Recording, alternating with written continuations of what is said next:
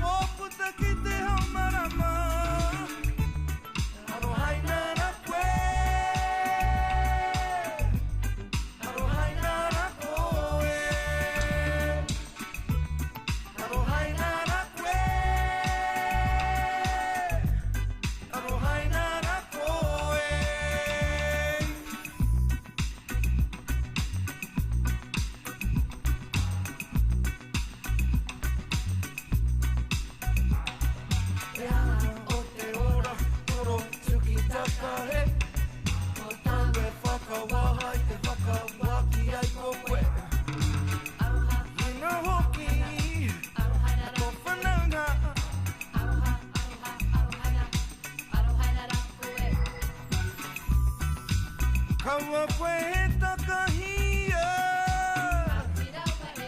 Aue I te tikanga kera Aue Ko te ora pumanoa E ki mate Mate morehu, te morehu, e morehu ai Kia ora, arohai nara koe Arohai nara koe Arohai nara koe Arohai nara koe E kore koe e mate wai Kia para no tōpuna wai Aha koa te hea te ara ia E kore ra e makona E kira, Māori ora Aroha nara koe Hei runga, Aroha i roto i te Aroha nara koe Ki he wini wini, ki he wana wana Ki he nako nako, ki te pōuri, ki te pōroa Ki te pōtako tako, ki te pōtiha tiha, ki te pōngao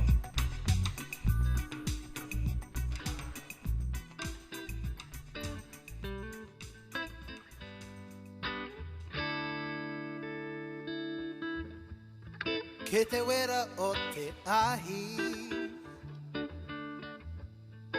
He ara kake ake Don't leave behind the roots of this place we call home We feel the fire burning bright Ka piri ki te ngako Te aroha marua Ko tātou te ahi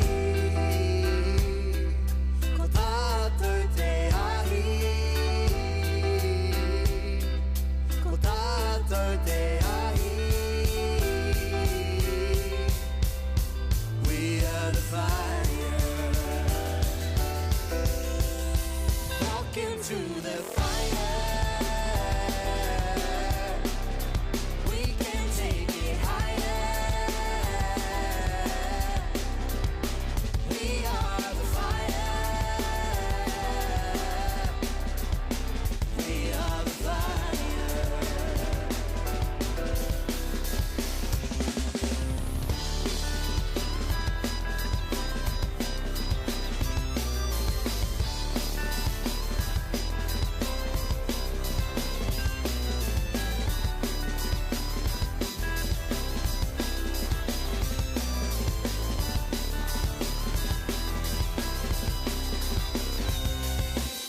This light in the dark times, I'm never gonna recline. I'm on the strong though, not born on these sides. Don't matter the raise well, along this east side. No tabrito mai, no tatamanaki mai. Roof in the waka make us fall, but if we stand tall when locked up, we find so we grow kite that won't spoil. I hear inside us all, it doesn't burn, it boils. I hear inside us all, it doesn't burn, it boils. Got it to tear, I hear, got it to tear, I hear, got it to tear, I hear. I hear inside us all, got it to tear, I hear, got it to tear, I hear, got it to tear, I hear. Fire that grows so strong.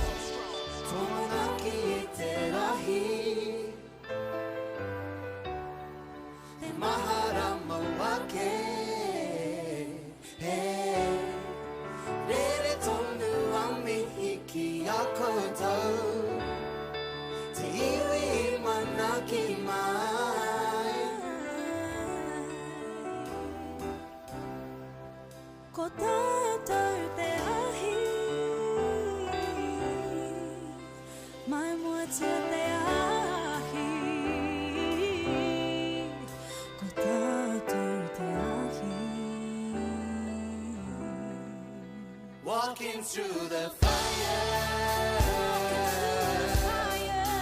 We can take it higher We are the fire We are the fire Walking through the fire We can take it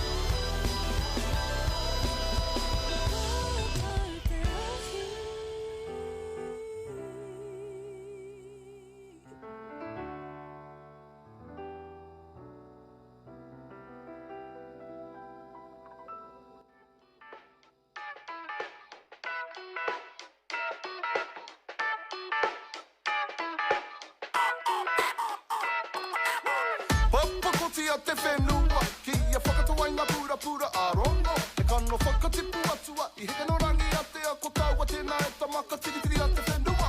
Kua manini tuwa ki a koe, kua manini aro ki a au. E huke, e hika, huke a ai te mata o te whenua.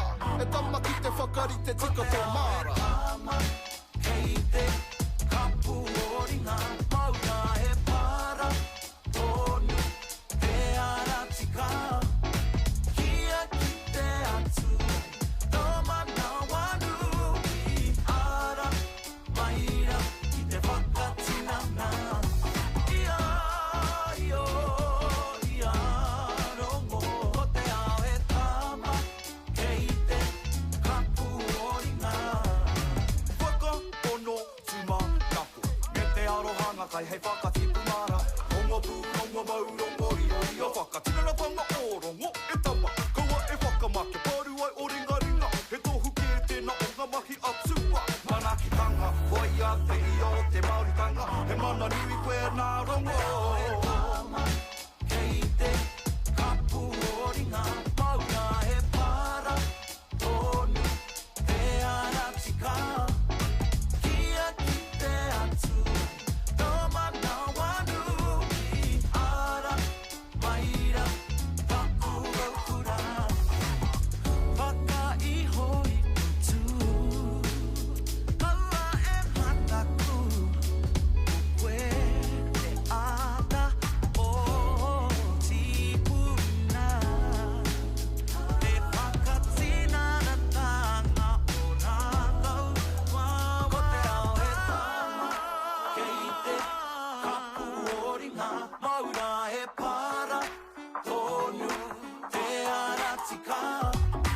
Kia ki te atu, tō mana wanu I ara, maira, taku raukura.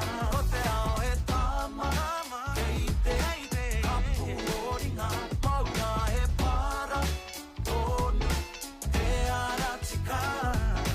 Kia ki te atu, tō mana wanu I ara, maira, ki te whakatinanga. Ia, io, ia, Te karanga, te rangi, te manu tuia, tui tuia, tuia I runga, tuia I raro, tuia I roto, tuia I waho, tuia te here tangata, ka rongo te poka, rongo te a, haunge huie, Welcome to Amara. It's our Turanga YY. It's the place where I'm from, the place I belong, the place where my ancestors roam. Welcome to Amara.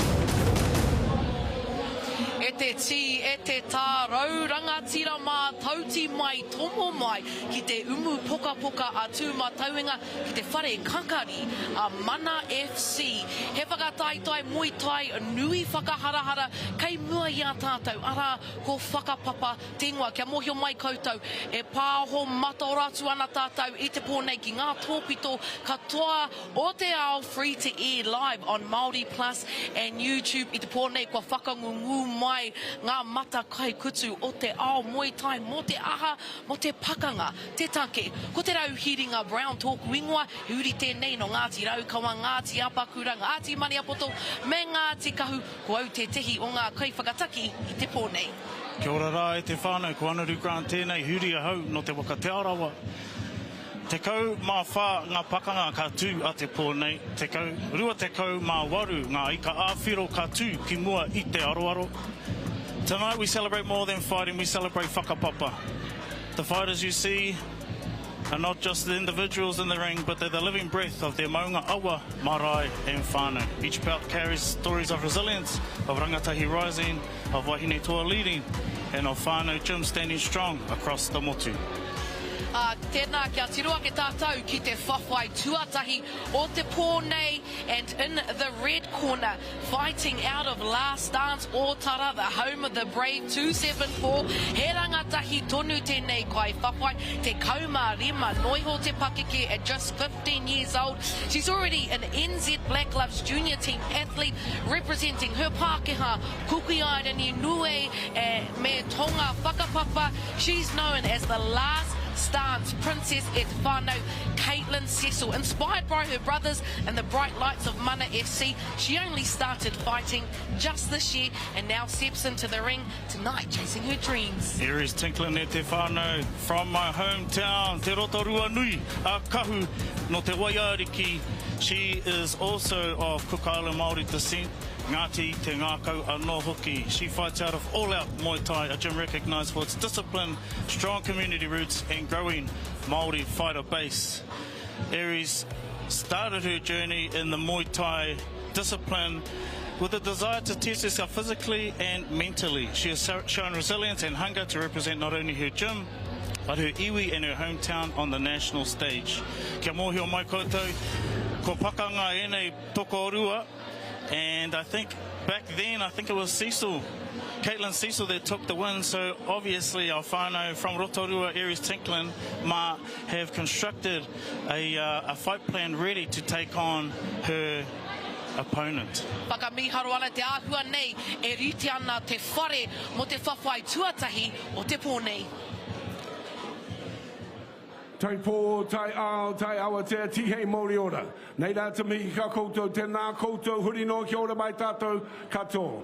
Kia ora e tiwi whānui mai ngā hou e whā, tēnā koutou, huri no kia ora mai tātou katoa. Kia ora, and welcome to the ABA for this night of fighting action in Muay Thai, and we'll be featuring 14 bouts of action coming your way here on Whakapapa Māori this evening.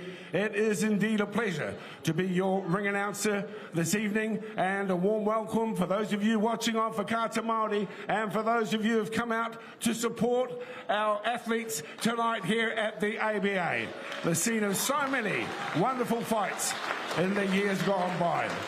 It is indeed a great pleasure to welcome you here tonight on behalf of Mana FC as Whakapapa Māori embarks on a new journey, bringing combat sports and live combat sports to our people as we acknowledge the growing popularity of combat sports right throughout the motu. And in the months and years ahead, you can expect to see more featuring on Whakapapa Māori as we continue to encourage us to be active in our sporting lives. Of course, many of these athletes tonight will be somewhat nervous as they make their way into this proud ring, but we must ensure that we acknowledge their efforts as they grow themselves personally, the disciplines involved in the fight game. It is an absolute privilege to have you here. Tēnā koutou, kia ora mai tātou. Welcome everybody to our first fight night. It's called Whakapapa from Mana FC and Whakapapa Māori. We've got 14 bouts on our card tonight, culminating in the New Zealand Muay Thai lightweight title. Let's get the action underway. We'll be inviting the fighters out of the blue corner into the ring throughout the evening. With that in mind, could you put your hands together, please, and welcome to the ABA here for the Mana FC Whakapapa night. This is Aries Caitlyn.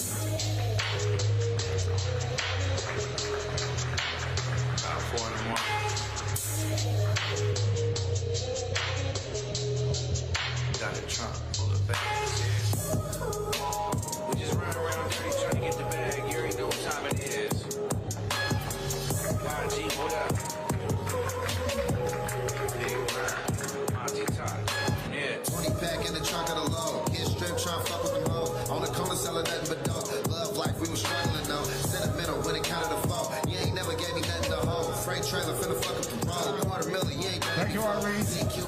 And now, fight fans of Muay Thai, could you please welcome into the red corner, here comes Caitlyn Cecil. I remember laying in my bed at night, thinking, someday I'm gonna do something great. Hey man, you really believe in all this unseen fake stuff, man? I mean, yeah, it's all up to you. You gotta be determined. determined to bring this vision into your life, bro. If God has put something on your heart, it's up to you to take the faith to bring this thing into reality. Okay, I feel you. I mean, you gotta be determined by all means necessary. You gotta bring the unseen to the seen. You know what I mean? Yeah. You need your basic information before you can leave Earth. And the P-I-B-L-E is the source of the true words. Some choices they do hurt. They can stand without words. From the minute you was born, you only find it when you serve. Prepare for the worst, prescribe for the best. It's about what it is. I'm alive, so I'm blessed with my eyes bear witness. I'm praying for forgiveness. I'ma give it all I got from the start to the finish.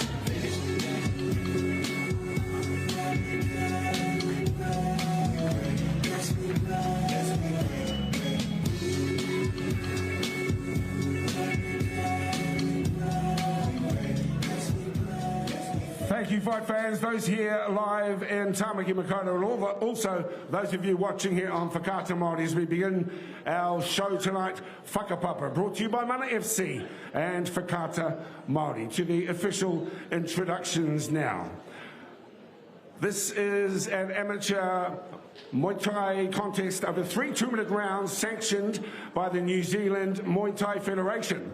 Sanctioner ringside is Matt Williams. The referee when the bell tolls for this action is Rebel John Conway, one of our most experienced referees in Muay Thai.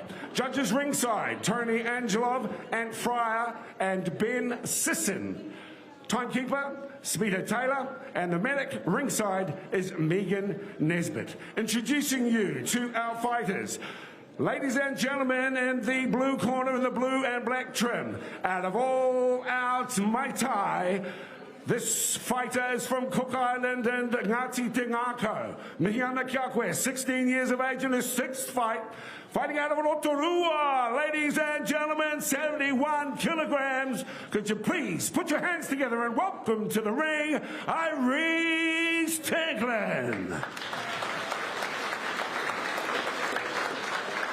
Her opponent, fighting in the red and black out of the red corner today from last start's gym in Otara, the south side. Ladies and gentlemen, with Whakapapa lines to Hamoa, Kokainini and Pākehā, 15 years of age in her 5th contest at 71 kilograms. Please make welcome to the ring, Caitlyn Cecil.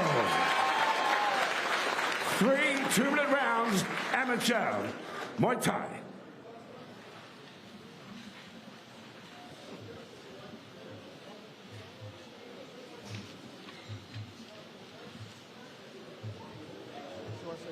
Fighting full Muay Thai rules, both understand?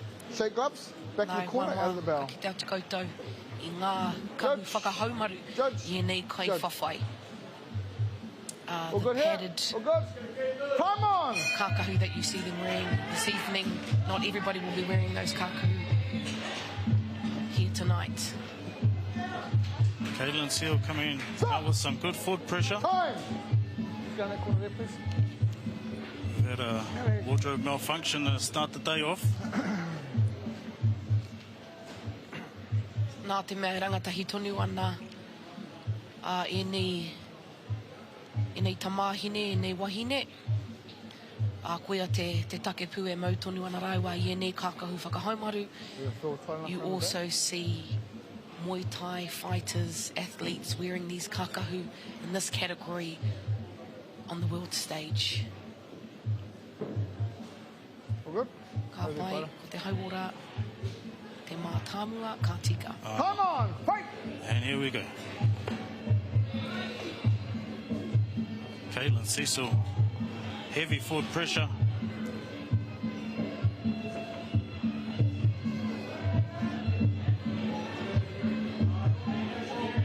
In the clinch here where the knees score heavily, knees and elbows score heavily.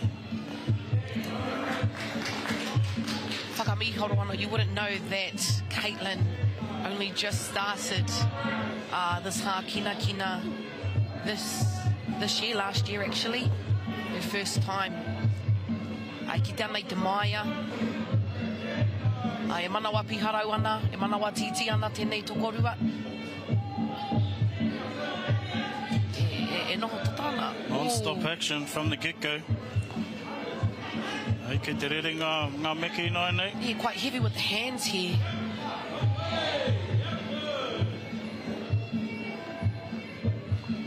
Caitlyn really struggling to maintain that distance. Caitlyn, forward pressure. Yeah, kaha ia te kōkiri. Pai te wero a Aries.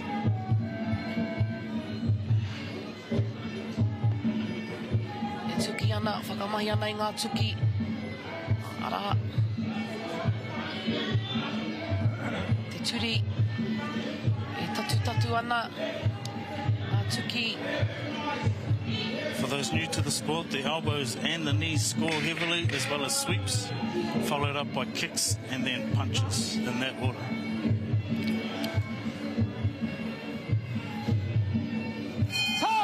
Rawe. Ka mutu te rauna tuatahi. Katahi te rauna. A whakahira tērā hei timata I tēnei whakataitai. I hare te mei te whakamāraua, ki te kōkiri whakamua, ki te noho tata, kia raua anō. You do see in Aotearoa quite heavy with the hands here compared to other countries. Yes, absolutely. These girls, Caitlyn especially, just moving forward and looking to clinch and use those knees from in close. I think if I was in the camp of all out, we'd be looking at trying to maintain distance and use some of those whanatawhiti or even the wero, the jab there to try and maintain space. Whanatawhiti kupu tērā mo te teep. Quite a specific kick that you see in the sport of Muay Thai, the art of 8 limbs. E rita ana mo te rauna tuarua. Come on! E koke ana. Ko. Awe karawhiu ana I ngā meke, Caitlyn starting off, really starting to use those hands a bit more efficiently. But that forward pressure of Caitlyn is really something to look out for. Ara, ko te whanatawhiti tērā. Paitana karu I taua whanatawhiti.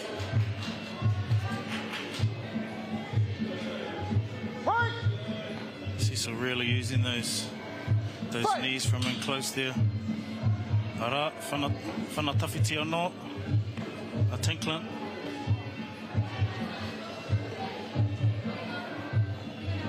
Pai ngā wero. Rawe. Back in this clinch. Caitlyn really sticking to the game plan of forward pressure. Kia waipuke tia. Right! Fight! Whanatawhiti. Oh, rawe. And looking for the sweep, but not on that occasion. Saved by the ropes. Right! Okay, well here. Breaking our 2 fighters up.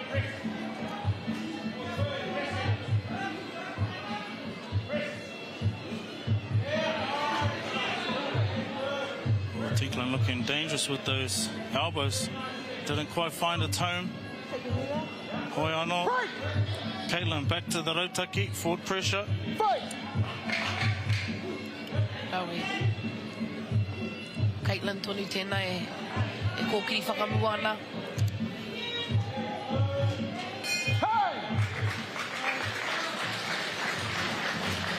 Rauna tuarua. Ia ngā rauna, e tai? E toru ngā rauna. I think Caitlyn did a little bit better there, a little bit busier with the hands, was able to maintain a little bit of distance there, but Caitlyn Cecil with her forward pressure, really hard to deal with. E kite ana I te pitomata, I roto I ara auatahi, aha koa e rangatahi tonu ana tēnei tokorua, he pai te kite ara au e ngana ana. Let's not forget, this is a 15-year-old and a 17-year-old out here in front of all these people here putting on a show for everybody. First cab off the rank. Caitlyn's definitely got a height advantage there. Seconds out for the third Legs a and little bit final longer, round. arms a Put bit your hands longer. together, please. We have two Really fighters easily, this really efficiently and first bout. effectively. Irene Sinclair, Well, no, Caitlyn whakaungatanga Cecil, tēnei. round 3. Touch gloves, fathers, touch gloves. Wait for the bell. I'd have to give our first 2 rounds to the red corner, Nareira. Clear Let's see if connection Caitlyn can really start to turn up the heat here. Kei te rere ana ngā tuke.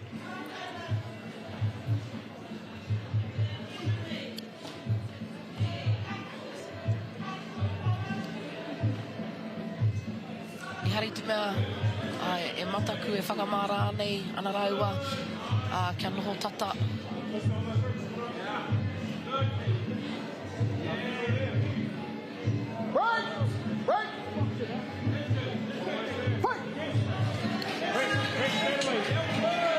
Me nui ake pēr te āputa kia pai ai te rere o ngā wai, o ngā tuki. Ai.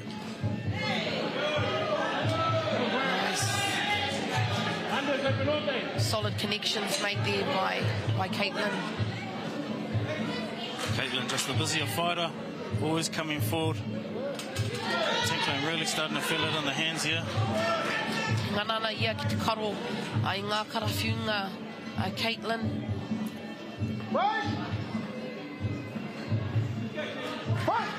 E rongo ana, e kite ana I te hiakai. Wēnei tokorua. Good straight right there from Caitlyn. Oi anō, ko te whakautu, a Cecil. Tore tukau he kona, e toi ana, e te iwi. The end of the first round out of 14 here at Whakapapa live in Tamaki Makaurau.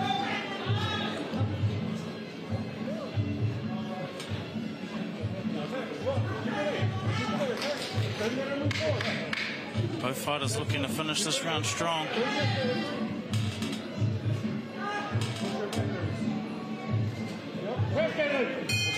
And a big round as well. And that brings our first match to an end. Irene Sinclair. Ko whakapeto ngoi te tokorua nei. Nei, heki ana te wera. Ko pau te hau. Kua ea I araua. Te whawhai, tuatahi, ki konei, I te pōnei. Ko te painga pēr, ki te anei tō raua, aroha kia rau anō, ne? Aye, these girls really putting it all out on the line to represent their whānau and their clubs. Their hapu, their iwi. And the respect shown between the two fighters, which is what this is all about. You know, everybody looks at this and just sees the fighter aspect, but there's much more to being a fighter or being a part of one of these clubs than just fighting itself. It's the whānau atmosphere, it's the positive people you surround yourself with, people that are setting goals and achieving those goals. To the ring where we can give them both a big round of applause and acknowledge their efforts in bout number 1. Here on Whakapapa, in association with Mana Māori. Ladies and gentlemen, after 3 rounds of tough combat, the 3 judges ringside have all scored the contest in the one direction. Your winner from the red corner, it's Tuatahi, the last stance princess, Caitlyn Cecil. As Nyreen Crowley will be talking with our fighters to wrap us up. Nyreen. Right, oh, wait, where are you going? Come over here, honey. All right, ladies and gentlemen, I am here with your winner here, Caitlyn Cecil. Caitlyn, ka mau te hui, great job. Ka nui te mihi, kia koutou, congratulations on your win here today. Now, it can't be easy getting in there for the first fight. How were the nerves? Kei te piha, how are you feeling after that? I'm feeling good. I think I could have done a little bit more, but I'm pretty proud I came out here. Second time going against her, and it's nice to see her again. And yeah. Now, in that first round, you managed to get in quite close. You were landing some sharp knees. I koe roa o pona, gosh, your knees were sharp in there. Was that part of the game plan, or were you kind of hoping to do a bit more in the clinch? Or talk to me a little bit about that first round. I think I could have thrown maybe more teeps and stuff, but the game plan was just to go all in and try my best today. Now you're fighting out of a great gym there at Last Dance Gym in Otara, South Auckland. Can you talk to me a little bit about the coaches and the team behind you? Obviously you come from a very strong whānau of fighters. Can you talk to us a little bit about how that influences you in your training? I think just everybody in my corner and my gym, they're very strong-minded and they've led me to come here and, you know, sorry, I'm a bit nervous. So, I mean, you're very young. It's very understandable you're nervous. That's okay. So you're 15 years old, honey, and this is your second showing on Mana FC. What do you think about the fight show, and how does it compare to other fights that you've had? I'm very glad to be here. Mana FC is a very big show, and it's more than just a fight show. Yeah. Nice. Well, thank you very much. Ladies and gentlemen, here is your winner of that first fight, Caitlyn Cecil.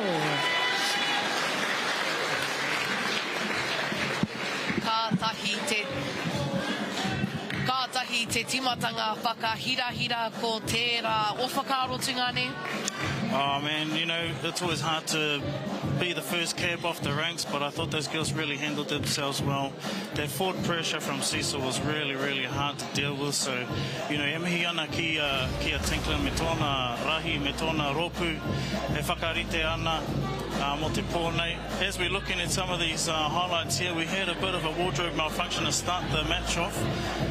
But once we got the headgear back on and we got back underway, we saw these girls absolutely go at it. As we said, Cecil with her forward pressure was unrelenting, but Caitlyn just wasn't going away. She just wasn't going away. She stood firm.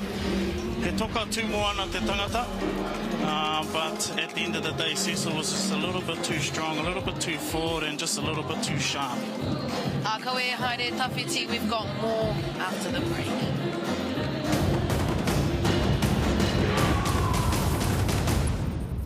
Lights, cameras, ready, let's go. Ready for the world and I'm ready for some more. Cause the movement is moving, we the main attraction. And we bringing that action. Bringing that action. Takirua, 2 steps together. Takirua is basically the mother and father of Māori theatre. It was the opportunity for Māori to tell their own stories. It was an activist theatre. It had a purpose. It knew what it was there for.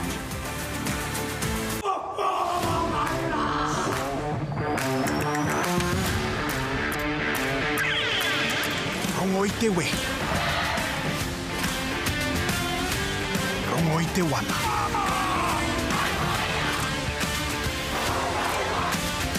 I te whare haka. Hui tātou ka haka! Wewe he tātou ka hinga. Ki Māori Plus, me whakaata Māori. Māwai tēnei mai! He tātā whainga, motuhake tēnei. Koe nā te tahe kēmu āhua rori nei. Kāore he kōrero takatū. Tawa ma pukuha hurangi hari te Māori. Kāore he pakuaha. Would have been easy if we had a white face. Kāore he aroha. We weren't going to let up. We win this one, bro. He terenga hou. Done it once, won't do it again. Ngau tuara ki Māori Plus me whakaata Māori.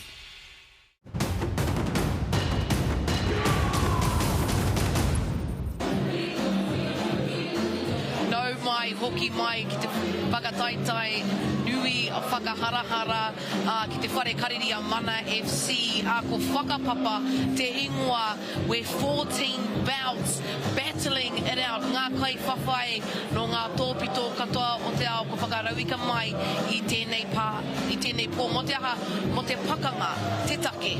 Kia ora e hoa. We're going to have a look at these upcoming fighters here. The first one we're going to have a look at is Skipper, Milo Skipper, who represents Tahana, Queenstown, fighting out of Herdo Gym, coached by Rob Horrocks. He is a youth fighter from Ngāi Tahu, and he's also got some Australian in him as well. Still in the early stage of his fighting, but he E ai ki ngā kōrero, he embodies southern toughness. You know how those little Whakapapa down there, just so tough and gritty. Hoi anō, Herder Gym is known for its intense training and conditioning, producing durable fighters ready for any stage like tonight. Kai te kokanga whero, ladies and gentlemen, representing Match Smack HQ, one of the toughest fight gyms in the country, known for his sharp striking and fearless pace. He's here tonight to put on a show. E tiwi Josh Hiki. Tēnā kia tahuria ke tātou, kia Dale, e rite ana te whare ki pai te whare no te whawhai, tuarua. Good to have you with us as we go to fight number 2. Let's welcome into the ring, please, in the blue corner. Here comes a Milo skipper.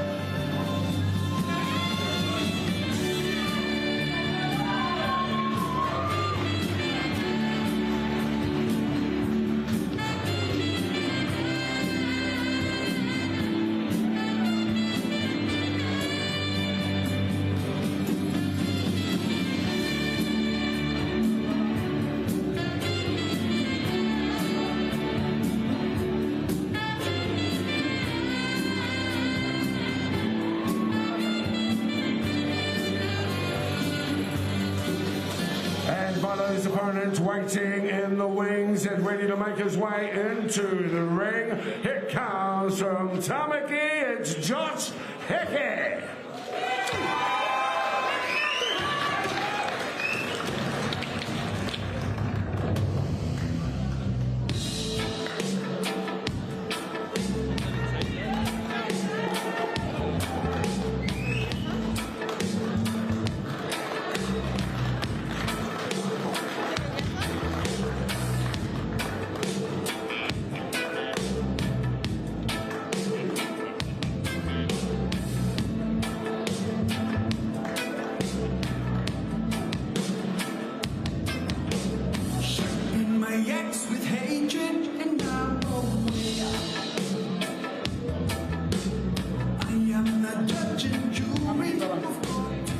Alrighty, fight fans, good to have you with us here for Mana Māori as well. E homa. We're going to fight number 2 on our card once again to be fought over 3 2-minute rounds Muay Thai under the auspices of the New Zealand Muay Thai Federation.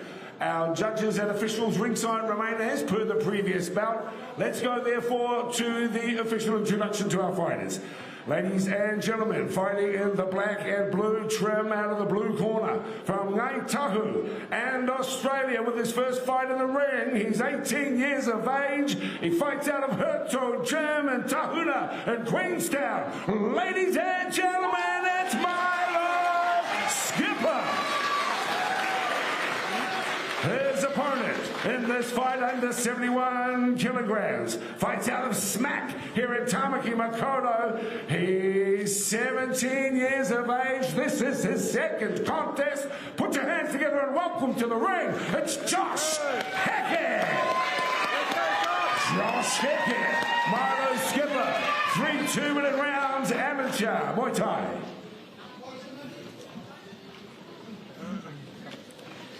Alright guys, first of all, you both must be able to protect yourselves throughout this fight. Listen to my instructions. When I call break, stop throwing, step away from each other until I say fight. Fighting full Muay Thai rules, both understand? Shake them up, back in the corner, out at the bell. Good one. Final words from our Kaiwawao.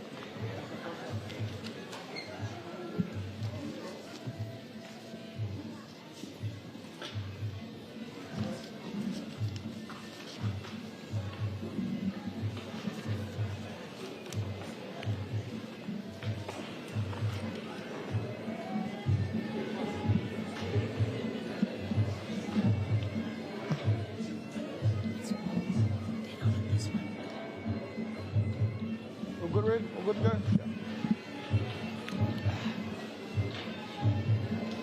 All good, Blue? Come on!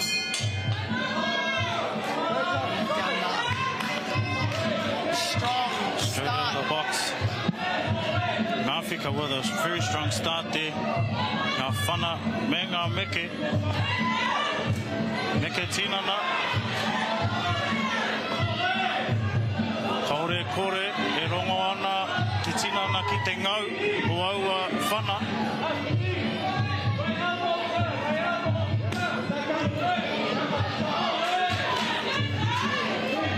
Milo skipper Noah for Josh Hickey.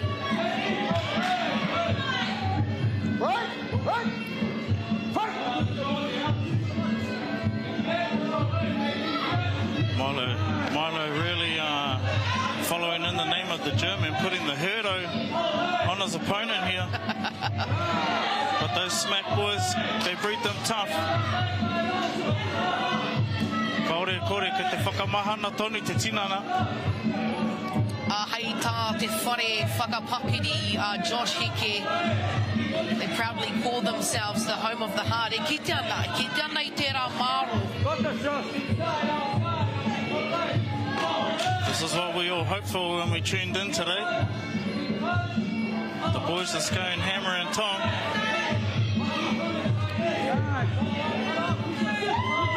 Looks like Milo slowed slightly since his heavy start.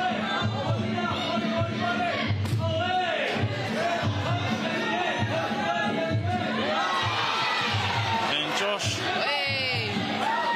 landing a couple of elbows to the head there. Hey, that's always the risk with those. And koera te whakau to Milo. Oh, tuki ki te upoko.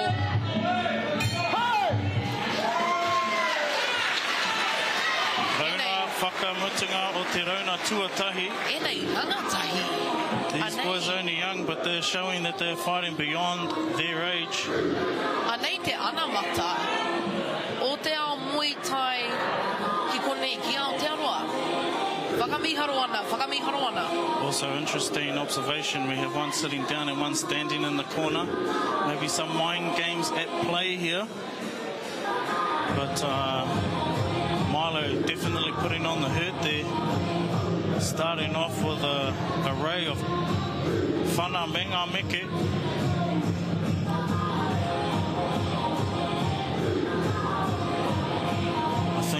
Josh might have to try and harness the wairua of his uncle Jake Hickey. Seconds out for round two. It's skipper Hickey, round two. Rauna tuarua. 3 seconds out. Come on! Got the shot. Whana tawhiti. Whārawe te rautaki whawhai a Milo skipper. E tino ki te mei tana maia. Really loading up on those kicks now. Oh, making the most, the art of 8 limbs here. Ko ia te whakatinanatanga. Like you said earlier, a lot of those points, high points, come from kicks. Almost like the first match that we saw, just the volume of punches and the forward pressure really taking its toll here. I think Milo absolutely dominating.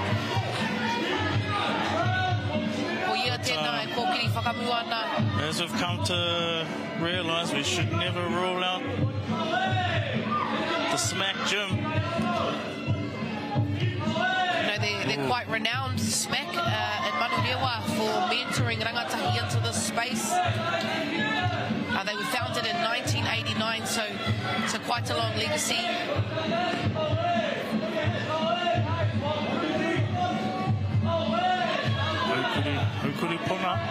You know, Milo hasn't come all the way from the South Island for nothing. Konei ia whakatairanga nei ngā pūkenga o te Waipounamu. Kaore. Paitana karo.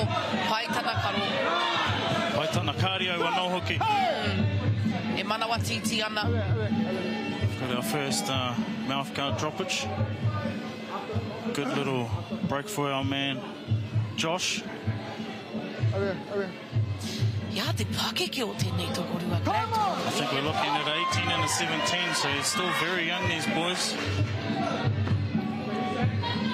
A lot of potential.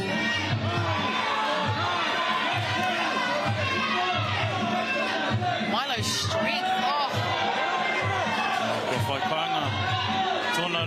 te taho o te upoko. Josh cornered. Milo just not holding back. Well, taking a close look at our match here.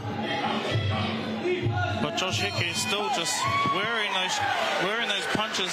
Yeah, those elbows connecting over and over. Relentless Milo skipper in the blue corner. Representing Te Wai Pounamu out of Hurto Gym.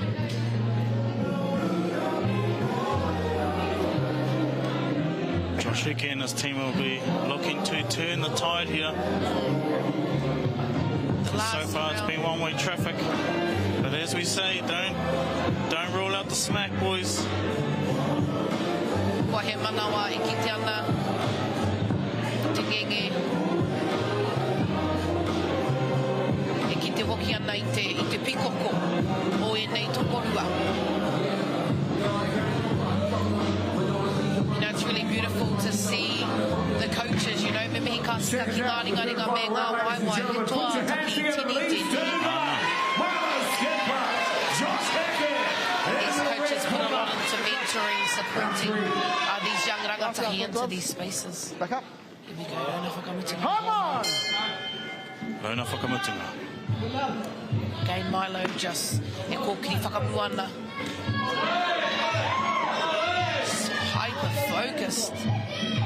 E kimi ana e ranga hau ana, e tētahi rautake tika ana tuki. E hea, kia wete kina. Ka hatana wero hia Josh ki te upoko. Again, making the most of those 8 limbs. This technique. He konga. Oh. And the onslaught.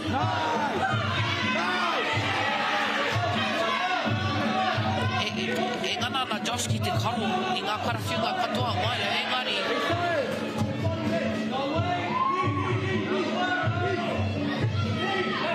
Milo's just really refined his style and his technique. Really just showing the array of attacks. Whakataira na ngā pukenga.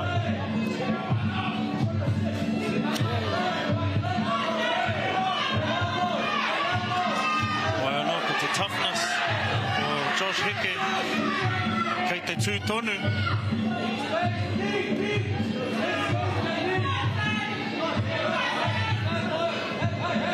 Yeah, the blue corner just absolutely dominating this whole fight.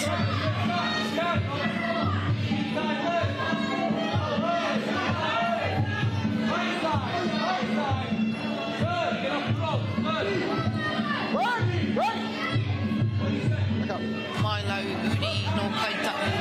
Me aki te reiria. Whakataira ngā neitanga I hea. Kei te whiu ngā ringa I nai nei. Kei te whiu ngā ringa. Oh, te karo. Ko whai kainga o na ringa. Tātahi. Te whakakapiko tērā. Milo skipper e hoa ngā raua ko Josh Hickey. He pakanga taikaha. Tūtaki ai te hautonga ki te kaha o manu rewa. Kei konei te ngākau toa o ngā hapori erua.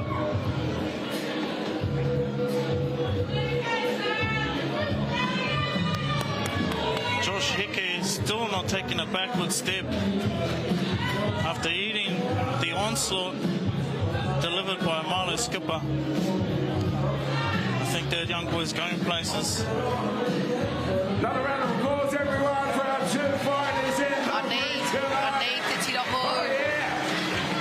I need te rangatahi e pihi ake nei anei te anamata. Fantastic effort from these 2 young guys. Te ao Muay Thai ki monei ki ao And really epitomises what Whakapapa Māori see in combat sport and its future. Discipline, dedication, and of course technique, all on show. Once again, a round of applause for our 2 fighters, please, ladies and gentlemen. Josh Hickey and Milo skipper. Fight fans here for Whakapapa Māori and at the ABA in Auckland. Ringside, the judges scored the contest a unanimous victory. Your winner from the blue corner, it's Milo skipper. Hurto Jim really putting the hurt on his opponent there. Engari ko te maia, a Josh Heke. Ladies and gentlemen, I am here with your winner, Milo skipper. Milo, ka mau te wehi, great job in there today. Now, how are you feeling after that, now that it's all done? Well, I'm feeling great. My grandma wants me to play golf, but I'm like, fuck that, I'm fighting. I love this shit, this is awesome. Big shout out to my coach, Rob Horrocks and Jules. They've been guiding me throughout the whole way, so big up to you guys there. Well, it's good that you mentioned your coach there, Rob Horrocks. You've obviously travelled all the way up from Queenstown to Tamaki Makaurau for your fight here tonight. How was that travel, and what has it been like for you fighting on a card like Mana FC here tonight? The travel was good, not enough leg space, but other than that, it's all good. But yeah, I love the opportunity to be able to fight on this card. Yeah, you guys are awesome. Yeah.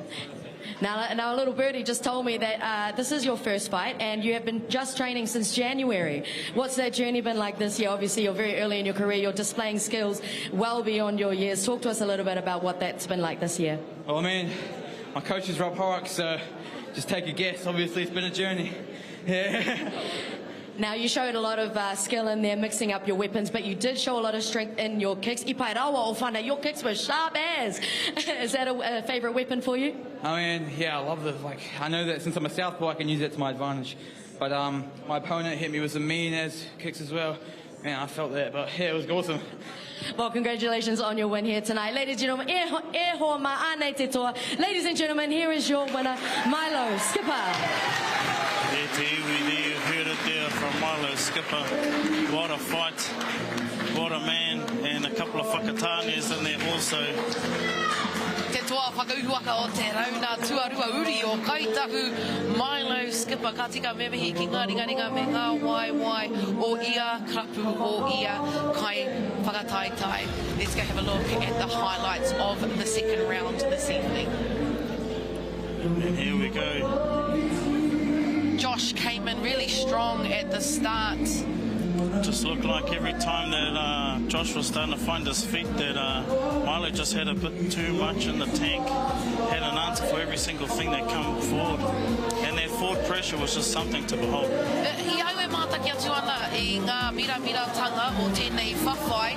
You wouldn't think that that was Milo's first fight. I didn't realise that. That was actually quite incredible. What a performance for someone having their first fight in this arena, Auckland Boxing Arena. E te iwi, kauparawa e haere tawhiti, don't go far because we've got more action after the break.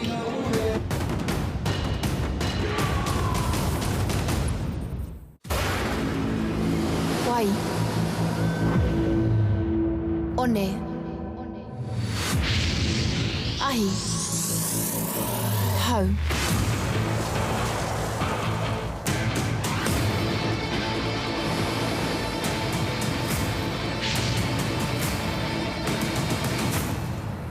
Ko tau mai ki te kāinga e hoa.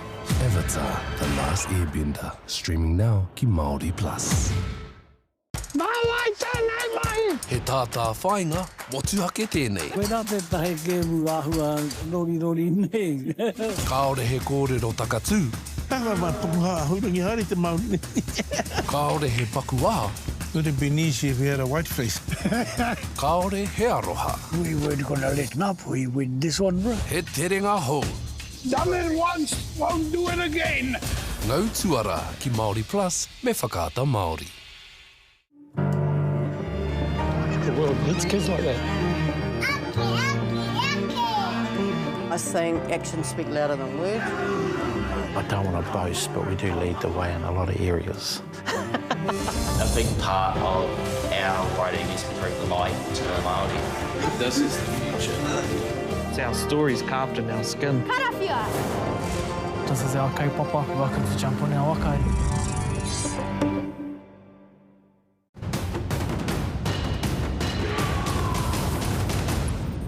They're calling all the fights across Whakapapa Māori. Kia kunui kei aku rahi, nau mai, hoki mai, ki te pō nui whakaharahara, ki te pō e kia nei, ko Whakapapa. It's all happening here, live on Māori Plus and YouTube with the best of the best. I te ao Muay Thai, ko whakamungu mai ki te aha, ki te pakanga ko te rauhiringa Brown tōku ingoa. Kia ora e te whānau, ko anuri grant tēnei. And we're going to have a look at our upcoming bouts between Kaylee and Milo. Yeah, getting ready for round 3. It's been an exhilarating evening so far. Is 22 years old and she is from Papamoa, Taroha, Ngāti Whakahemo, and she trains at Evolution Muay Thai under Tommy Gunn. Evolution is known for producing sharp strikers grounded in discipline and technical excellence. She started her Muay Thai journey to strengthen her mental resilience and has grown to love the challenge of competing. She proudly carries the moana and whenua of the bay with her into the ring. This is Miller fighting out of Hitman Liga, the founding Muay Thai gym of Aotearoa, born and raised here in Aotearoa, with proud Samoan Whakapapa. Miller, no stranger to the fight scene with kickboxing and the whānau, and a father who trained before her. She had a debut on the last Mana FC show, and tonight she's back honoured and excited for another chance under the bright lights, training hard alongside Steve Ham and Dan Hitman Hatch. She's ready to show the discipline, the skill and the fun of the sport. Give it up, e te whānau for Miller Tēnā, kia haere ake tātou, tahuri ake tātou ki a Dale husband. Kia ora, welcome back here. Hallmark, good to have you with us here at Mana Māori. It's the Mana FC. And Saturday night here at the ABA in Taroha. Mihana Kakoto. Kia ora as we go to fight number 3. Let's make welcome into the blue corner, please, ladies and gentlemen. Put your hands together. Here comes Kaylee Ngāwhika.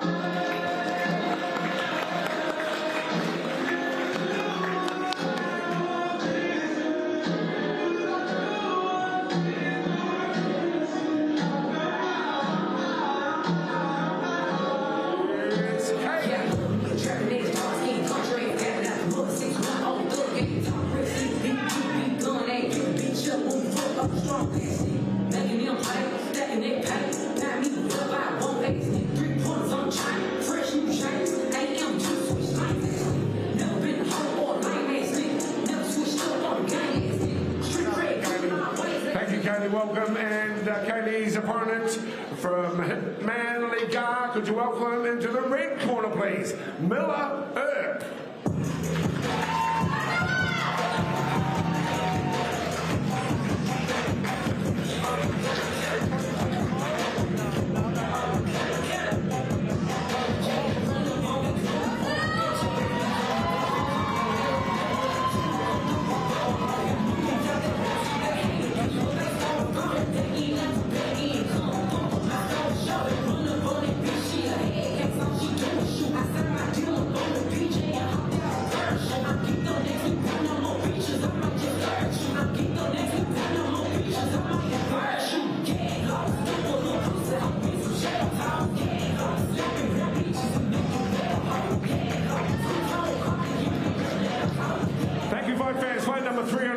Let's introduce to you our fighters in a moment. Just reminding you too that all our fights under the auspices of the New Zealand Muay Thai Federation. Sanctioner ringside is Matt Williams. Rebel John Conway in control of the action when the bell tolls. Let's go to our fighters for this 3-round fight, ladies and gentlemen. In the blue corner, in the black and white trim, could you welcome her to the ring from Taroha, Ngāti Whakahemo, debuting today out of Te Puke and fighting out of Evolution Muay Thai out of Papamoa, ladies and gentlemen, it's Kaylee Ngāwhika.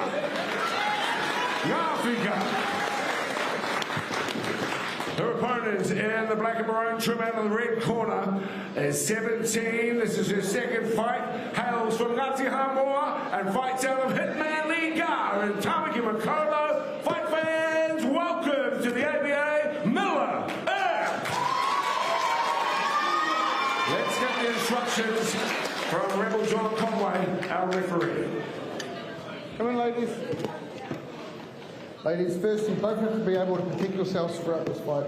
Listen to my instructions. When I call break, stop throwing, step away from each other until I say fight. It's modified Thai boxing rules. There are no knees to the head, no elbows, no spinning back fist. All good? Shake them up. Back in the corner, out at the bell. Here we go. It's Kaylee Ngāwhika and Miller Earp. 3 2-minute rounds. Amateur Muay Thai.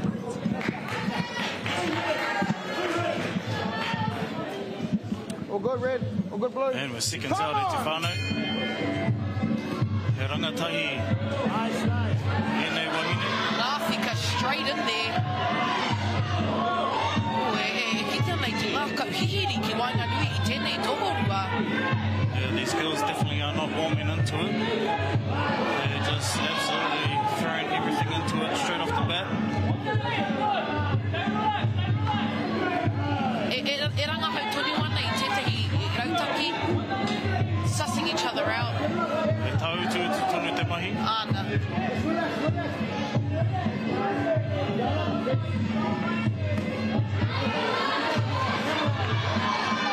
Wai ngā mepe, radu. Ngā ti hāmoa.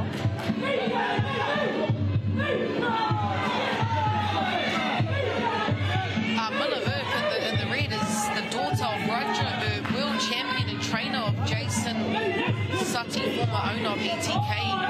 Ka ki te pēr, a te hua o tērā hononga. Shout out to Psycho Sati, he's in the building here. Obviously cheering on his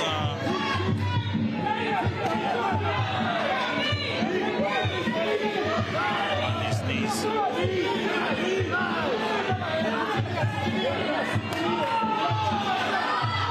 Ngāwhika dominating. She began Muay Thai to strengthen her mental resilience. Kama tu e kitiana I tērā manawa titi, tērā manawa pihara I tēnei. Kitinga kua huri te tai. Ai. Herb started off really strong and landing a lot, and I think now Ngāwhika has really started to warm up, putting their forward pressure, putting her opponents back onto the ropes. To give me a hard power. Herb staying light on her feet.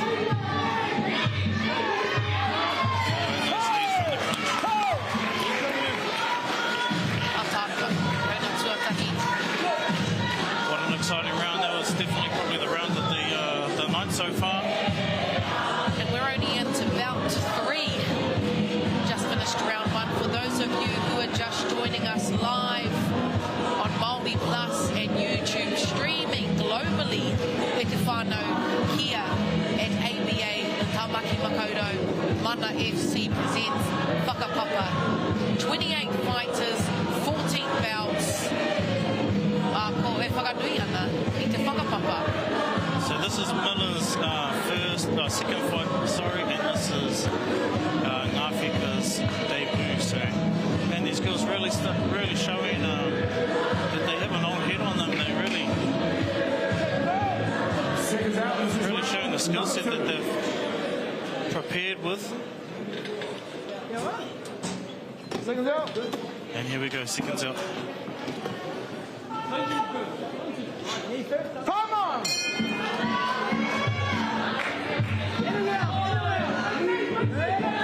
Straight in there. Ngāwhika going forward again. That was doing the damage for her earlier on, so... Wai ki te kanumi, Miller Earp kicking Ngāwhika in the face. Yeah, both girls scoring really well. Just showing a lot of athleticism. Back up.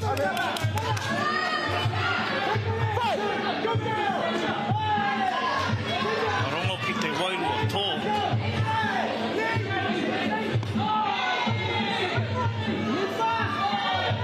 Ngāwhika with their pressure.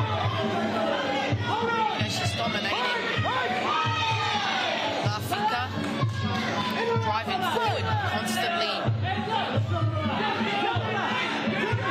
In the clinch scenario, those elbows and those knees are what really score. So looking at those specifically, the girls know how to throw them and they're landing. Kaiwawa breaking our ladies apart. Herb ready to go. Yeah. Ngāwhika not holding anything back.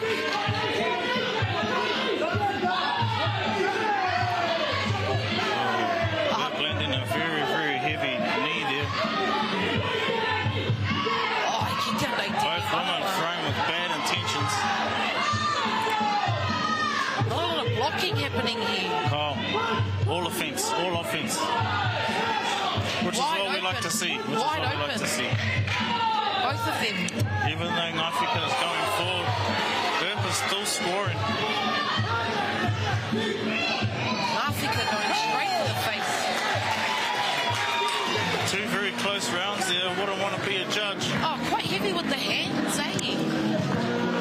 Compared to the fight we just saw previously. Both ladies showing an array of attacks.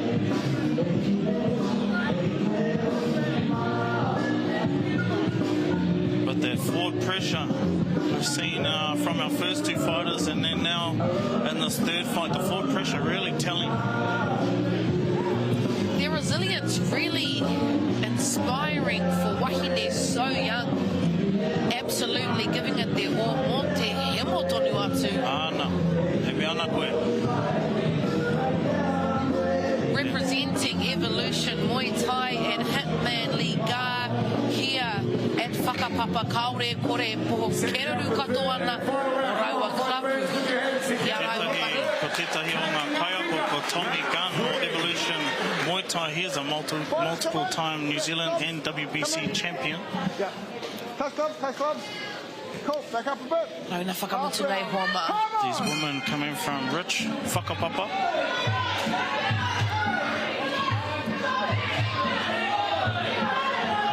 And like the first two rounds, the girls are straight back into the mahi. Some heavy clinching. Hard to get some clear hits and a lot of knee work.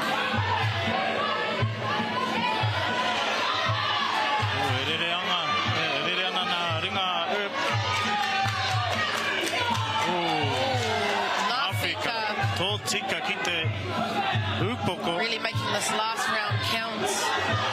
If it's not the hands, it's a knee to the face. And kei ware, this is Ngāwhika's first match. Back up. Release. Showing a lot of tenacity for someone so new to the sport. And to be fighting on this stage at Mana FC to a Ngāhuru Mātahi on Māori Plus. Hara mai tētahi āhua. 50 seconds left at te iwi. And still not a clear winner. Both ladies are really going at it. Whoever finishes this round strong will have a good look at getting their hand up. Oh, ki pai te whare I te pōnei. Hei te mutunga o te whawhai nei.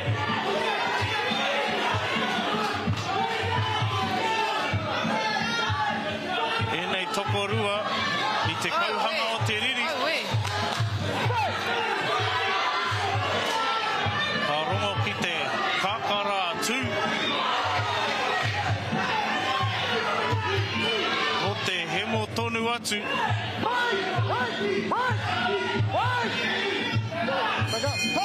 Kua tangi te pere. Whakamiharo anei. Kua mutu te rauna tuatoru. Kia ora whānau, ngā mihi, ke ngā wahine toa, o mai te paki. Tēnei wahine. Te mutunga mai o te kaunga.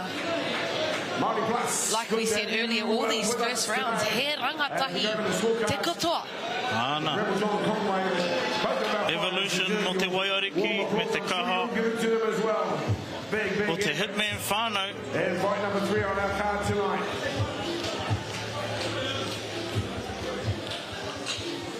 And at the heart of what Mana FC do is rangatahi. Creating positive spaces and outcomes for our rangatahi to reach their highest potential. And that's what we're seeing here this evening at Tahana. Ahakoa te whakautu o ngā judges. I'm sure both camps will be very proud of their fighters. How to separate this. No te kupona Kikorangi. Thank you so much, Bill. Kaylee Ngāwhika. Kia ora. Toa whakaihuaka ki konei I tēnei pōtana whawhai tuatahi. Pakanga tuatahi. Hoi anō I whai Ladies and gentlemen, I am here with your winner, Kaylee Nāwhika. Now, Kaylee, gosh, that was your first fight, your debut fight. What are you feeling and thinking right now that it's all over after that long training camp? I just need a drink of water. I'm tired. But that was good. That was really fun. Had a good opponent. Put on a good fight. It was real good. Yeah, you do mention your opponent, Miller Earp, there from Hitman Liga. She didn't make it easy for you, though. Gosh, you had to work. You started very fast.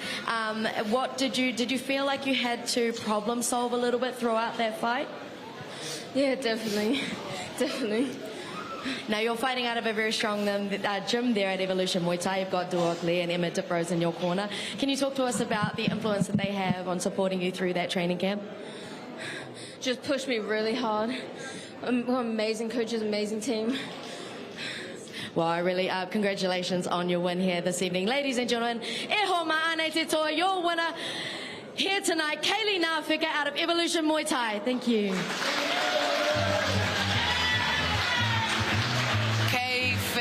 Mai e hoa ma kei whao mai te mutunga mai o te kaunga ko te ātāhua e kite ana I te kaha I te manawa piharau o te rangatahi ki tēnei momo hākina kina he ātāhua. Let's take a look now at the highlights. What a riveting fight. Yeah, moku nei, I don't think there was a loser there. I think both ladies can really walk away with their head held high. But as we look at these highlights here, there was a lot of work coming from both ends. Both ladies landing significant shots. But you wouldn't have been able to tell by the way that they were carrying themselves. Just no regard and all offense. Poko pakaru titiro ki te kaha o tēnei tokorua. You really couldn't tell that it was Ngāwhika's debut fight this evening. Look at her go. Like I said before, e hari te mei kaha karo raua I raua no. They really just put everything out on the table. What an impressive showing from both ladies. E whakapeto ngoi. Kare kore whakahihi pai ana o raua mātua, o raua iwi hapu krapu I raua. E te iwi, we've got so much more coming up. Tēnā waiho te rau mau. We'll be back after the break.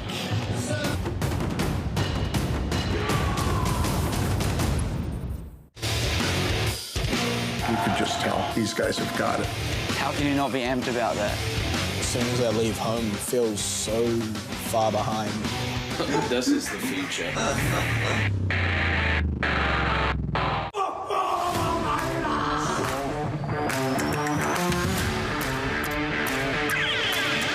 Rongo I te we. Rongo I te wana.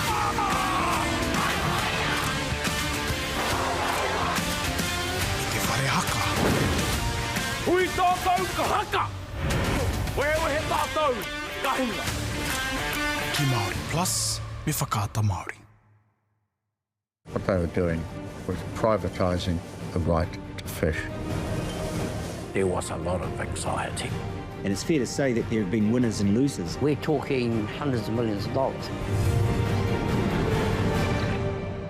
In a time when the bad guy became the good guy. Trust me. When cyborgs raged on roids, putting the dino might into Friday night action.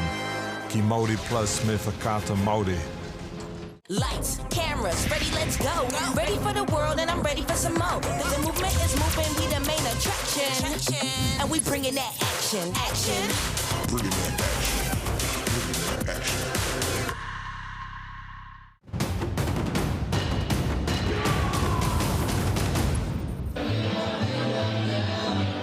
Kia ora mai anō e te iwi, nau mai, hoki mai, rāhiri mai ki tēnei pō whakahira live and direct from the Auckland Boxing Association. Kei te aha, taua, I tēnei pō, kei te whakataki, I tēnei whakataitai, e kia nei ko whaka whakapapa. Ko whakarau I ka mai ngā I ka āwhiro, ngā tore kai huruhuru o te ao Muay Thai ki te pakanga mo te mana te take. And te whānau, we've been in for a bit of a barnstormer. We've had 3 awesome fights, with the last fight really topping it off so far. 2 tenacious competitors, and man, what a sight to behold. And for the 4th bout, te whānau, let's take a look. So, no te rotorua nui a kahu, we have Rory Sterling of Ngākau Nui, and he is a New Zealand Black Gloves representative, no te whānau apa nui, and he fights out of Ngākau Nui gym in Rotorua. Wayne Wairoa was the man who started this gym, and now they are coached by Jake McWatt, who continues the legacy. Eru has been training for 7 years and competing for the last 3. He brings his heart, stamina and determination into the ring with him.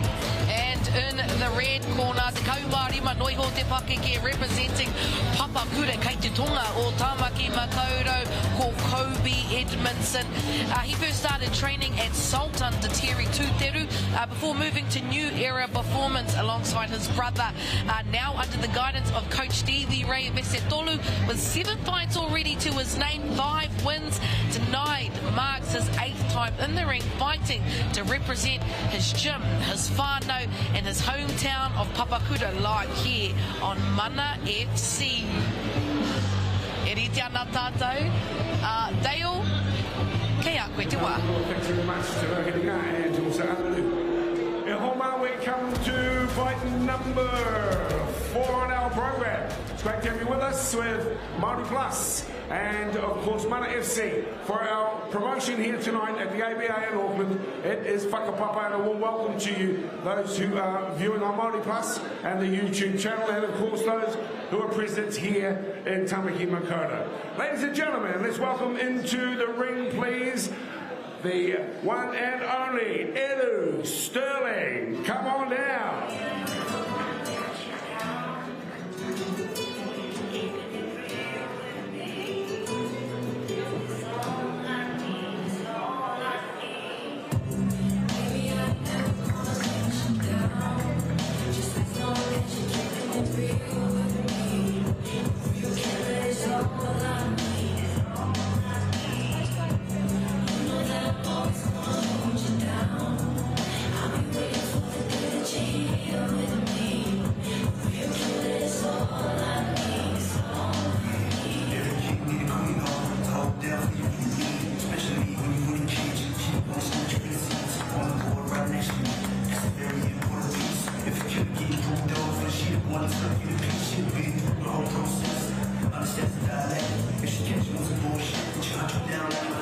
Let's bring into the red corner and his opponent. Please make welcome to the ring here at the ABA, Kobe Edmondson.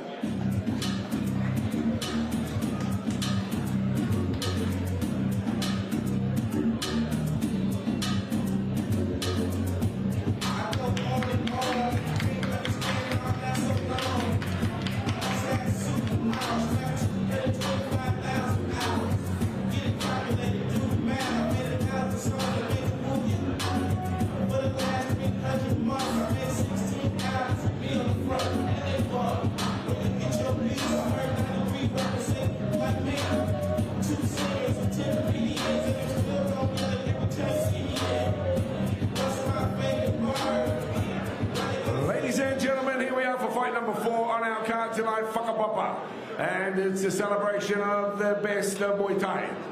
Let's get into the action, and I'd like to acknowledge this time around our judges ringside, who include Tony Angelov and Fryer and Ben Sisson. Our medic ringside this evening is Megan Nesbitt, and our timekeeper is Smita Taylor. Of course, Rebel John Conway is our referee for the contest. Let's go to our fighters now in the blue corner, and he's fighting in the white trim. He hails from Ngākau Nui in Rotorua and is a New Zealand Black Glove representative. He proudly hails from Te Whānau Hapa Nui, and at 15 years of age in the 55 kilogram zone, could you welcome, please, Edu Sterling. His opponent out of New Era here in Tamaki Makoto fighting out of the red corner.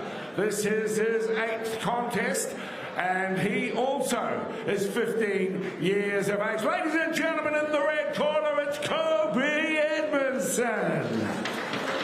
Edmondson and Sterling, let's get the referees' thoughts before we get this one underway. All right, fighters, you both need to be able to protect yourselves throughout this fight. Listen to my instructions when I call break. Stop throwing, step away from each other until I say fight. Fighting full Muay Thai rules, you both understand? Shake them up, back in the corner, out of the bell. Last words from our Kaiwawa. Te kaumārima, te pakeke o te tokorua nei. Their stuff after all the training that they've put in for their craft. Mako nui. We've had plenty of champions come out of the gym over the years.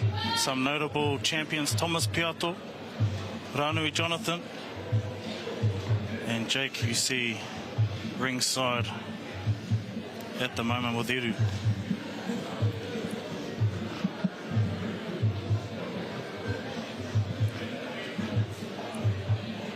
All good?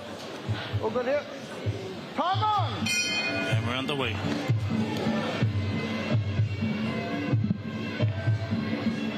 Kei te rangahau tonu, kei te kimi tonu, throwing it all out there, feeling each other out. Oh, roundhouse kick from Kobe. Eru picking his moments nicely so far. A little bit of a different feel to the match that's just gone. Tika. And our females, where there was a lot of forward pressure, these boys are both really looking for the openings and trying not to collect too many of the offense of the opposition. Really light on their feet.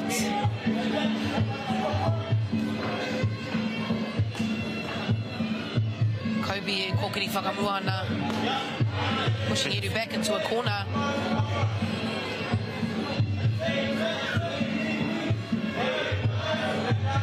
Kobe using that clinch. Kawawa creating a bit of space here. Kobe probably the busier fighter so far, but both boys just slowly filling it up. Oh, Kobe. Oh, he's on the ground. Oh, he's on the ground. Taken to the ground. He's up. Round one here. Tauhuri there. Sweep, Tauhuri.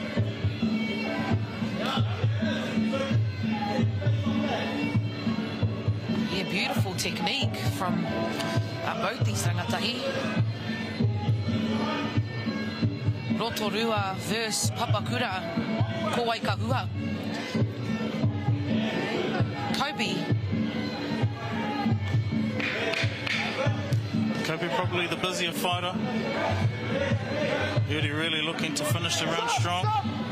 Back up. Go! Wow, there. Round one. It's a bit of a feeling out process there. We saw a lot more volume and a lot more forward pressure in our previous fights. This one, the boys are a little bit more calculated. 3 2-minute rounds. Round one just finished. Not quite sure who dominated that round. Not very clear. If I had to pick, I'd go with the red corner on that one, just a little busier. But not too much in it. Ki pai te whare i Taroha, ai tēnei pō ki konei atu i Tamaki Makoto, the Auckland Boxing Association.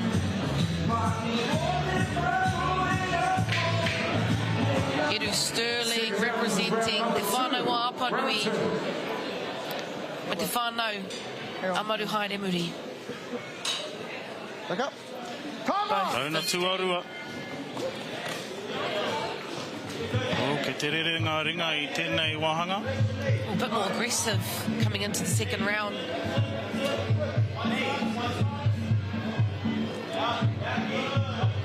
Stop! Taka Kobe ki te papa. That's the second time he hits someone on the ground. You can't do that. Okay? Eddie Sterling trying to impose his will on his opponent there.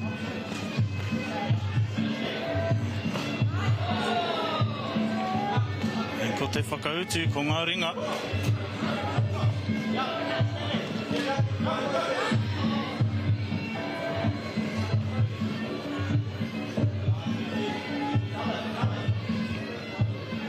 Kobe really refines technique here. He's been doing Muay Thai for a little over 6 years. E kite ana I te hua o te roa o tana whakangungu ki tēnei hākinakina. Both boys around the same amount of time in the sport.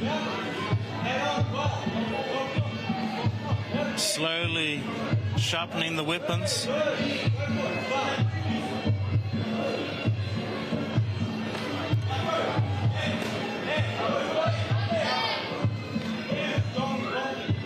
Kobe just looking to get the best of those exchanges thus far.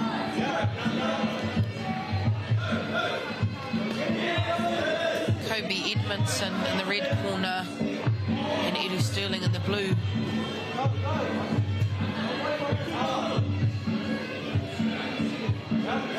Taking their time with 10 seconds left for round 2.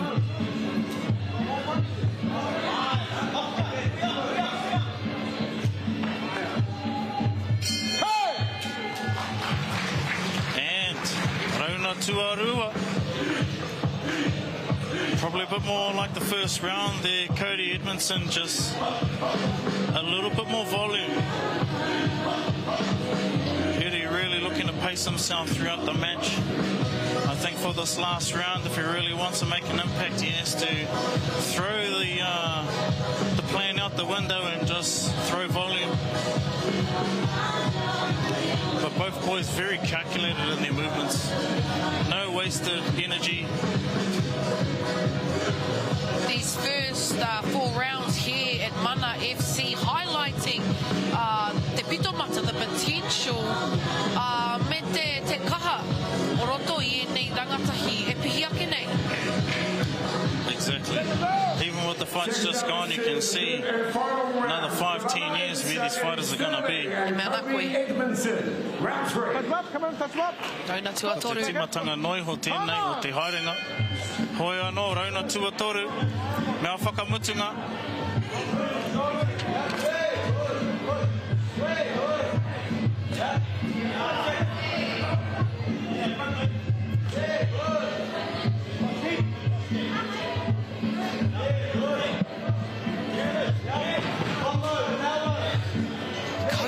Koke ana, e koke whakamua ana.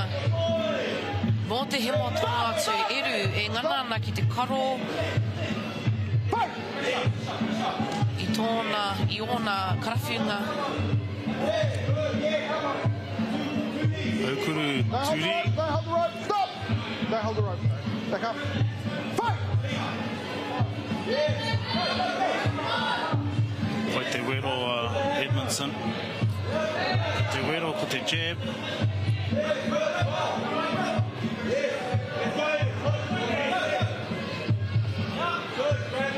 Great defense.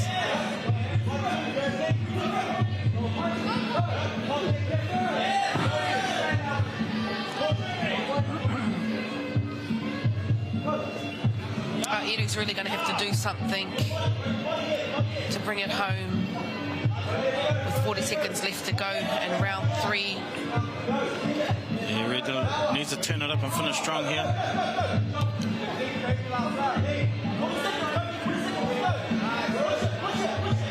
Kobe. Te teanga whakamua. Hara mai te tahi āhua.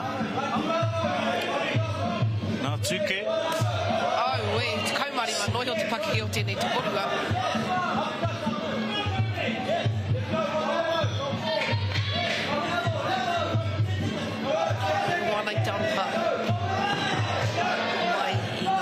Boys just emptying the tank here to finish the round. Rauna, tuatoru. He pakanga rangatahi tēnei, rotorua, ki papakura, ko te whakapapa me te ngā koutoa, ngā kaue I te riri.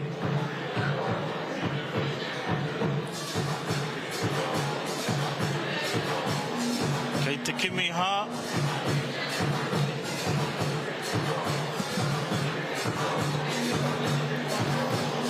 O whakaaro tungane. I thought if I was having to pick a winner here, I think Kobe probably takes the win, just the volume and forward pressure, but it was good to see some defence being played there. The whakamahi ana I ngā ārai, and not just our offence. But again, let's just think about where these boys are going to be in the next 5 to 10 years. Te kaumā rema noi ho te pakeke. Thanks very much, Evan. And likewise, put your hands together, please, and congratulate these two young fighters here on our card tonight. Eddie Sterling, Kobe Edmondson. Ringside, the judges have a split decision for this one, ladies and gentlemen. Ultimately, the victory, though, is going to the red corner. It's Kobe Edmondson. You fought it, bro. Tonight here in fight number 4 Kobe Edmondson out of New Era Performance, representing Te Tonga o Tāmaki Papakura.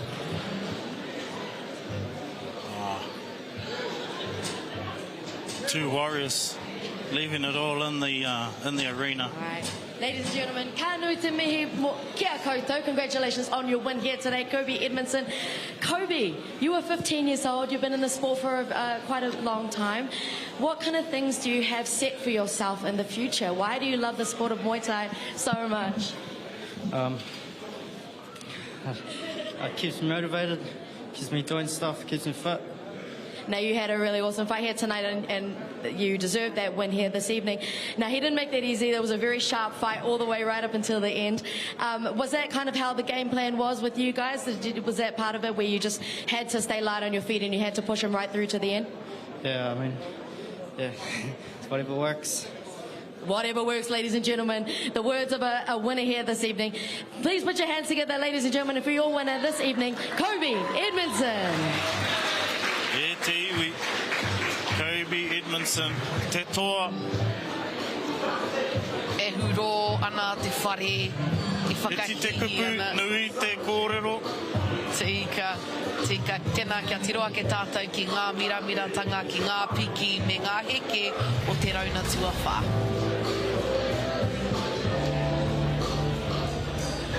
And the talent here tonight on display. I think Kobe, really, if you watch the highlights, really exercised and applied some beautiful Muay Thai technique. He's had a lot of roundhouse kicks. Ia tō kupi mo te roundhouse kick? Te haukuru whana. Haukuru whana. E te iwi, haukuru whana. Haukuru whana. Whana haukuru. Aroha mai, whana haukuru, whana haukuru. We're working on our kupu hau at the same time in te whānau. Oh, his defense too. Did you see how he dodged, bobbed and weaved? And this is just the beginning of the evening. E te whānau, ka tika me mau tonu mai. This is just the beginning. 4 rounds done and dusted. We still have 10 to go, e te whānau. Kaua e haere, tawhiti ka hoki mai mātou a muri i ngā whakatairanga. We'll be back after the break.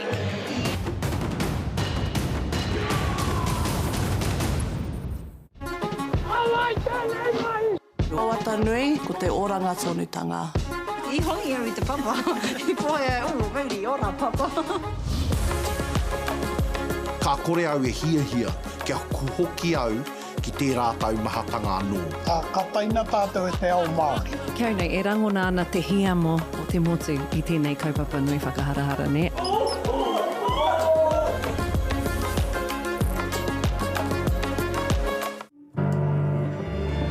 The world needs kids like that. I think actions speak louder than words. I don't want to boast, but we do lead the way in a lot of areas. A big part of our writing is to bring light to Māori. This is the future. It's our stories carved in our skin. Karawhia! This is our kaupapa. Welcome to jump on our wakai.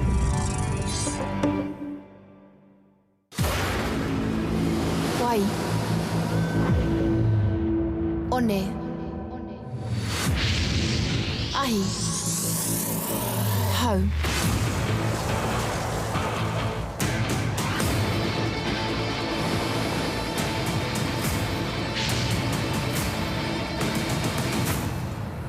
Ko tau mai ki te kāinga e hoa. Avatar, The Last Airbender, streaming now ki Māori Plus.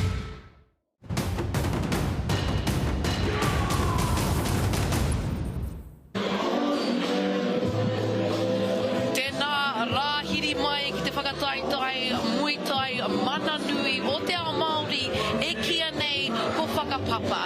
Live and direct here on Māori Plus and YouTube. Ko te rauhiringa Brown tōku ingoa. Kia ora te whānau, ko Honoru Grant tēnei, and what evening we have in store for you all. If you've just joined us, we've just finished 4 bouts of action and we're ready to get into our 5th bout right now. Tonight we've had Rangatahi really leading the space for this first one, but we're going to cross now to Dale live in the ring. Eri te ana tātou. Kia ora noi te whānau. Welcome back to Whakapapa, celebrating the best of Muay Thai here in Aotearoa. Some young athletes on show, and it's part of a push by Māori Plus and also Mana FC to encourage ongoing activity. And we take a hat off to all of our young people and not so young who are in the ring tonight here at the ABA. That brings us to fight number 5 on our card. Let's welcome please into the blue corner. Could you put your hands together? Here he comes, Federico O'Connor.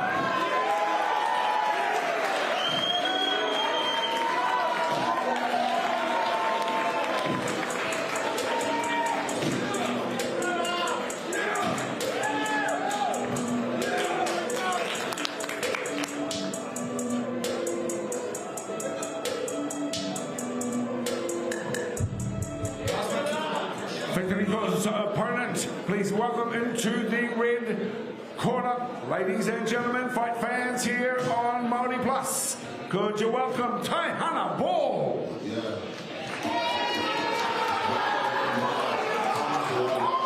Check doing me, and do your job. Bird is the name, the baller did the chain. 12 for the watch, present plain Jane.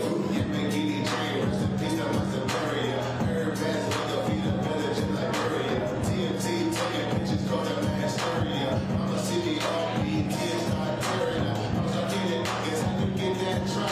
I get to that hard and fix when you reach your life. Uncle used to skip work, selling things at night. I was only 8 years old, what you think at night? Almost like the ones in that bathroom.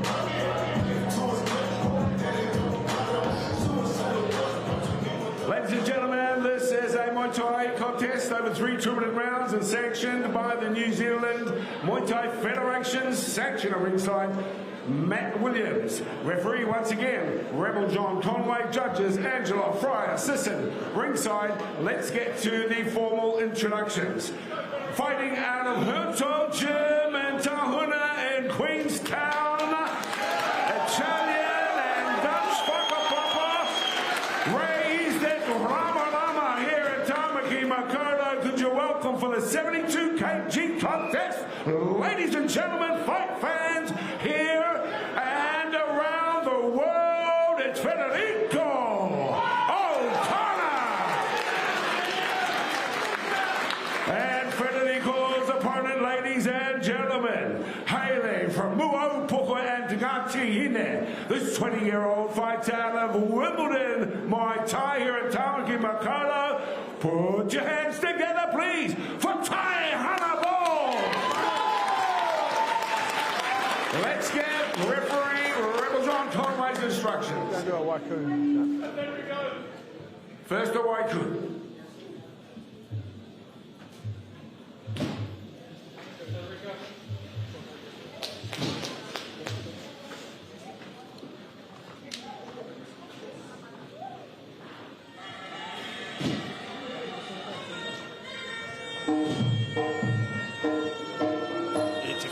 We have our first lot of Waikuru being performed. He momo taku tēnei. He tikanga tēnei takia mai no te whenua o Tairana.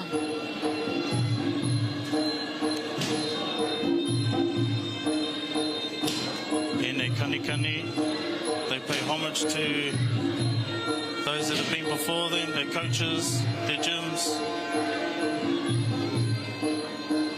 He rite ana ki te Māori me te haka. Kind of way to get the body revved and ready for te pakanga. Me tahe tō mai I te wāhi ngaro.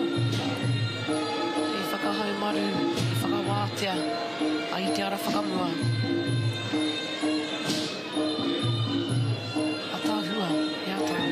You can see Tahana there. No te kura kaupapa Māori o ngā maunga arongo. He manu, he raukura o te kura kaupapa Māori.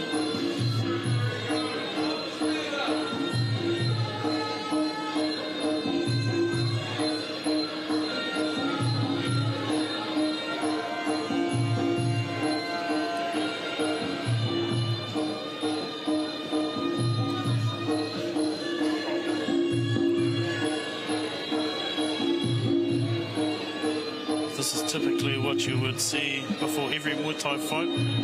For the purposes of saving time tonight, there's only going to be a few performed.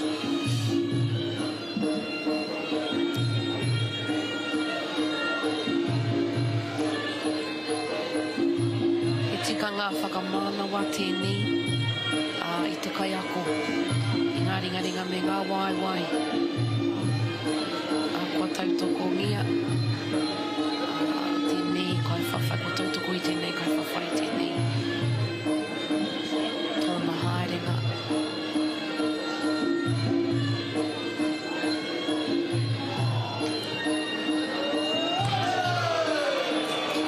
Looks like he's taken a page out of Mr. John Wayne Parr.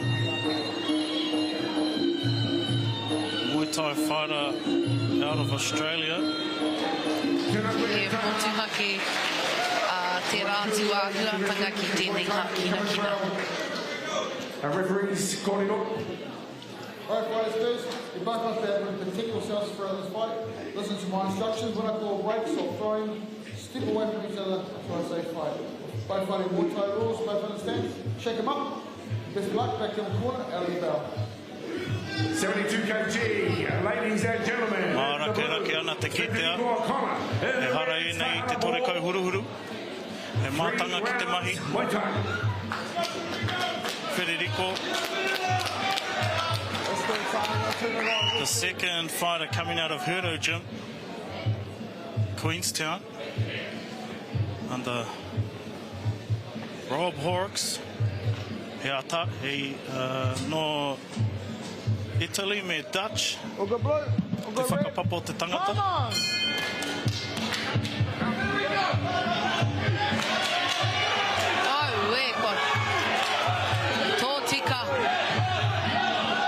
Tōtika ki te mahi.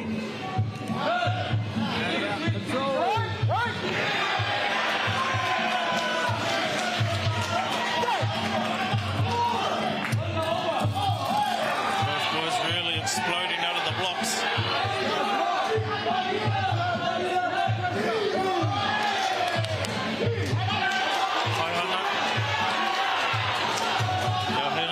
Tahana te kite I te pingore tango te tangata.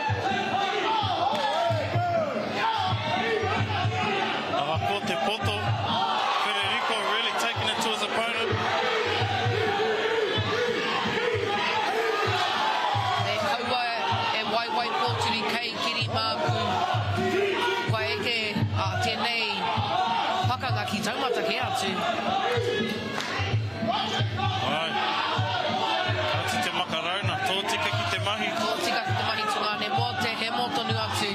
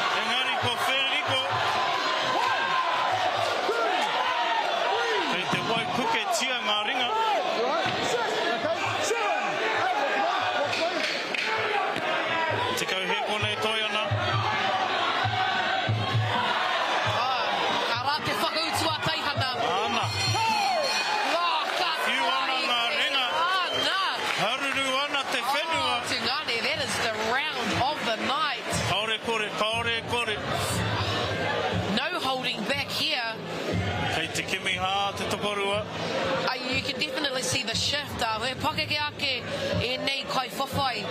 I ngā rauna tuawha I kitea e tātou, those four. I te mea toru rauna noiho.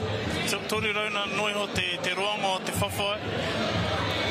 But those first few rounds, he rangatahi rātou katoa, they were all still teenagers, when now these young fighters are in their 20s. Tahana 20 years old, Federico 25, so the level and aggressiveness, kei taumata ke atu. Oh, these boys, man. Federico really bringing out the aggressiveness. Tahana using his size really well. But no one really getting an advantage there. It seemed a little bit tit for tat. He tau utu te mahi.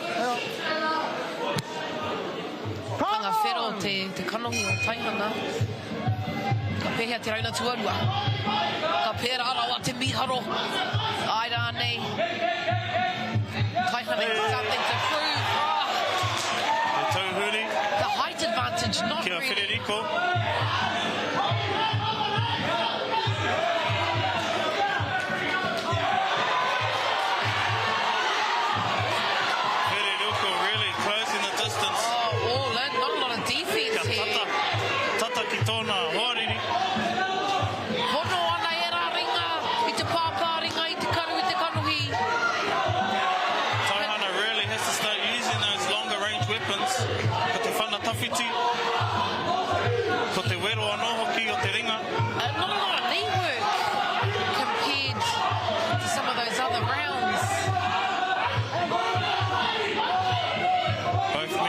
To trade punches.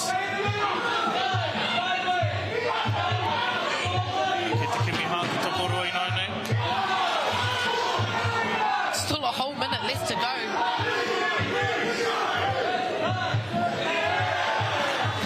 Back. Those sweeps score too at Tahana. Te tauhuri, te ingoa. Tauhuri, sweep. Tauhuri. Timata, Tahana ki te karo, ki te kaupare. I ngā ringa o Federico. He's starting to use his longer range weapons now, which is really helping him, but Federico really closing the distance well with his hands.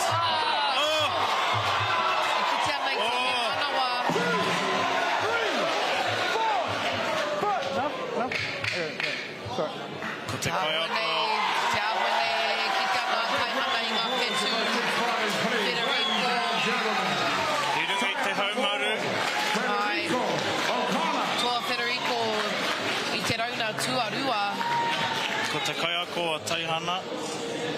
He put a stop to it just to protect his fighter. Ko tērā te mea...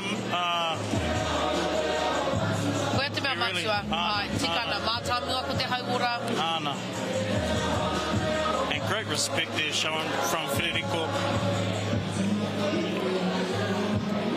He's the smaller fighter, but definitely punches above his weight. I tirea rea ko ia tēnā, e whakatina nāna. So Hurdo Gym 1 and 2 really showing they've come to put on a show and put the hurt into Hurdo Gym. Probably not the first time they've heard that either. But impressive stuff here. Ai e rā tīpare ki te ana e koutou. First and foremost, sport fans, I know that you'd like to congratulate these two combatants. Please put your hands together once again for Tahana Ball and Federico Amara. Ka whiwhi te toa, o ia pakanga, te tahi mea harakeke. The contest 1 minute and 50 seconds into round 2. Your winner from Hurdo Gym in Tahana, Queenstown, Federico. Te toa whakaihuaka o te rauna tuarima. A really good call there with the stoppage from the kaiako. Ladies and gentlemen, I am here with your winner, Federico O'Connor. Wow, he whawhai tere. That was a great fight from start to finish, but particularly in that first round, it just didn't stop. What was the corner advice going into the corner after that first round? To keep our hands off, take a breather, but I just want to fight like Mike Zambitas, and I want to put on a show for you guys, so just foot on the gas. Now, of course, you're fighting out of Herto Gym. You guys have 3 fighters on this card this evening. What is it like to have a supportive network of other fighters that are all fighting on the same card and preparing for the same show? Oh, it's good. All the boys train really hard. Just proud of everyone. It's really good. Talk to us a little bit about that gym there in Queenstown. You obviously trained there by Rob Horrocks, a very well-known name here in Aotearoa, New Zealand. Talk to a little bit about how he's guided you through your fight camp. Well, I trained in Pookie before this Mata kickboxing shutout, and 4 months ago I joined the gym with Rob, and it's been great ever since. He's such a good coach, and he pushed us really hard. Well, thank you very much for your time. Ladies and gentlemen, e hoa ma ane te toa. Ladies and gentlemen, your winner here this evening, Federico O'Connor. Mana toa, Federico.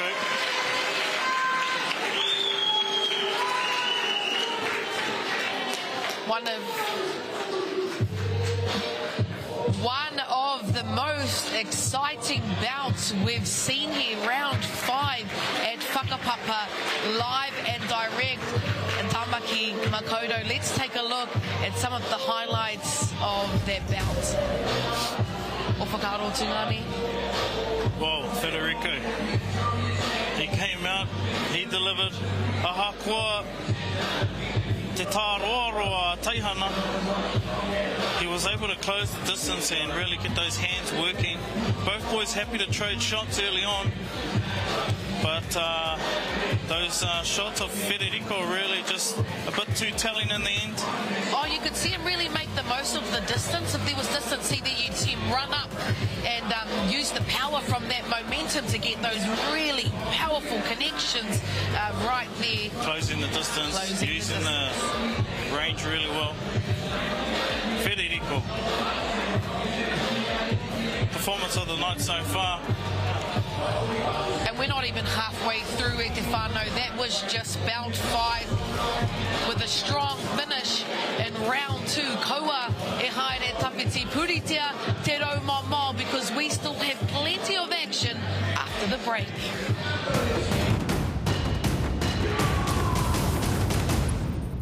Lights, cameras, ready, let's go. Ready for the world and I'm ready for some more. The movement is moving, we the main attraction. And we bringing that action.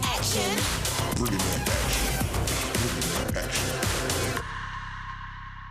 Takirura, 2 steps together. Takirura is basically the mother and father of Māori theatre. It was the opportunity for Māori to tell their own stories.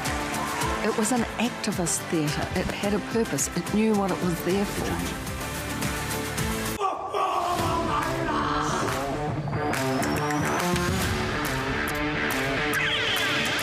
Rongo i te we. Rongo i te wana.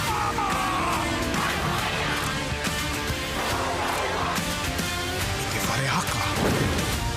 Ui tātou ka haka! Wewe he tātou ka hinga. Ki Māori Plus, me whakaata Māori.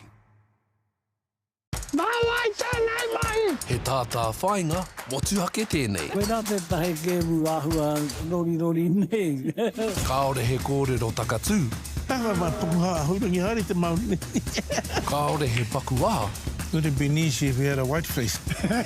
Kāore he aroha. We weren't gonna let up. We win this one, bro. He terenga hou. Done it once, won't do it again. Ngau tuara ki Māori Plus, me whakaata Māori.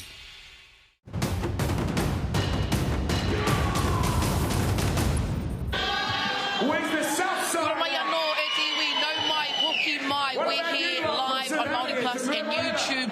Mana FC, Whakapapa, ko whakaraumi ka mai, ngai ka whiro ngā tore kai huruhuru o te ao Muay Thai coming up. We've got Ray Katipa, 32, representing New Era Performance. Huri tēnei no Waikato Tainui, Ngāti Maniapoto. Across the ring from her will be Kaylee Lorraine. She fights at a City Liga, one of the most prestigious and historic Muay Thai gyms in Aotearoa. She is also a mother of 2 and obviously represents her whānau, but also represents a long lineage of Muay Thai champions. Liga fighters are renowned across the world for their fundamentals and toughness. Ka pai e te whānau, kia rite, Dale, kei a koe te wā. Kia ora te whānau, Mariona kia tātou. Hoki mai la, hoki mai la, hoki mai. Again, just acknowledging Māori Plus. And of course the YouTube channel for Māori Plus and Mana FC. You're watching Whakapapa, a celebration and acknowledgement of the growing popularity of combat sport here in Aotearoa, New Zealand.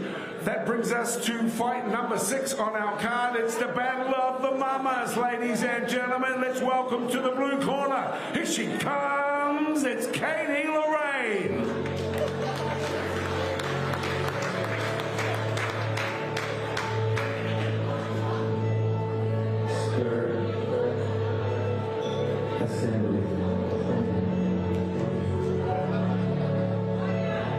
Before you came to Earth School, you met with your team of angels, and together you made a game plan for your adventure to Earth. You did not come here alone. You came here with your soul family.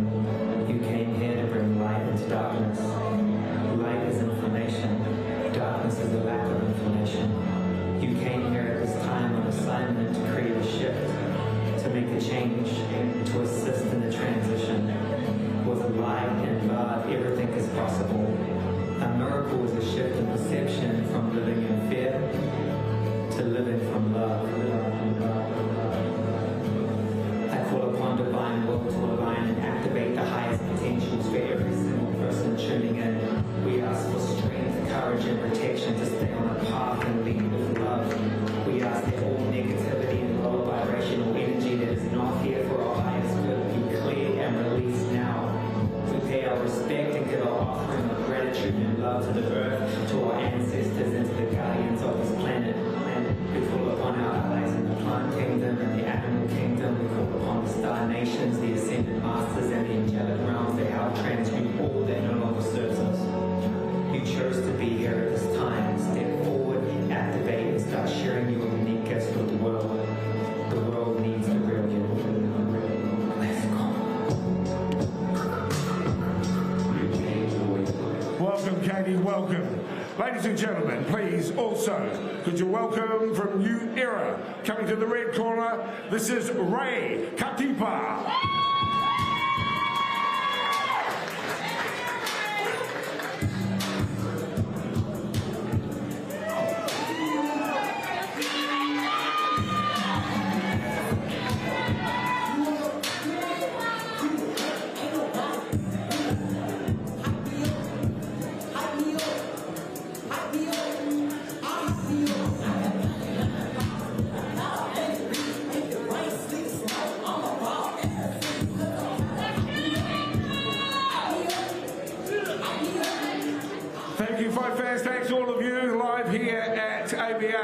The heart of Auckland's city, Tamaki Makaurau, but also those watching in on Māori Plus. A warm welcome as we go to fight number 6 on our card of 14. Ladies and gentlemen, this is somewhat the Battle of the Mamas. Let's introduce them to you, please. In the blue corner, with the distinctive attire on the way into the ring today from City Liga, a mum of 2 in her 3rd fight. At 32 years of age, it's Caitlyn Lorraine.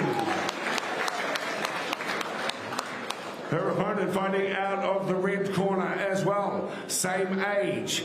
A mother of 1, hailing proudly from Waikato Tainui, out of New Era in Tamaki in the 68 kg division. Ladies and gentlemen, it's Ray Katipa.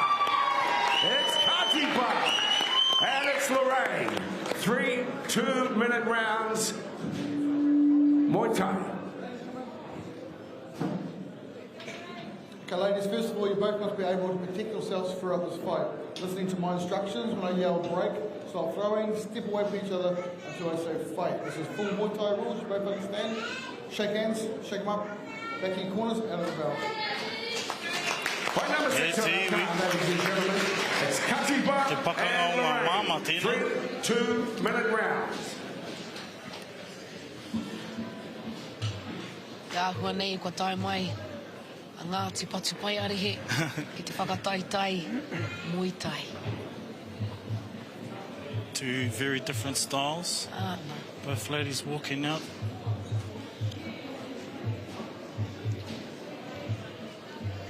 You'll sit here, all good, all good.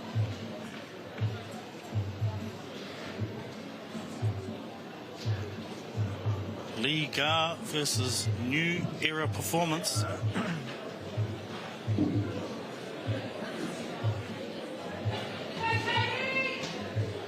All good, blue corner. All good here. All good. Come on!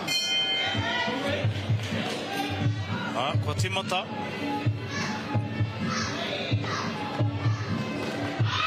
O te anga whakamua.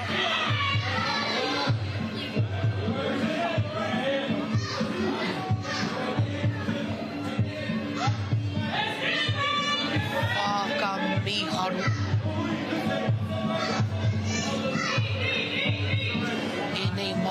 Break! Stop when I say break straight away. You can't hold the ropes. Fight! For Ray Katipa, fighting is more than just the hākina. Na mōna ki ko te whakātukia, na tamariki ki tana hapuri hoki kataia, na wahine Māori ngā mea katoa. Nora.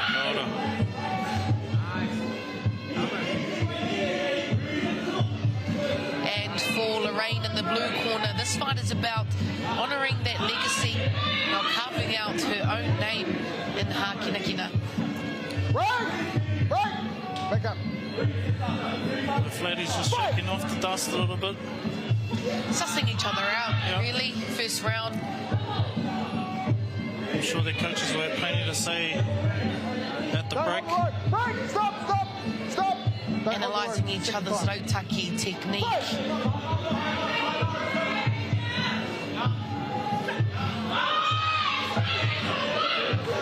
Arata panatawhiti. Or Katie.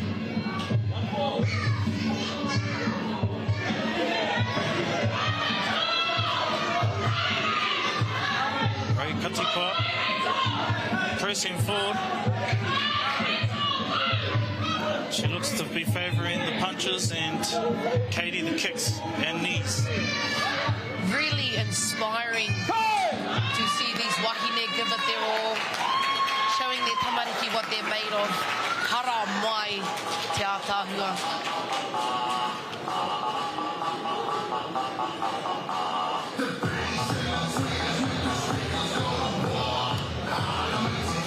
No one really finding an edge on the other in that round. The beautiful moments in these breaks is really seeing the power behind having an incredible coach. No, it's not just physical, it's mental, it's spiritual, and you really see that in these 1 minute breaks. E mea nā koe. Ngā pau, whirinaki, oene kai whawhau, oene rangatira. Seconds out, this is round 2. There we go, seconds out from round 2. Let's see if there's been a change to the rautaki.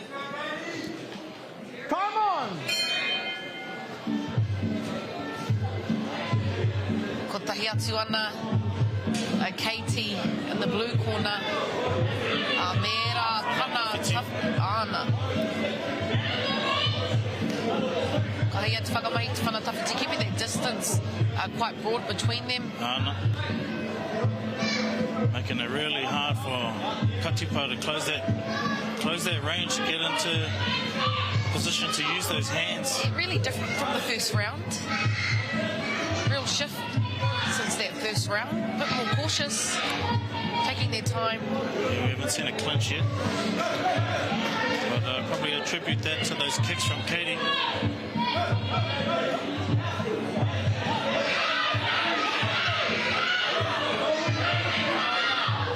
Katipa with their first real engagement into a range where she can use her hands, and Katie is using her range really well. Ara te whanatawhiti. See Katie's power, City Lagar, and that legacy shine through, really making the most of the art of 8 limbs.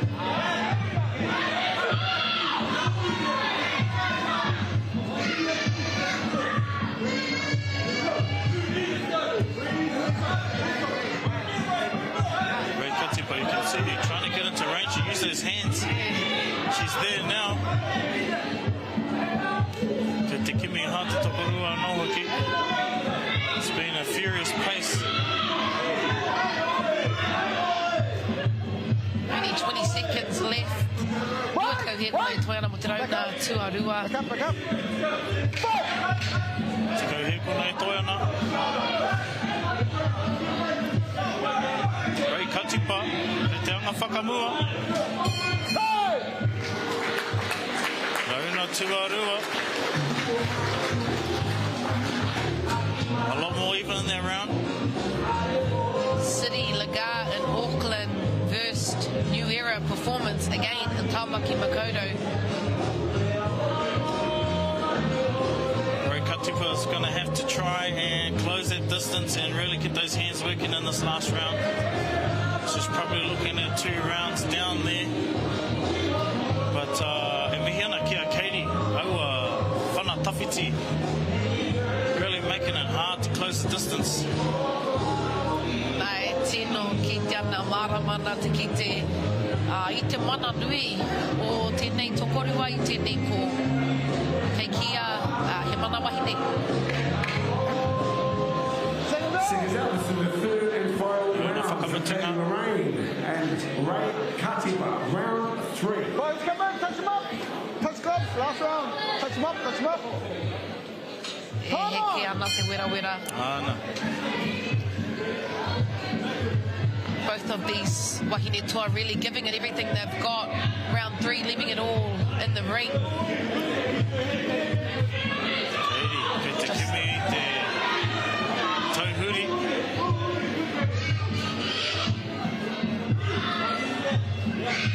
E rongo ana I ngā tamariki e whiro ana. Go, mummy! Run! Run! Back up! A koe atu pūtake. Separate. Fight! Au te whaenga nui o tēnei tokorua ko te whakaue. Ai a rau a tamariki. Wa pau te hau engari kei te anga whakamua.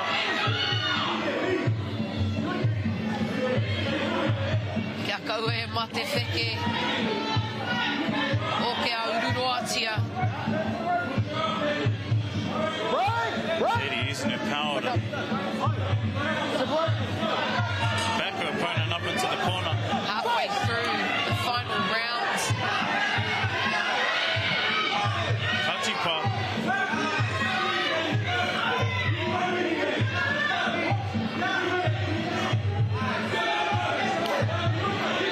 Never say die attitude.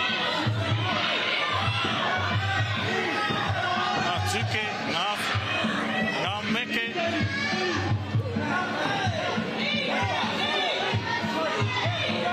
Not a lot of elbow work amongst the wahine this evening. Those knees are flying. Those knees are flying. They really are. Those knees are flying. Those kicks are flying. Te whakatena tena te kokona whero, ke anga whakamua, a Katipa. Te kauhea kona e toi ana o te rauna whakamutunga o te whawhai tuono ki konei ki Mana FC. Ana, ka tangi te pere o wama. E te whānau. O, heki ana roi mata ki te ana.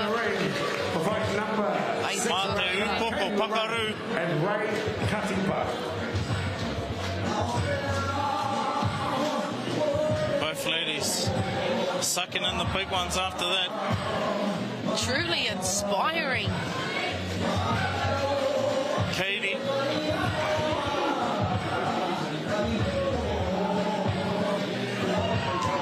They both gave it their everything. Titiro ki a raiwa. Oh, te hea tākua tērā. Hea tākua. Well, respect shown. They can go and throw hammer and tongue to each other, and then after that they can just go and mihi to each other like that.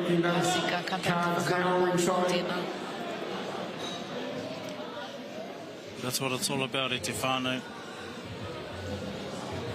Go and beat each other up and then be best friends. They should both be very proud of Again, fight fans here tonight for the Whakapapa for Mana FC and Māori Plus. Let's put our hands together for our 2 fighters, please. Kaylee and Ray Katipa. hako te whakautu. Ringside, all three judges went the same way. Our winner from the blue corner, ladies and gentlemen. Ko Kaylee, Lorraine, no City Lega. Mama. Patu Paiarehe, I whai angi tū I tēnei pakanga o ngā mama. He pakanga mana wahine. Mo ngā titu rehu I eke ki taumata tike tike. Ladies and gentlemen, ka mau te wihi, great job in there, Katie. Ka nui te mihi kia koutou. Congratulations on your win here this evening. Now, what are your initial thoughts after that fight? You guys are pushing it right up until the very end. Yes, she was a warrior, for sure. It was a hard fight, yeah. Now, you had a very interesting walkout song. Can you talk to us a little bit about that and what it means to you to be able to get ready for your fight here this evening? Yeah, well, we had a trainer at our gym, Richie Hardcore, who's just opened his own gym now at City Liga, and he posted on his social media, and I found it a couple of years ago, and it's always resonated with me. Beautiful words, beautiful guy. He's actually in New Zealand at the moment from LA doing a breathwork a conference tomorrow. So, yeah, that'll be cool. We're going to go and check that out. So, yeah, beautiful. Well, shout out to Richie Hardcore. He's a very famous man here in Aotearoa, New Zealand. Now, what does it mean for you to not only represent being a mana wahine in this stage, but also you have tamariki of your own? Can you talk to us about what it's like to be able to be in a sport like this and have kids and fight as a mama? Yeah, I'm actually not a mum, but I'm a home educator, so I've worked with children for 11 years. Under fives, teaching them at home before they head off to school when their parents are at work. So yeah, it's a very important role, and just the same, I love them nonetheless. It's beautiful and it's hard work. I work, full time with children, so it's a lot of hard work and a lot of grinding, but it's worth it. My apologies, ladies and gentlemen, I got given some wrong information there, but it doesn't take away from your win here this evening. Congratulations, Katie, on a phenomenal performance. Ladies and gentlemen, here is your winner, Katie Lorraine.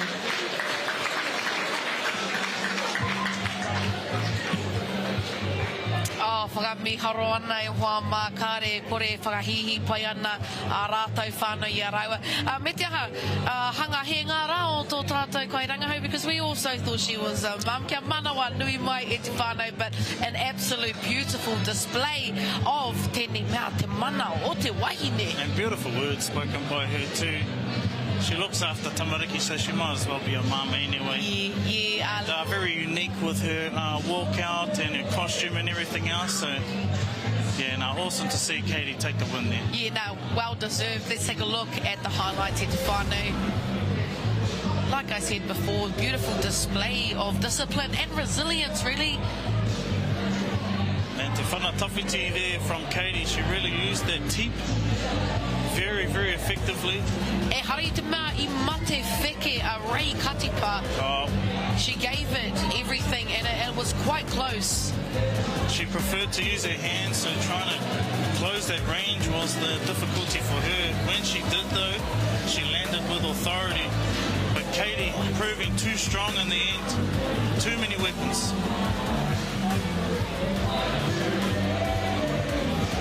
Tahua, that's just bout 6 at te whānau.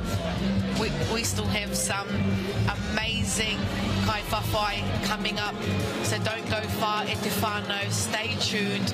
Mo tonu mai. We have so much more coming up after the break.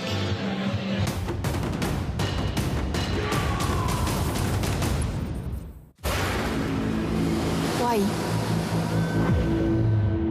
One. Ahi. Hau.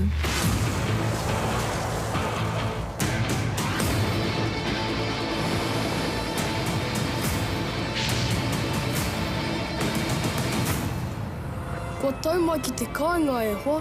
Avatar, The Last Airbender, streaming now ki Māori Plus. Māwai tēnei mai! He tātā whainga, motuhake tēnei. Koe rā te tahe kēmu āhua Rory nei. Kāore he kōrero takatū. Tawa ma pukuha hurangi hari te Māori. Kāore he pakuaha. Would have been easy if we had a white face. Kāore he aroha. We weren't gonna let up, we win this one, bro. He terenga hou. Done it once, won't do it again. Ngau tuara ki Māori Plus me whakaata Māori. world. It's kids like that. I think actions speak louder than words. I don't want to boast, but we do lead the way in a lot of areas. A big part of our writing is to bring light to the Māori. This is the future. It's our stories carved in our skin. Karawhia! This is our kaupapa. Welcome to jump on our wakaere.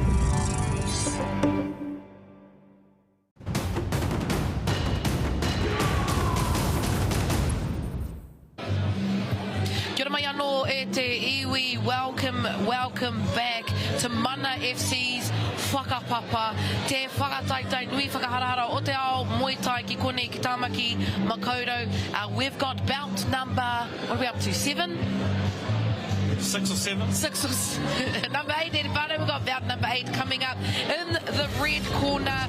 Proud Māori representing Ngāti Kahungunu at only 29 years old from Otara, the home of the brave, James Penewi. He trains out of Hitman Liga under Steve Ham, stepping into the ring with 3 fights and 3 wins, fighting tonight on Mana FC and Māori Plus. He's here to make his whānau and his hapori proud. Out of the blue corner, Te whānau Michael Credo, 23, originally from the Philippines, and now represents Warrior Training Academy in Te Whanganui Ātara.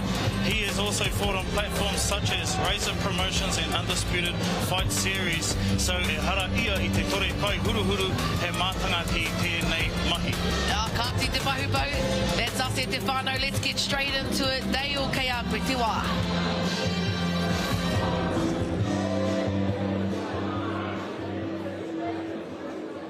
Well, for today, ladies and gentlemen, I'd like to remember a smile.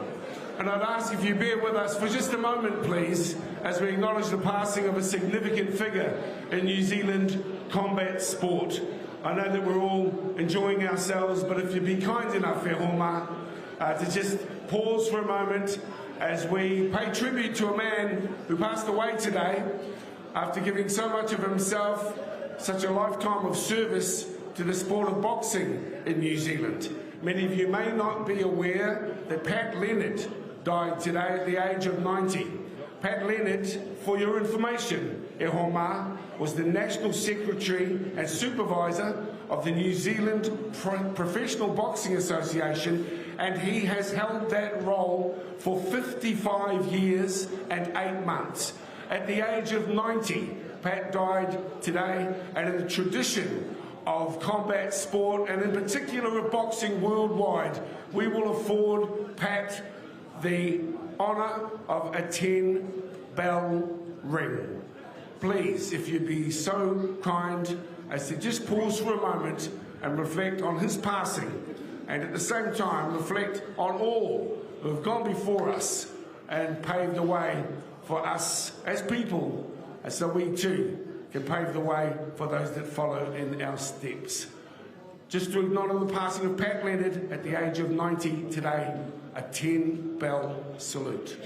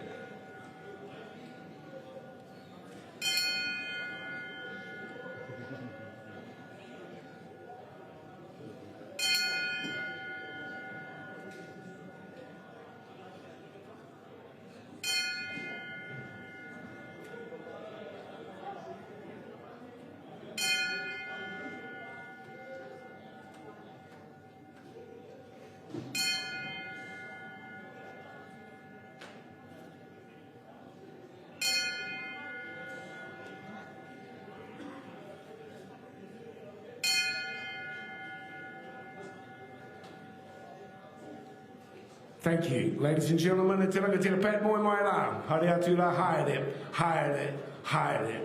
Let's get on with our action as Pat would have wanted. Ladies and gentlemen, it brings us to fight number 7 on our card here for Whakapapa, a combination of Māori Plus and Mana FC. Let's welcome into the ring, please, in the blue corner. Here comes Michael Credo.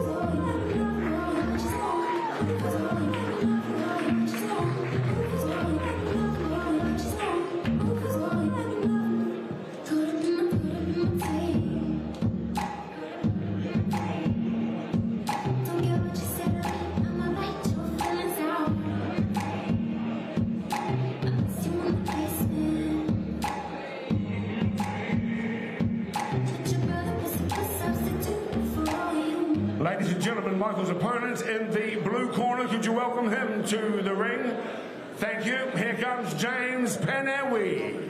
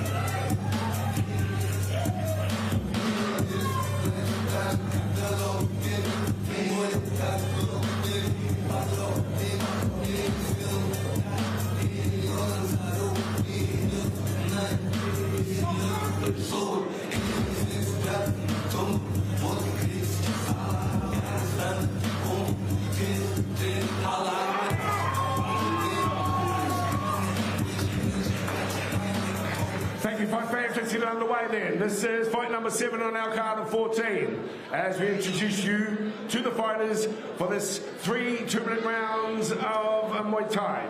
Let's go to the blue corner. Ladies and gentlemen, in the black trim, fighting at 72 kgs. He hails from the Philippines, but comes to us via the Warrior Training Academy in Whanaungatanga. At 23 years of age, could you welcome here for our fight night this evening at the ABA? Ladies and gentlemen, it's Michael Credo. Credo. His opponent, coming to us in the black trim out of the red corner. He's fighting out of Hitmanly Gar in the beautiful, proud suburb of Otala in the south side. Ladies and gentlemen, from Kaungunu, this is his 4th fight. Could you welcome him to the ring, please? Here's James Penewi. It's Penewi and Credo, 3 2-minute rounds. Here's Rebel John Conway, referee. Okay, boys. First, you both must be able to protect yourselves throughout this fight. Listening to my instructions, when I call a break, stop throwing, step away from each other until I say fight. Fighting full Muay Thai rules. Both understand? Shake them up. Back in the corner, out of the bell. 3 2-minute rounds. Judges ringside. Angelo, Fryer, Sisson. Pakanga tua whitu. Michael Credo, me James Penewi. Ngāti kahu keiro whare. Ngāti kahu manu. Ready here, ready here. Ua te kamatore noi ho te pakeke o Michael. E rere ke te hanga o enei kaiwhawhai. You know, I think what we saw previously is really just a testament that height privilege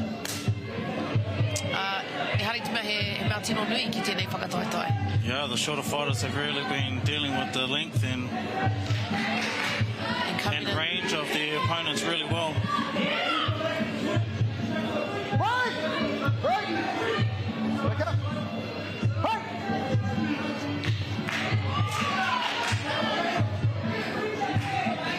James Penewi, Taroha. Michael Credo coming all the way from Te Whanganui Altara.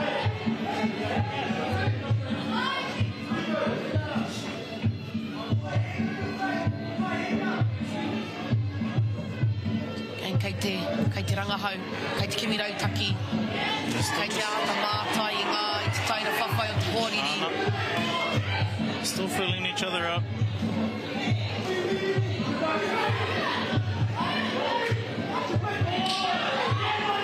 Michael Credo doing really well with that foot pressure. As you spoke about before, really neutralising the longer limbs of James Penewi.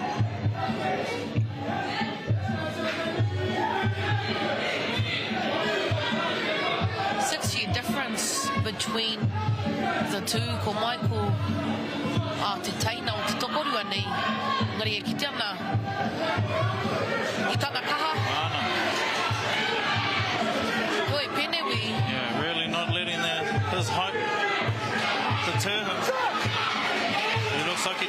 of heavy shots there. Penewi.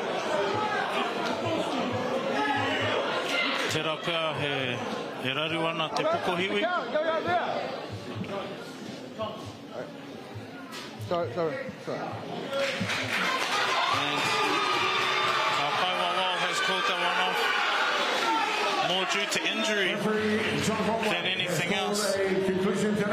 Pehea tana whakawā, ko tana waiwai, ko te waiwai o James Penewi. Ana e ki tanai nai nei. Tērā pia he pre-existing injury tērā. Haore au te tino marama, kaore hoki au I. Ko tērā te ahuatanga o enei momo mahi. You know, we need to remember they're putting everything into these shots, and a little tweak you carry into the fight usually. Thanks very much, Michael. And also to James. It's going to be detrimental. Rebel Conway. The shoulder has popped for Michael. Still a TKO victory. Round number 1. Ladies and gentlemen, put your hands together.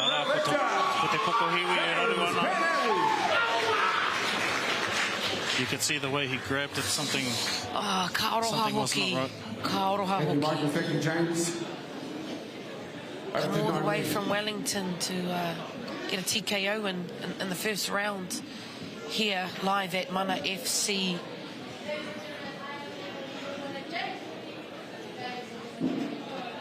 Round finish, you finished very strongly in the corner. How did you feel with your opponent? He started to pick up the pace a little bit and he started to really push forward. How did you feel having to deal with all of that? Pretty focused and pretty all good. Was prepared for it in my camp for it anyway, but much respect to Michael Creeder and his team down in Warriors Training Academy. Yeah. You performed very well here tonight, but there is, of course, a very strong team here behind you. Out of Hitman Liga, you have Steve Harm and you have Shane Chopper Chapman in your corner, and also you've got some other very strong coaches. Can you talk to us a little bit about the gym that you fight out of? I fight out of Hitman Liga.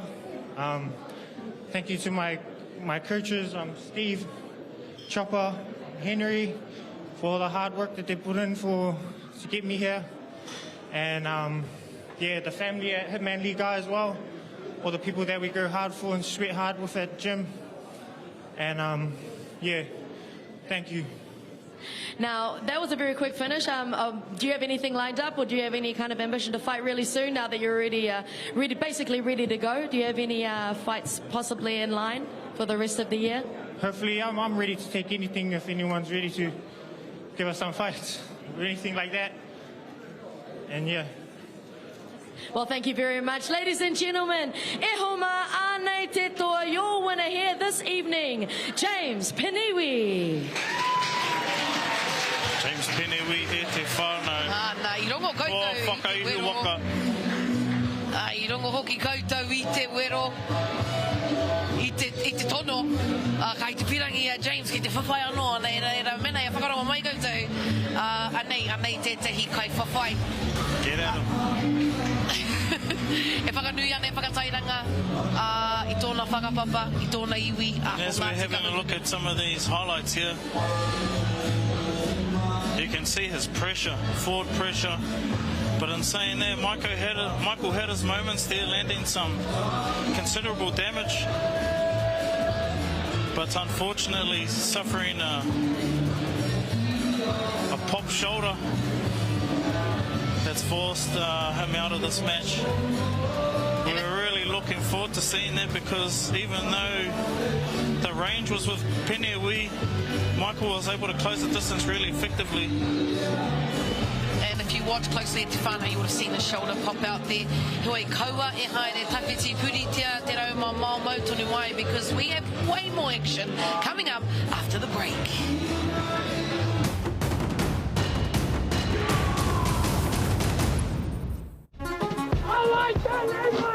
Rawata nui ko te rangatiratanga. I hongi au I te papa. I koe really ora papa. Ka kore au e hia, kia hoki au, ki tī rātau mahatanga anō. Ka taina tātou e te ao Māori. Kia nei, e rangona ana te hiamo o te motu I tēnei kaupapa nui whakaharahara ne.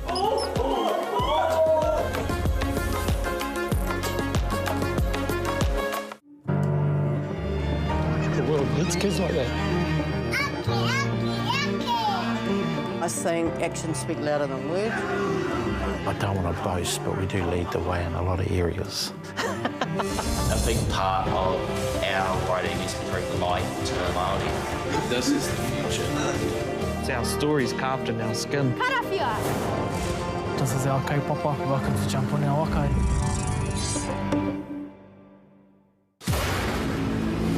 Wai. One. Ahi. Hau.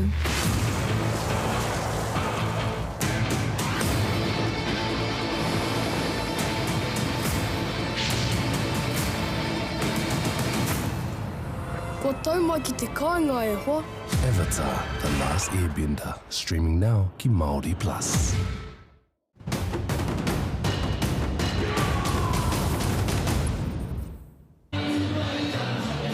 Nau mai, hoki mai anō e te whānau, e pāho atu ana mātou ki ngā koki te pai papuri o Tiriata. Māori Plus live and direct right here, mai I te pokapū o Tāmaki Makaurau. E haere ake nei he whawhai nui whakaharara. This is bout number 8. We've had such a great start. Ko te rauhiringa tōku ingoa. Kia ora te whānau, ko anuru grant tēnei, and we're going to look straight into our next fight that is coming up. Aiden, Ruapere, Ruapapere, Aiden, mana tō te ingoa. He's coming out of the blue corner. He is representing Paramount Muay Thai, one of Auckland's newest and fastest growing gyms under James and Rosalie Fiver, and he is of Ngāti Rangi Nui descent. Ka bai kai te kokunga whero representing Herto Gym again. They're going for their 3-peat at whānau. They've been real stellar here tonight. Kauma Waru Noiho, Te Pakeke, hailing from Te Waiponamu, Queenstown, with 1 fight and 1 win already on his record. He's working hard to keep stacking the victories, fighting on Mana FC and his chance to represent his gym, his whānau, his hapori, e te whānau, Taylor McRae, Dale, tēnā, ke a koe te wā. Kia ora wā te koroa. Of course, our commentary team here on Māori Plus tonight. Hiana kia koroa. That's Amara Clark Jr. and Te Rauhiringa Brown. And also like to acknowledge Noreen Crowley as well, who is doing our post-fight interviews in the ring. E Homa, thanks so much for your ongoing support here for this kaupapa. It's called Whakapapa, brought to you by Mana FC and, of course, Māori Plus. That brings us to fight number 8 on our card. Let's welcome into the blue corner, please. Put your hands together. Here comes Aiden, Lupapere, Goldie.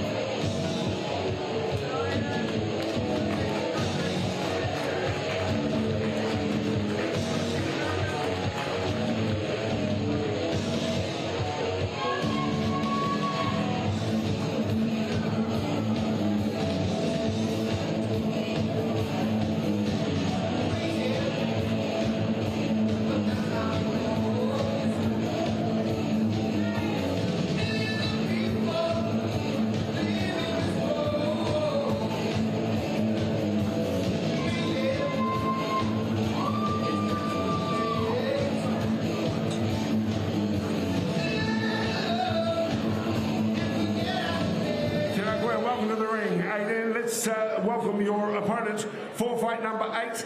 Ladies and gentlemen, here comes Taylor McRae.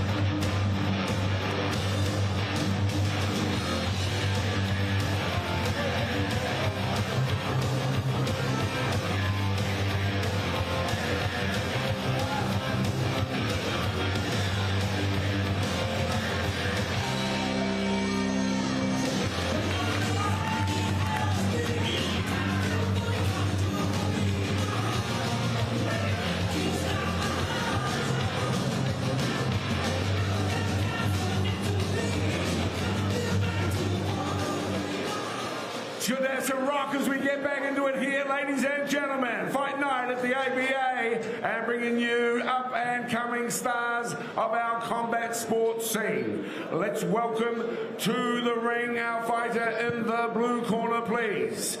He hails from Paramount Muay Thai here in Tamaki Makaurau, hailing too from Ngati Ranginui for his third fight, this 19-year-old. Welcome to the ring at the ABA for tonight's bout. It's Aiden Whakapapa Goldie. His opponent, out of Hurlo Gym in Queenstown at 18 years of age. Could you welcome him into the ring? Ladies, gentlemen, fight fans, there, here, everywhere. Put your hands together for Taylor McRae. Let's get the referee's instructions once again with the one and only Rebel John Conway. All right, men, first of all, you both must be able to defend yourselves throughout this fight. Listening to my instructions, when I call a break, stop throwing, step away from each other until I say fight. Full Muay Thai rules, both understand? Yeah. Shake gloves. Best of luck, back to the corner.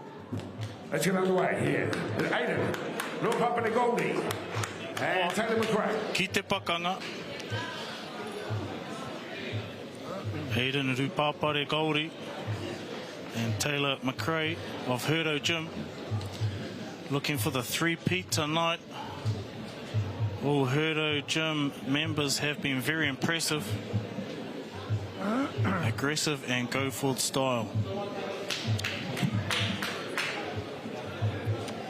Ready here, ready here, come on!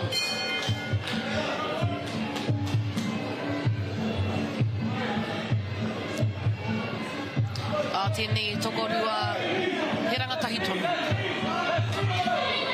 Te kaumāwari noi ho tupake ki a Taylor McRae.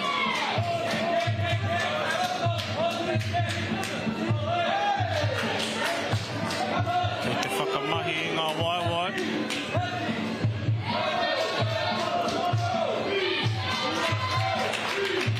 Again, just searching, analysing, figuring out the opponent's technique.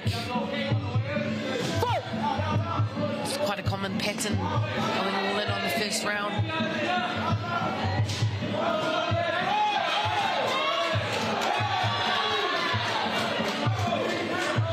Both boys having their moments early.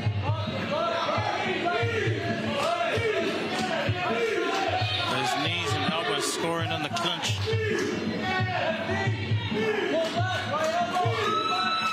And sucking the wind out of the opponent at the same time.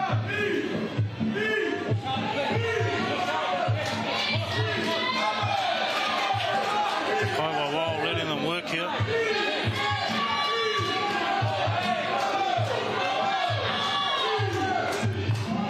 Aiden relentless with that foot pressure. Haere kore e ngauana aua turi, haukuri turi. Koira te whakautu a McRae.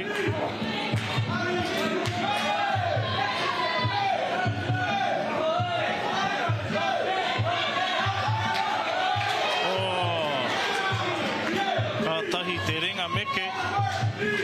He momo. E rima he kona e toi ana. Rauna tuatahi. Komatuke. Fairly even round there, I thought. Both men having opportunities. No real clear decisive winner. Again, not a good day to be a judge.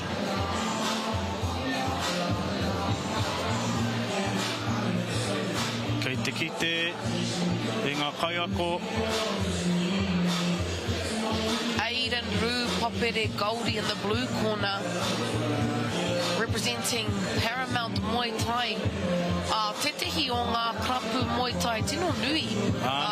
Noroto mai o Tāmaki Makaurau. I raro I te marumaru a James Raua ko Rosalie Vaiva. Seconds out, this is round two. Round two. Uri no tauranga moana, Aiden. Rauna tuarua. Tō tika ki te mahi, a Taylor.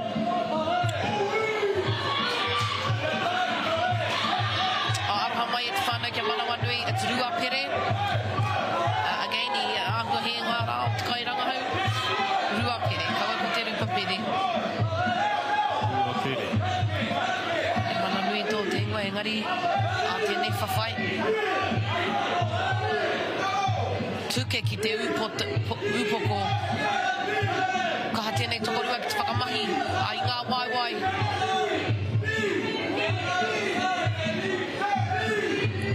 E rongo pēi te he manawa.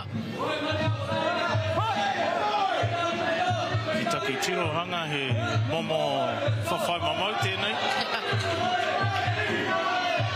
Hoi ono, e rere ana, ngā tūri, a McRae.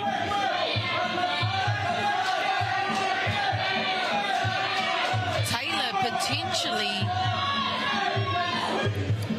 putting it into this win streak. Ko wai ka mōhio. Both boys getting through a volume of work. Ana, nei te tira hou e hoa mā.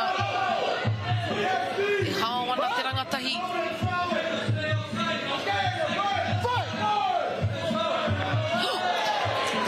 Wai ki te kanoni. Taylor McRae. Aha ko te hanga o te tangata.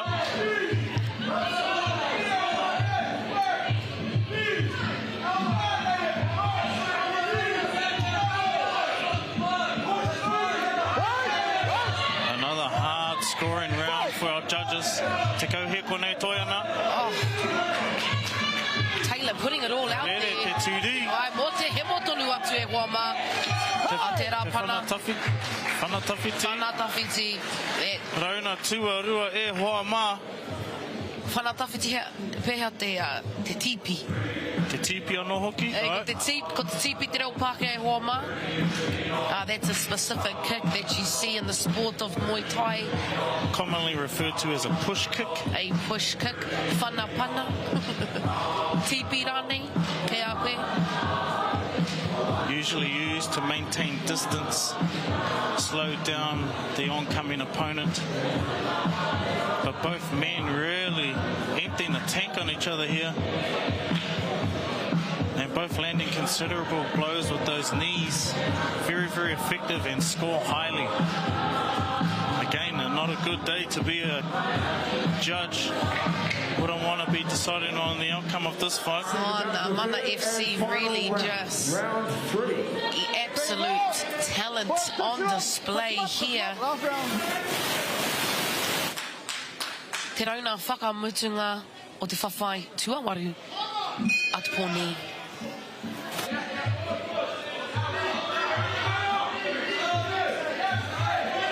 Aiden really able to close that distance there.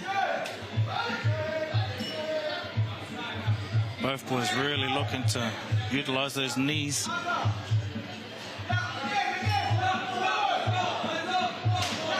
Ki tana i te kaha. I te kaha o Taylor. Both boys really feeling the effects of the earlier two rounds.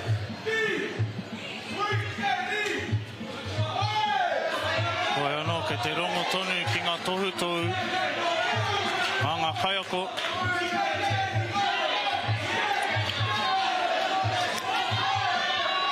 Taylor McRae's corner urging him to push forward. This fight really could be in the balance, all decided from this last round here. Two very close rounds have passed. Tēnei mea te mea tuatoru. First spinning elbow we've seen all night. But those jumping knees have been looking for a home, haven't quite found its place. And we have our first stoppage. I think we're going to have a little bit of a check with the tākuta.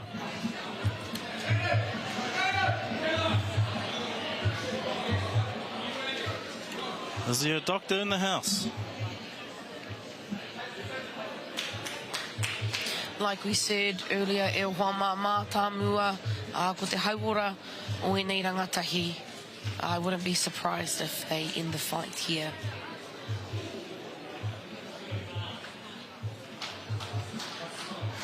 And our Kaiwawao has made an executive decision. I runga I te haumarutanga o te tangata. Katika. We can't blame them. I mean, these guys are still very young. Still very early on their journey. Very much. This is just another platform before they springboard off into stardom. Kore, kore. These boys will be stars of the future. And the guts, determination, resilience shown by both men. They really gave it their all. And that, our friends, concludes the three-peat for Hurto Gym. Bringing the hurt. They're going to have a nice happy trip back home to Queenstown. They've come the furthest, I believe, out of all the fighters here. At Whakapapa this evening. They won't be going home empty-handed. Beautiful display of Southern steel. Oh, Southern steel. Did you make that up yourself? As you saw, referee John Conway stopped the contest 1 minute 19 seconds into round 3. Your winner, put your hands together from Hurto Gym in Queenstown, it's Taylor McRae. Taylor McRae, te whānau, out of Hurto Gym.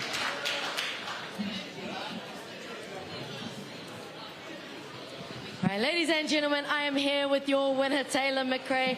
Taylor, ka nui te mihi ki a koutou. Congratulations on your win here this evening. Talk to us about that last bit of the third round. How did you feel? Obviously, he gave it to you. There was a very well-matched fight between you both. Talk to us about that finish. You want to take your mouth guard out? Oh, no. We're just getting the mouth guard out so that he can answer some questions.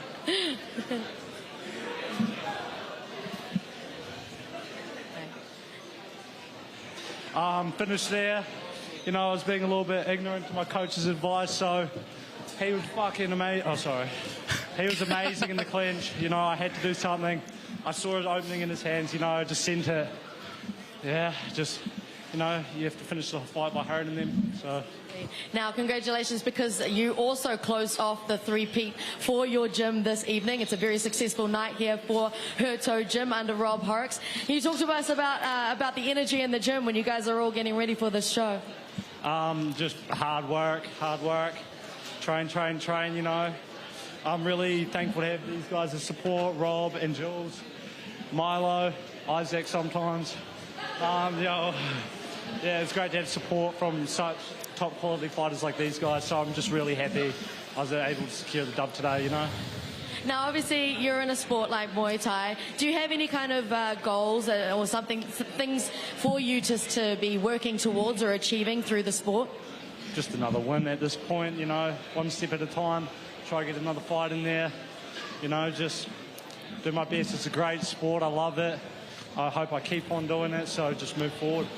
No goals at the moment, just move forward. Well, you were definitely on the right path here tonight, Taylor McRae. Ladies and gentlemen, one more time, your winner here this evening, Taylor McRae.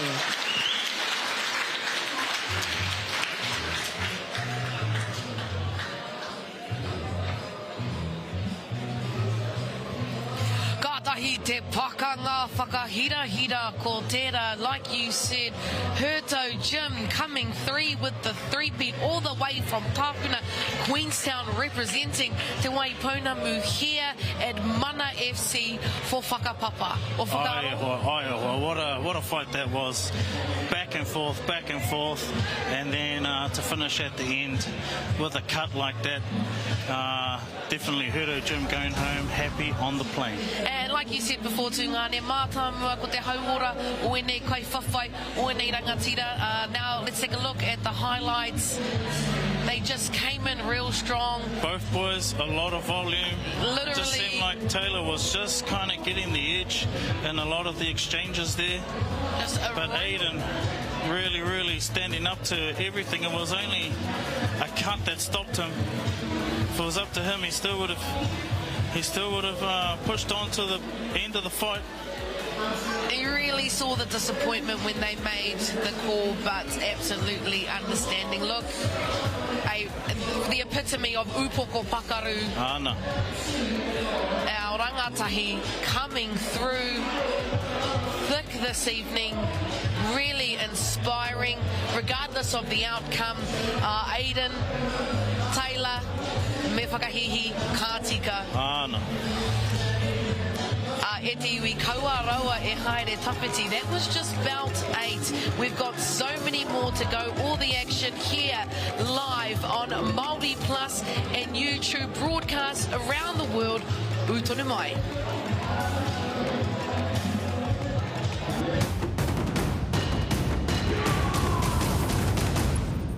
Lights, cameras, ready, let's go. Ready for the world and I'm ready for some more. The movement is moving, we the main attraction.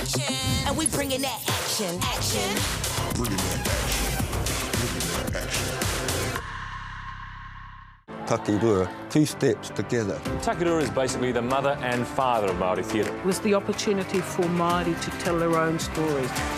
It was an activist theatre. It had a purpose. It knew what it was there for.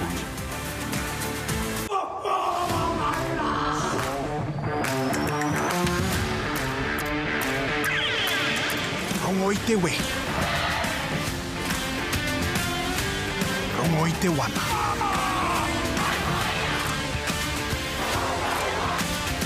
I te whare haka. Ui tātou ka haka! Wewe he tātou ka hinga. Ki Māori Plus, me whakaata Māori. Māwai tēnei mai! He tātā whainga, motuhake tēnei. Koe nā te tahe kēmu āhua rori nei. Kāore he kōrero takatū. Tawa ma pukuha hurungi hari te Māori. Kāore he pakuā. Would have been easy if we had a white face. Kāore he aroha. We weren't gonna let up. We win this one, bro. He terenga hou. Done it once, won't do it again. Ngau tuara ki Māori Plus, me whakaata Māori.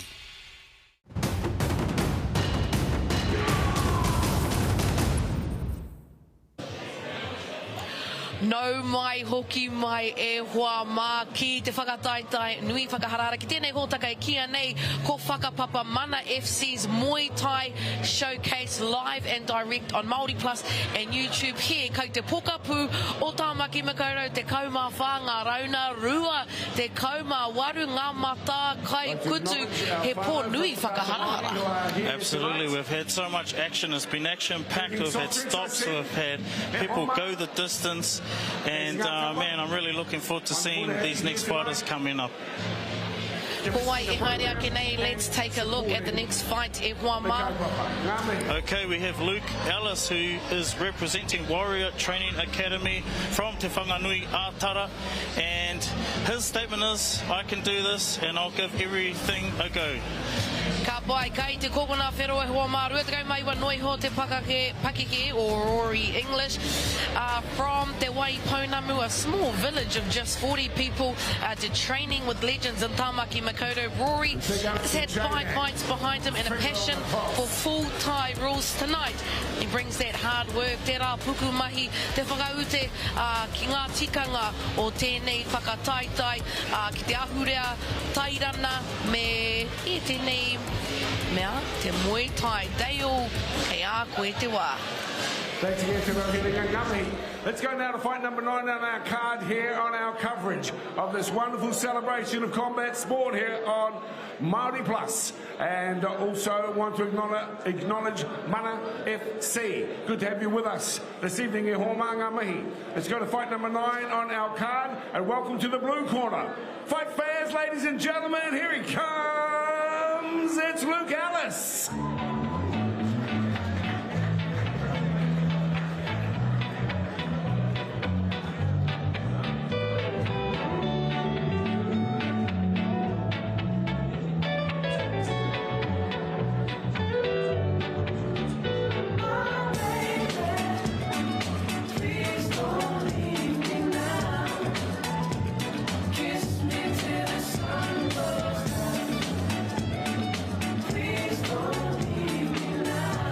As we welcome into the ring Luke's opponent from Hitman Liga, ladies ladies and gentlemen, here comes Rory English.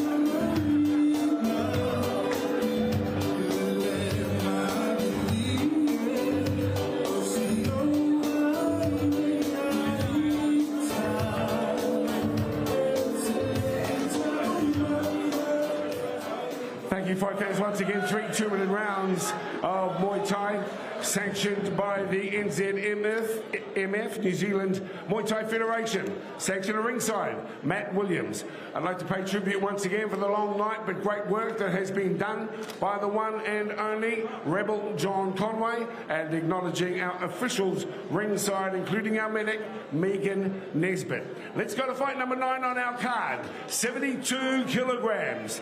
Ladies and gentlemen, in the black trim out of the blue corner, his 7th fight this evening out of the Warrior Training Academy in Tahana, Wellington. Ladies and gentlemen, it's Luke Ellis.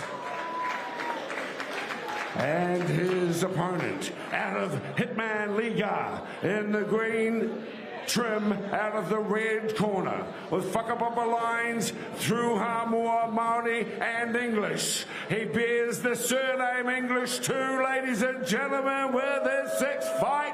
Could you welcome to the ring Rory English? English and Ellis. 3 rounds of Muay Thai. Here's referee Conway. Alright guys, first of all, you both must be able to protect yourselves throughout this fight. Listening to my instructions, when I call break, stop throwing, step away from each other until I say fight. Full Muay Thai rules, both understand? Good luck, shake them up, back in the corner. Good luck fellas, as we go to fight number 9 on our card here tonight at the ABA.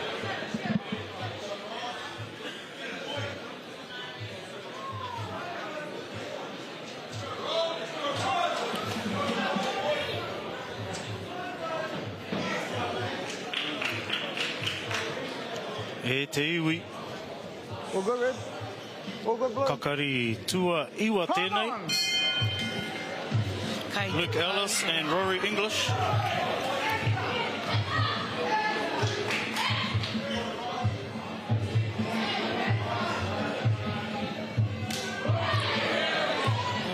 Very different style to what we saw previously. Taking their time, just sussing each other out. Te rangahau, Kimiroutaki. Luke Ellis is happy to wear some of those shots as he looks for his opening. Rory English very busy to begin. Ngā whana me ngā meke.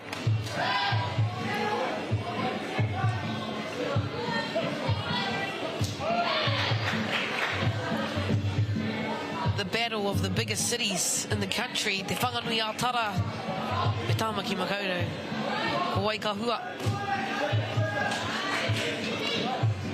So far it's all been Rory English.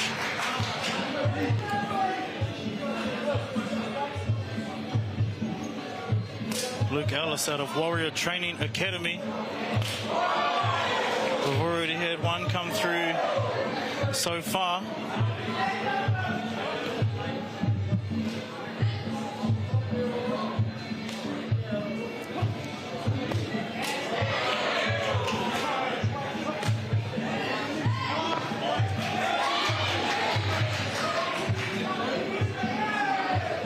Ellis really slow out of his blocks here.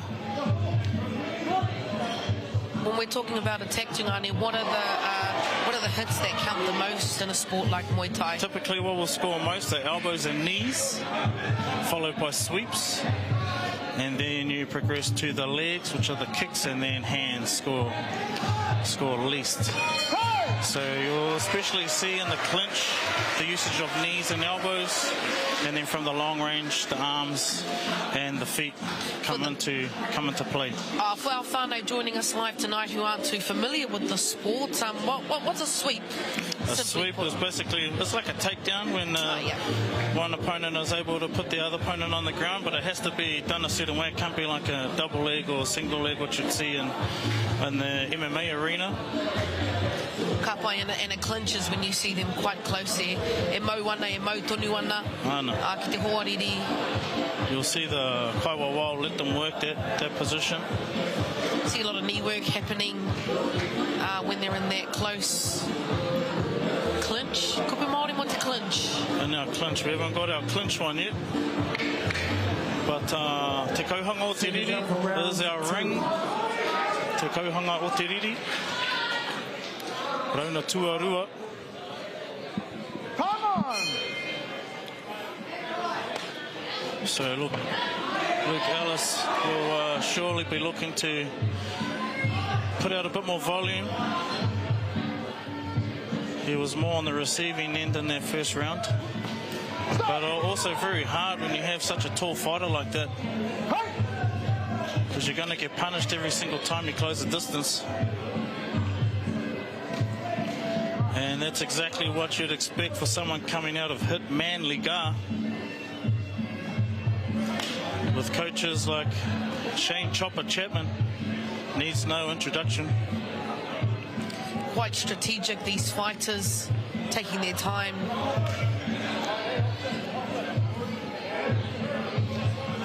But you can see how Luke is really struggling to close that distance effectively without taking punishment.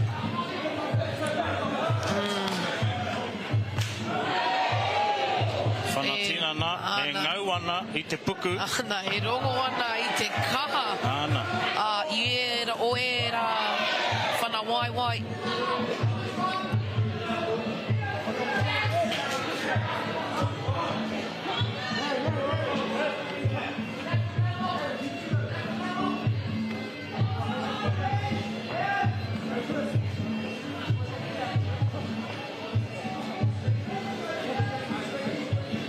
Rory English just using that range very effectively to keep his opponent out of a scoring position. Beautiful combo there to finish up with a whanatinana. Kei te whero haere te puku. Ai, kaha ki tana ngā haukuru puna. Awe nei kai whawhai knee strike te whānau haukuru puna. And that is the end of round 2. 2 rounds down. And it looks to be decisively Rory English in the driver's seat at te whānau. Luke Ellis looking to make something dramatic happen in this last round. But as mentioned, just closing the distance is what he's really struggling with. Maybe using his hands to set up his kicks, or kicks to set up the hands. Rory really does have a lot more experience than Luke Ellis in this fight, with 5 fights. He's on a mission to build his record, developing his pūkenga through traditions and disciplines of the art of Muay Thai, the art of 8 limbs. Kia kore te whānau, rauna whakamutunga, te mea tuatoru. Come on! Kōkiri.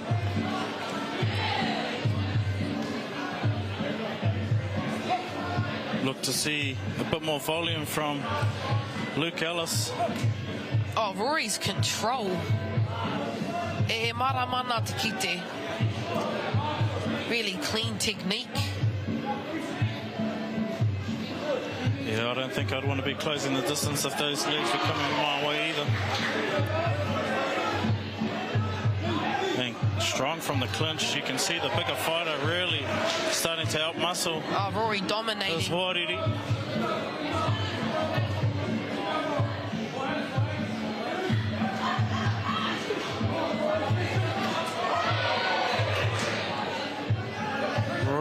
for the big finish. Really starting to loosen up. Kia rere tō tika. Ngā whana.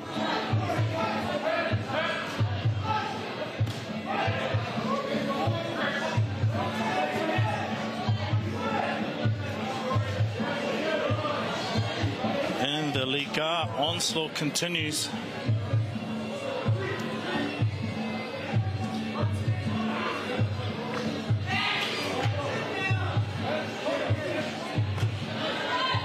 Luke looking to score while he has Rory in range and landing.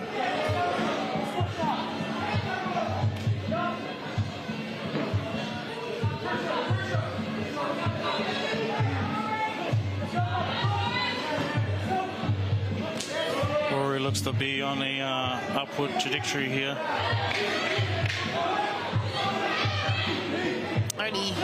Only 8 seconds left. Luke Ellis is not taking a backward step. Kei te whawhai mo te hemo tonu atu.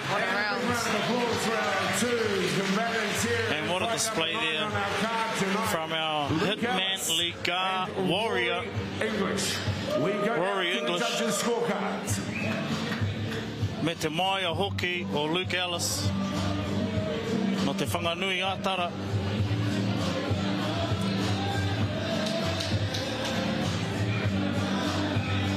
Kaore kore he nui ngā akoranga ka puta mai. Nā.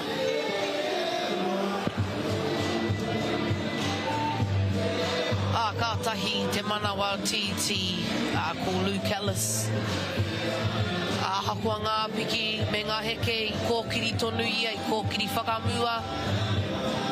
I oke a ururo atia. Oi ko Rory tonu tēnā. Thank you, friends.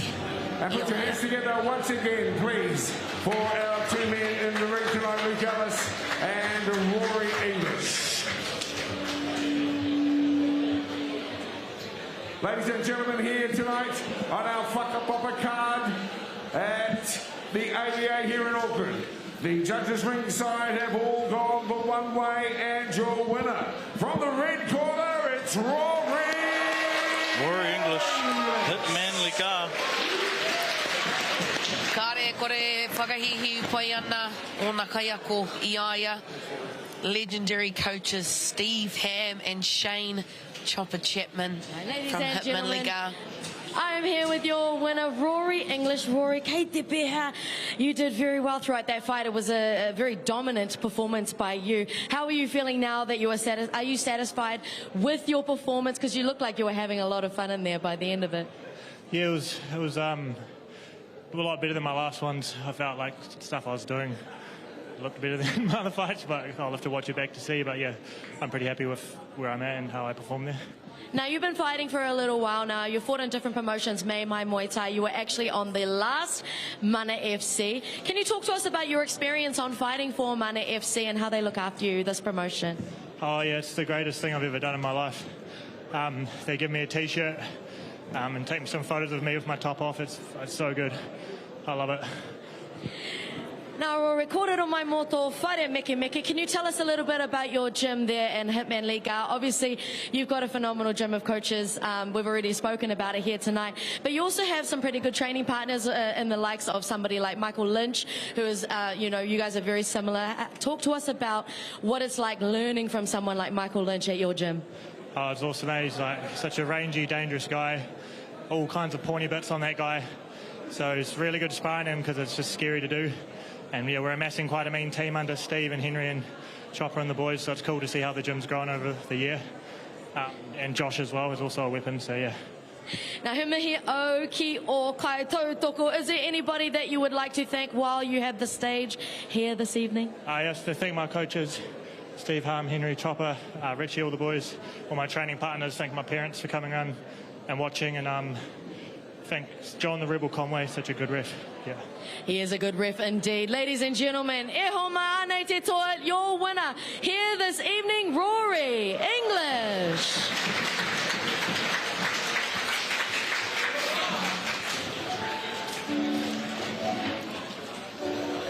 Okay, whea mai Runga mai o te kaunga e oha mau. We're coming up to bout number 10. How fast did they go? All the action here. Just so we like it nice and fast. The Auckland Boxing Association. Let's take a look at the highlights.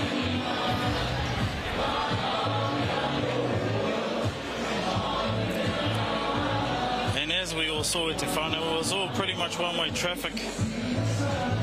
Luke really struggling to close the distance to be able to land those hands, and the taller fighter really having his way there from range and in the clinch. Ma te aha I te ngana, me te aha I ngana nui a Luke Ellis. Harei te mea I mate whike ia.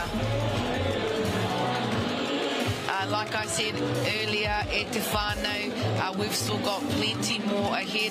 Kau e haere tawhiti utonu mai right here on Māori Plus and YouTube.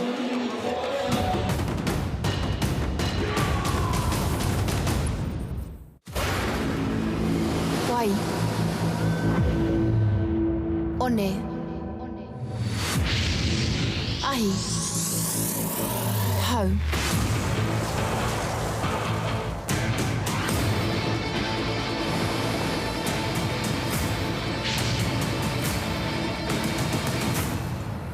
Ko tau mai ki te kāinga e hoa. Avatar, The Last Airbender, streaming now ki Māori Plus. Māwai tēnei mai! He tātā whainga, motuhake tēnei. Koe nā te tahe kēmu ahua Rory nei. Kāore he kōrero takatū. Tawa mai pukuha hurangi hari te Māori. Kāore he pakuaha. Would have been easy if we had a white face. Kāore he aroha. We weren't gonna let him up. We win this one, bro. He terenga hou. Done it once, won't do it again. Ngau tuara ki Māori Plus me whakaata Māori. The world needs kids like that. I think actions speak louder than words. I don't want to boast, but we do lead the way in a lot of areas. A big part of our writing is to bring light to Māori. This is the future. It's our stories carved in our skin. Karawhia! This is our Whakapapa. Welcome to jump on our wakai.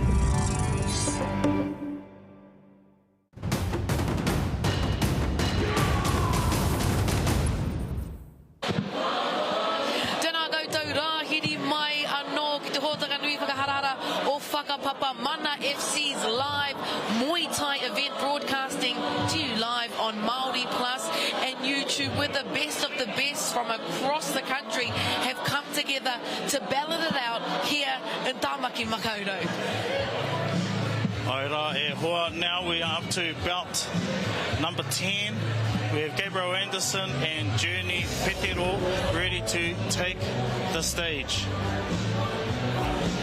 Gabriel Anderson, 24 years of old, out of Tu Taniwha Gym in Taupo. This boy here, Gabriel, hails from Murupara, bushman and awesome leader, doing great things for his gym and his whānau.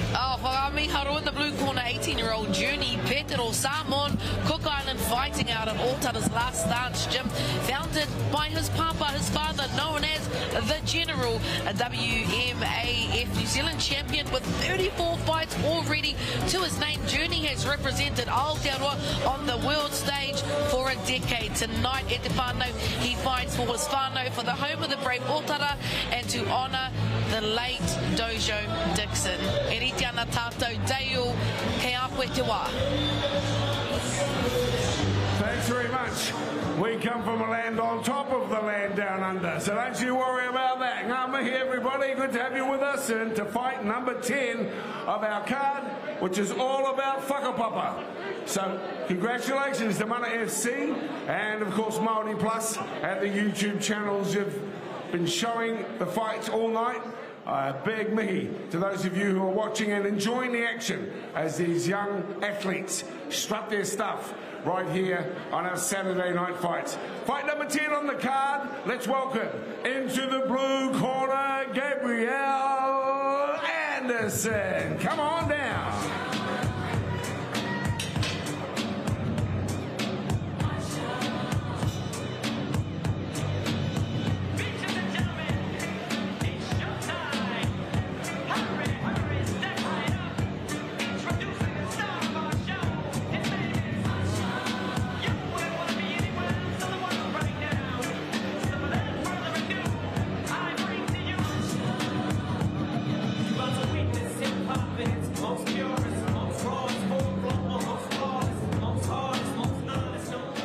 his opponent tonight in the red corner. Could you welcome him, please? Here's Charlie Patero.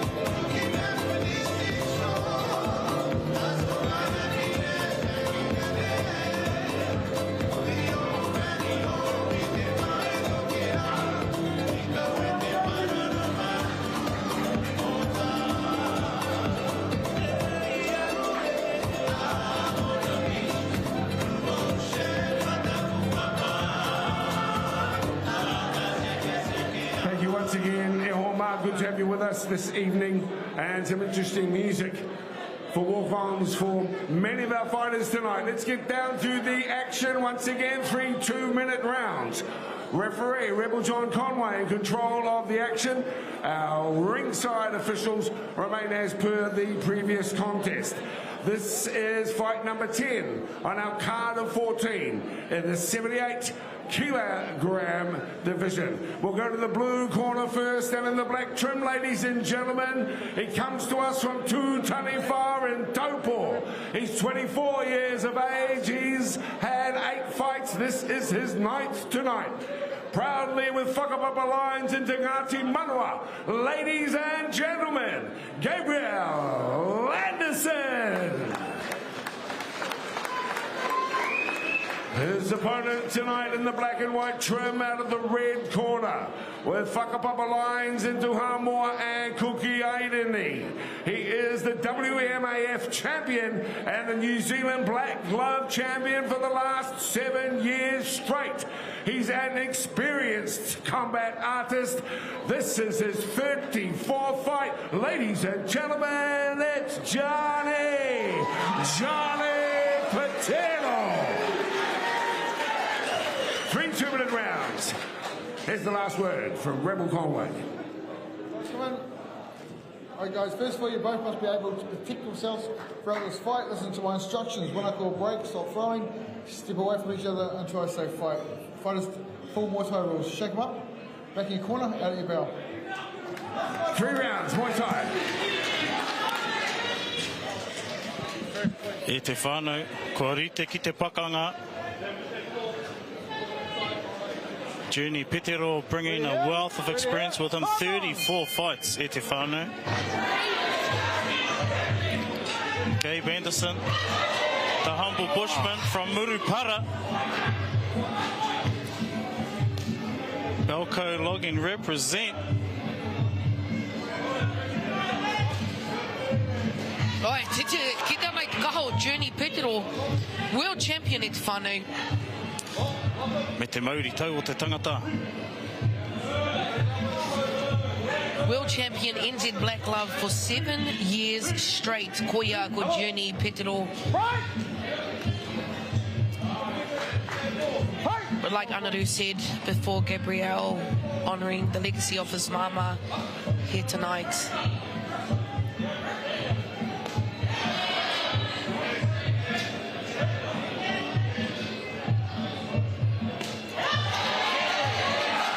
Looking to stay on the outside of this onslaught early. And finds a nice whanatawhiti ki te puku.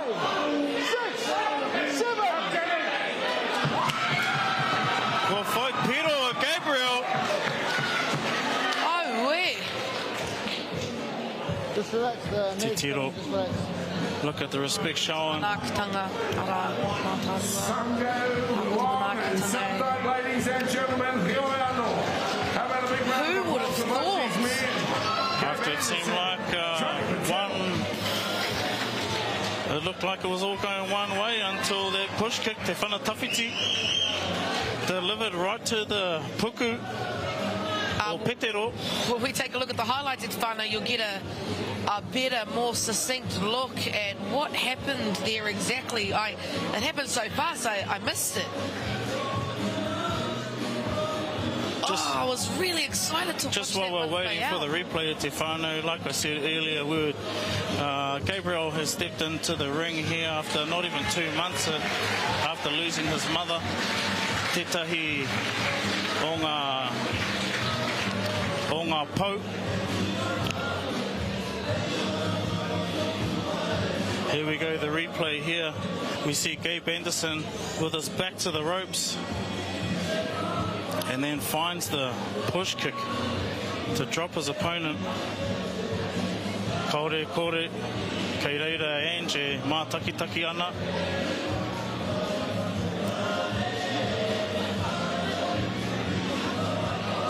Look at him, still feeling the effects of that shot.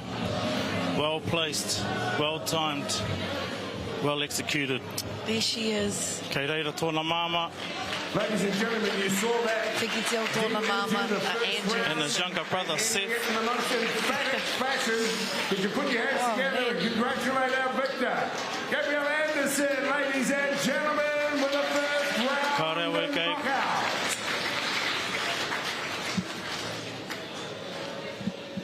The Muripara boys are going to be happy on the way home tonight. And I'm sure their mama is smiling down on them. Ladies and gentlemen, I am here with your winner here this evening, Gabriel Anderson. Now, Gabriel, wow, he whawhai tere. That was a fast fight from start to... I mean, it wasn't very much longer into the first round where you landed that knee, a very well-timed knee. What are your initial thoughts after that fight? Yeah, well, that was kind of the game plan coming in. I was trying to establish my fall, but I knew he was a good puncher, and it was one of the plans to try and time one of those knees up the middle. Well, you did indeed do that very nicely. Now, Gabriel, you're standing here. You were coming up against a man like Journey Petero with so much experience. He's got a lot of accolades behind him. What was it like to be preparing for a fight like this when you know that it's going to be a tough one? Oh, I've always wanted to, have some tough fights, because I think the way I am, the tougher my opponent, the more harder I train and stuff. But yeah, it was a good challenge. I was up for it, and I'll see you. Now, before we go any further, I do want to acknowledge this beautiful picture of your mother here that you brought into the ring and you walked out with. Now, you lost her not very long ago, and I want to hear your thoughts on the process that it was for you to have to navigate that grief while you're preparing for a fight. Yeah, lost mum last month, August. I was getting ready for a fight on TMT. Had to pull out of that one. And this one was already lined up, and it's a bit of we're thinking about continuing, and then a week after mum's passing, I said, nah, give me that fight. I need something to keep me going. And yeah, it was a bit of a hard training camp not having mum around, but she was there wairua, so yeah. Kōrero mai mō tō whare meke meke. I do want to acknowledge your gym there, Tūtaniwha. Can you talk to us a little bit about your gym? Yeah, no, our gym's just a small little humble gym, all the way from the madness. And yeah, it's just built around hard work. Everyone pushes each other, and yeah. Is there anyone else that you would like to thank, or anything else you would like to say while you have the stage here this evening? Yeah, I'd just like to take the time to thank my 3 coaches, Hone, Zeke and the cousin May, for all the effort that you fellas put into me during these fight camps. They all got families to go to, but they stick around after training to do extras for me, and I know Zeke will be at home loving that knee. But yeah, and to all the supporter in my community. We're a small little town, but the whole town was behind me for this. They were all pushing me, all supporting me throughout the whole thing. So yeah, big love to my town, Murupara all day, baby. What a beautiful way to finish your fight here this evening. Ladies and gentlemen, please put your hands together one more time for your winner, Gabriel Anderson.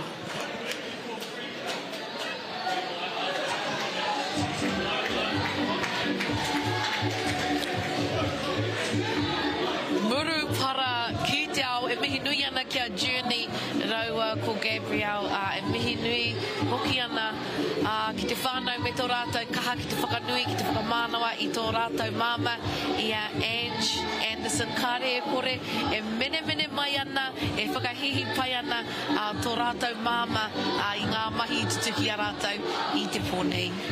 Yeah, wonderful mahi, and what a humble boy. You know, his kōrero at the end, talking about how he acknowledges his coaches, the people that put all the mahi into him, for him to be able to perform on a stage like this, bloody beautiful. Yeah, he's only been in the game for about 3 years, and yeah, it would have been a challenge, and I was really excited to see that play out, but what a way for that to end. We're going to have a look at the highlights. It happened so fast, I almost missed it. Hioi, that knee, he had a plan, he went in, and he really... And as you can see here, we go with Te Whānau. Petero really good with his foot pressure and his hands. It looked like it was all kind of one-way traffic, and then the knee of doom landed. Boom! And... Ko hinga te tōtara. Ko hinga te tōtara. Whakamiharo ana, koia pia te utu o e nei mo mahi, hoia e te whānau, that's just about 10. We still have more to come. If you're watching live on YouTube, e mihi nui ana ki a koutou, mo koutou I hono mai. However, that is the end of our live stream across Tiriata. If you want to keep on watching, jump over to Māori Plus for all the action. We'll have more after the break. Kau e haere tawhiti.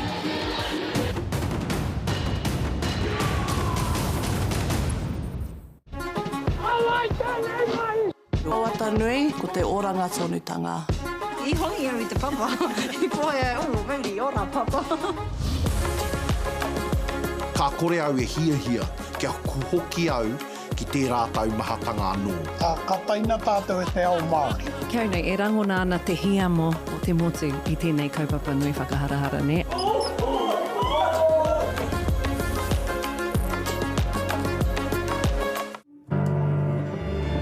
The world needs kids like that. I think actions speak louder than words. I don't want to boast, but we do lead the way in a lot of areas. A big part of our writing is to bring light to Māori. This is the future. It's our stories carved in our skin. Karawhia! Das ist our kaupapa. Welcome to jump on our wakai.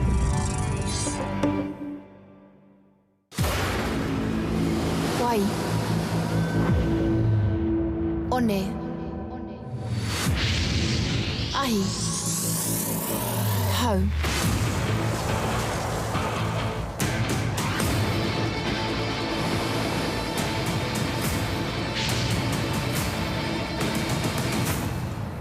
Ko tau mai ki te kāinga e hoa. Avatar, The Last Airbender, streaming now ki Māori Plus. Lights, cameras, ready, let's go. Ready for the world and I'm ready for some more. The movement is moving, we the main attraction. And we bringing that action. Bringing that action. Takirua, 2 steps together. Takirua is basically the mother and father of Māori theatre. It was the opportunity for Māori to tell their own stories. It was an activist theatre. It had a purpose. It knew what it was there for.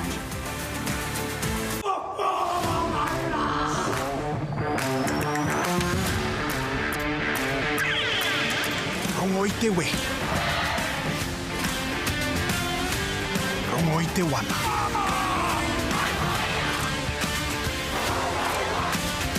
I te whare haka. Ui tātou ka haka! Wewe he tātou ka hinga. Ki Māori Plus, me whakaata Māori. Māwai tēnei mai! He tātā whainga, motuhake tēnei. Koe nā te tahe kēmu āhua Rory nei. Kāore he kōrero takatū. Taha mai pukuha, hurangi hari te Māori. Kāore he pakuaha. Would have been easy if we had a white face. Kāore he aroha. We weren't gonna let up, we win this one, bro. He terenga hou. Done it once, won't do it again. Ngau tuara ki Māori Plus, me whakaata Māori.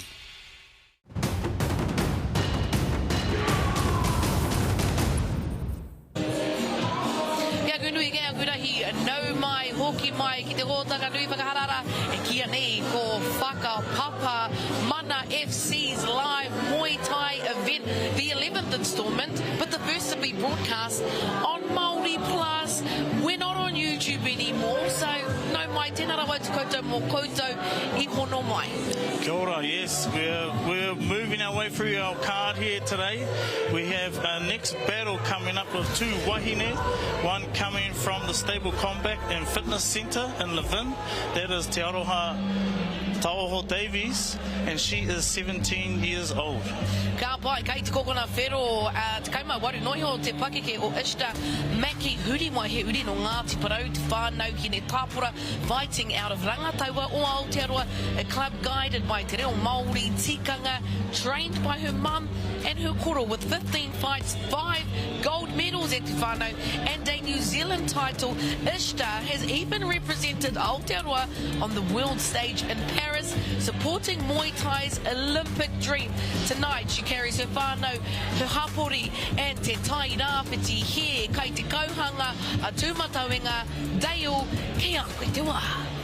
Kia ora noi te whānau. Just like the Mississippi River, we keep rolling on along tonight. Good to have you with us, celebrating Whakapapa, celebrating sport, celebrating rangatiratanga and beyond. It's all about being active, and I'd like to acknowledge Mana FC and Māori Plus for putting the show together, beaming out across the globe. It's great to have you with us. And speaking about rolling on, we roll into fight number 11 of our card of 14 now. Let's welcome, please, into the ring in the blue corner, Taroha Davis.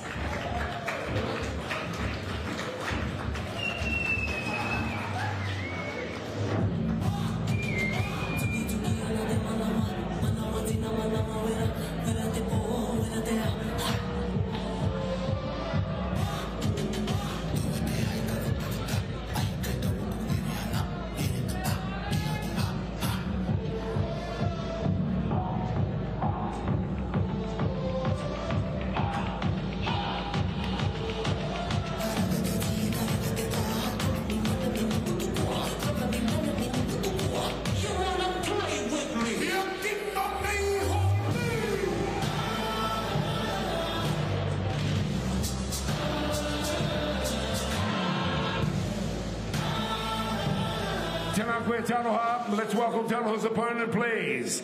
In the red corner, it's Ishtar, Maki Huriwai.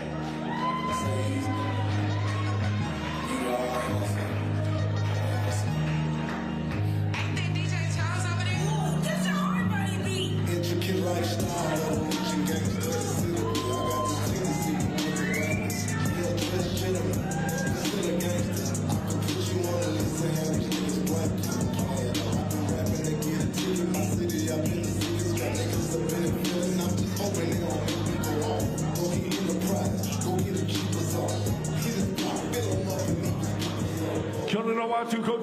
Good to have you with us here. Fight number 11, ladies and gentlemen. Rebel Conway in control, and of course, our officials at ringside remain as per the previous bout. Let's go to our fighters. We'll start off in the blue corner. Ladies and gentlemen, in the multicoloured shorts and black trim, could you please make welcome to the ring?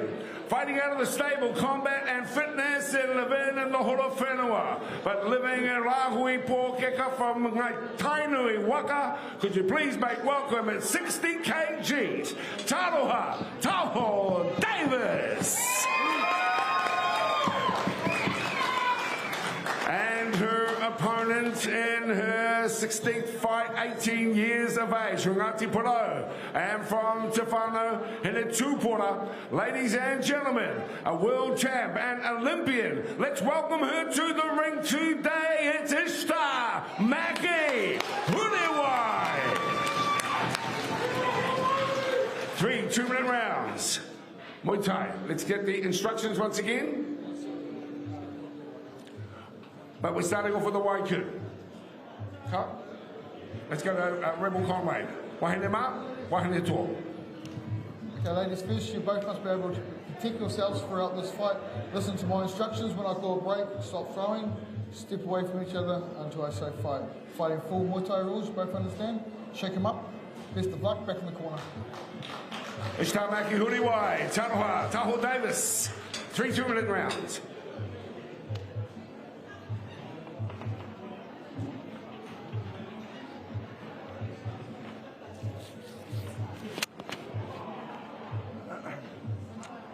Ready to go, Blue? Ready to go?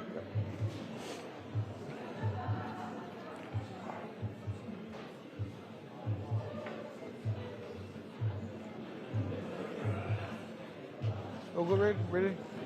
Go on. Te mihi ana kia Takameki, Zach Te Maro, Nigel Te Aho, e tahi o ngā tangata kua whaka... These boys all, these guys all set the foundation for what we see here.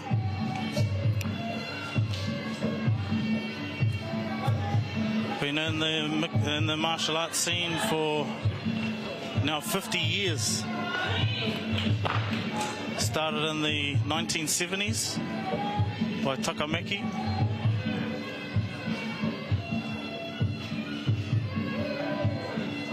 Taroha only 17 years old. Ishtar, te kaumā waru.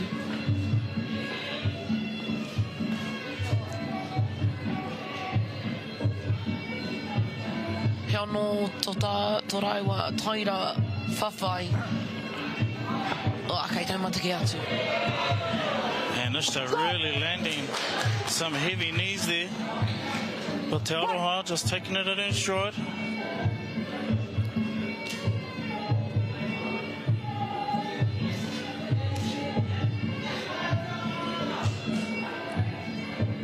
Ishtar whakamahi ana te tipi. O me ngā tuke ki te mata.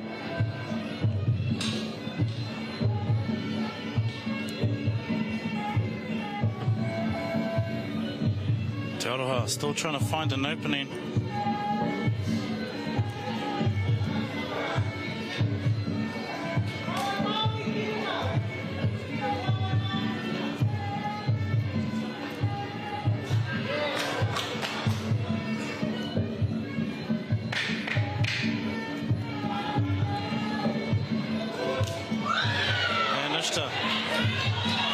Landing a heavy kick to the head and those knees to finish the round.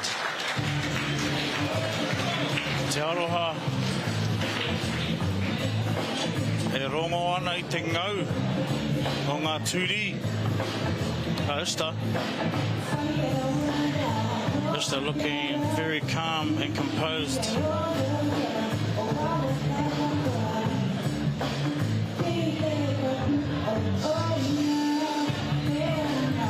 He momo anō e nei rangatahi. Anei te anamata, o tēnei hākina kina ki konei ki Aotearoa, kamutu he kaunga. Wahine mai, tāne mai, rangatahi mai, pakeke mai, e ki te nui ana I te pitomata o roto I nei rangatahi Māori. Matatu mai ki konei ki te pokapū o tāmaki makaurau. Mo te pakanga te take. Seconds out. Seconds out, let's go. Enough guys. Let's see what Taroha can bring. Come on! Kia huri te tai.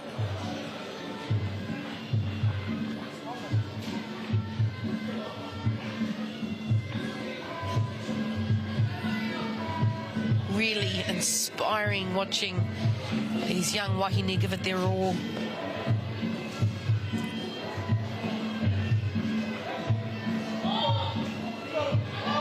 Ishtar e kōkiri whakamua ana. Ishtar really looking dangerous now. Really starting to open up. Cornered Taroha.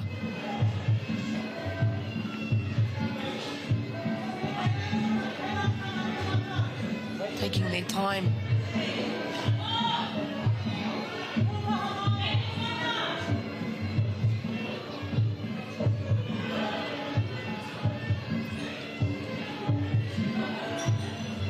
Mena e hono mai ana koutou ko ngā oro take tērā o Tairana. Te whenua take o tēnei hākina kinana. Ishtar looking to score from the clinch.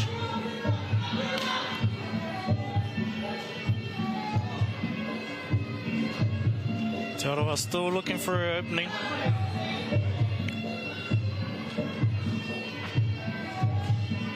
Only 40 seconds left to go. Nice combo there by Ishtar. Taroha needs to do a little bit more to get back on par.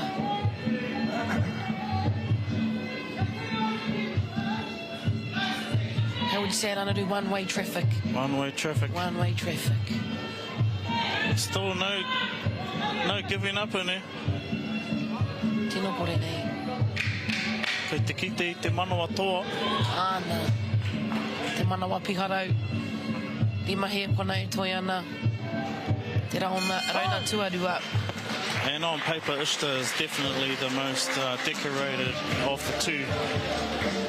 As mentioned earlier, she represented Aotearoa at the Paris Olympics e te whānau for a showcase of Muay Thai in its Olympic bid. So, e hara I te tore kau huruhuru. He mātanga ki ene mahi. And there's her mama there, e tohu ana. And her koroua there, Takamaki, ex-Special Forces. And in the blue corner, Taroha travelled all the way from Taitoko Levin under her father, her papa Aiden Richmond, alongside her coach Nami Hana Winterburn and Tani Armstrong. Let's see how well our girl from Rahua Pukaka goes. I'm sure she has a lot of whānau watching. Come on! E mihi ana ki o koutou. Kei Rahui Pōkeka. Nei rā, ko te rauna whakamutunga o te pakanga. Tua ngahuru matahi. Ki konei, te pā o atu ana. Atu I tāma ki makaurau. Ishtar really looking to turn things up here. Engari ki te kite I te aroha. He tauhuri tērā. He sweep. Just like elbows and knees, the sweeps score quite highly as well.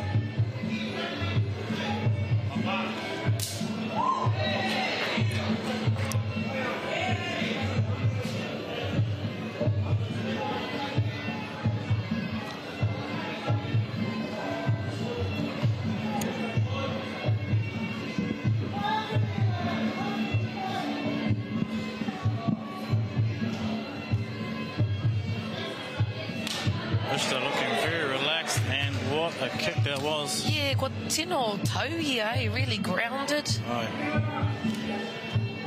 Ko waia ia ki ene mahi. That's the experience coming through there. Just letting go of anything she doesn't have to worry about and purely locked in to her opponent and searching for openings. Hara tēnei mahi, te mahi māma e hoa mā. Ana.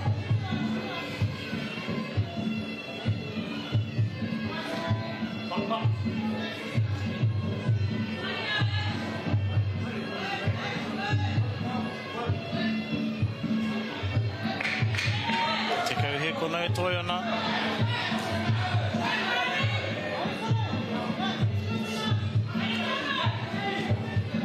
Ishtar really dominating.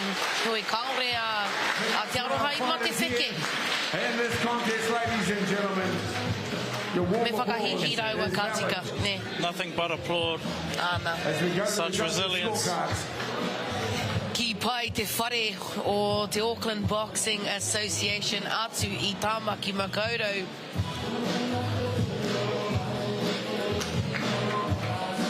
You're watching Whakapapa live on Māori Plus. Mana FC's live Muay Thai event, the 11th instalment, but the first to be broadcast on Māori Plus. Taroha will take a little bit from that fight and definitely come back stronger. Tika, mā whea ko ka ako. She was just a little bit outgunned today.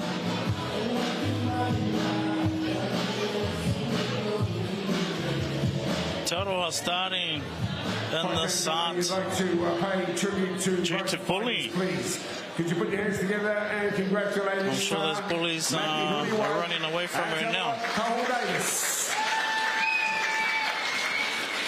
Ringside in fight number 11. Ladies and gentlemen, the judges all scored the bout in favour of the red corner. Your winner is Tamaki Huriwai. Te toa whakaihu waka a Ishtar.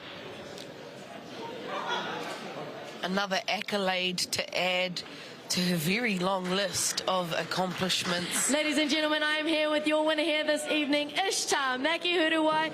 Gosh, Ish, he toki koe, you are sharp as my girl. Kei kanui te mihi kia koutou. Congratulations on your win this evening. How are you feeling after that? Kia ora, tua take perangi ki te whakamihi ki ngā kaimahi o tēnei pō. Tori rawa ko kiu, tēnā korua. And yeah, it was a good fight. Good for you. Gosh, it was pretty tough though, eh? She stayed in there and she kind of gave you good looks, but you were able to navigate that throughout the fight.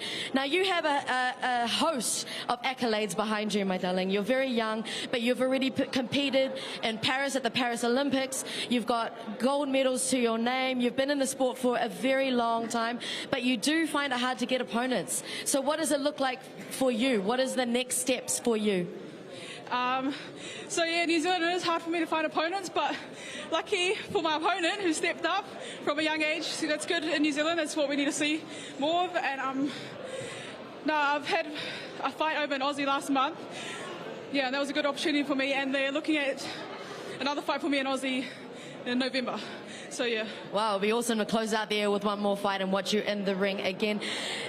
Now, you have a phenomenal corner behind you. You always have. Obviously, you've got a strong lineage in your whānau that are connected to the sport. Can you talk to me a little bit about your corner there and how they've championed you through your career? Yeah, so our gym is family owned, so my mum is the main coach and my papa, her dad, is also one of the main coaches as well. So it's a pleasure to have them in my corner, yeah, through. You go. Well, congratulations on your win. It was a phenomenal display, and we can't wait to watch you in here once again. Ladies and gentlemen, one more time, your hands together for Ishtar Maki Huruwai.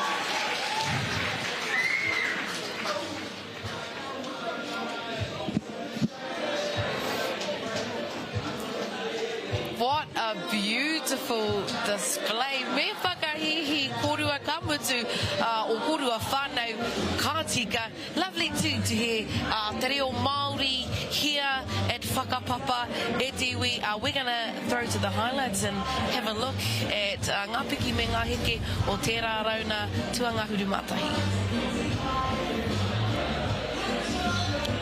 And it was all kind of, as we said, one-way traffic there. Taroha definitely did have her moments, but Ishtar, just the experience coming to the fore there. There you go. And the amount of damage that Taroha was able to take was very, very impressive, because those knees do not lie. Just the technique, so clean, slick as. And the mihi ana kia Taroha, you know, not many people willing to step up to take on Ishtar, as she's so decorated. Yeah, nā whakamiharo ana. Absolutely, ngā mihi te whānau. Tēnā rawa koutou mō koutou. I hono mai, you're watching Whakapapa Live on Māori TV, on Māori Plus actually. Stick with us. Ka we haere tawhiti, because we have 3 big fights coming up after the break.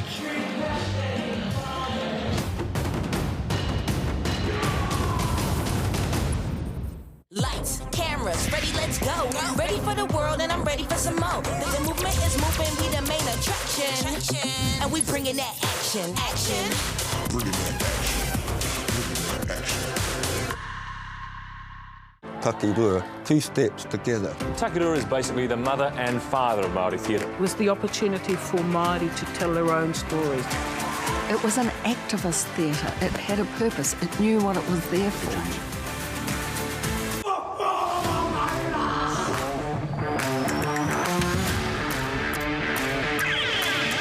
Rongo i te we. Rongo i te wana.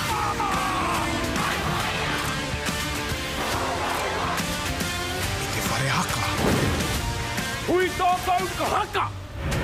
Wewe he tātou ka hinga. Ki Māori Plus, me whakaata Māori. Mawai tēnei mai! He tātā whainga, motu hake tēnei. Koe nā te tahe kēmu āhua rori nei. Kāore he kōrero takatū. Taha mai pukuha hurangi hari te Māori. Kāore he paku aha. Would have been easy if we had a white face. Kāore he aroha. We weren't going to let him up. We win this one, bro. He terenga hou. Done it once, won't do it again. Ngau tuara ki Māori Plus me whakaata Māori.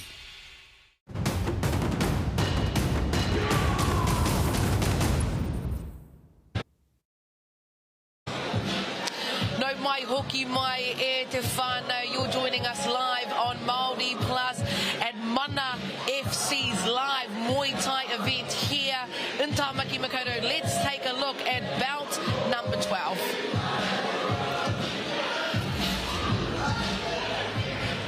Great to have you with us here, ladies and gentlemen.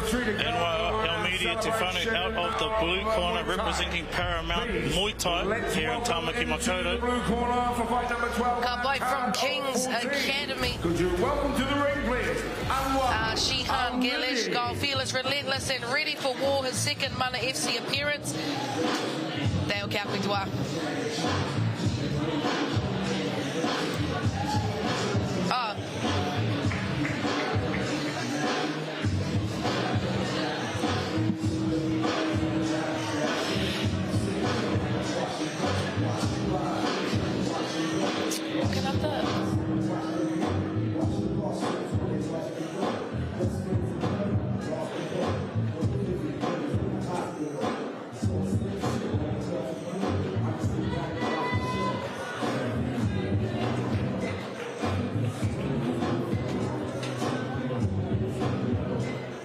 And now, please, let's welcome into the red corner Anwar's opponent, Shihan Gao.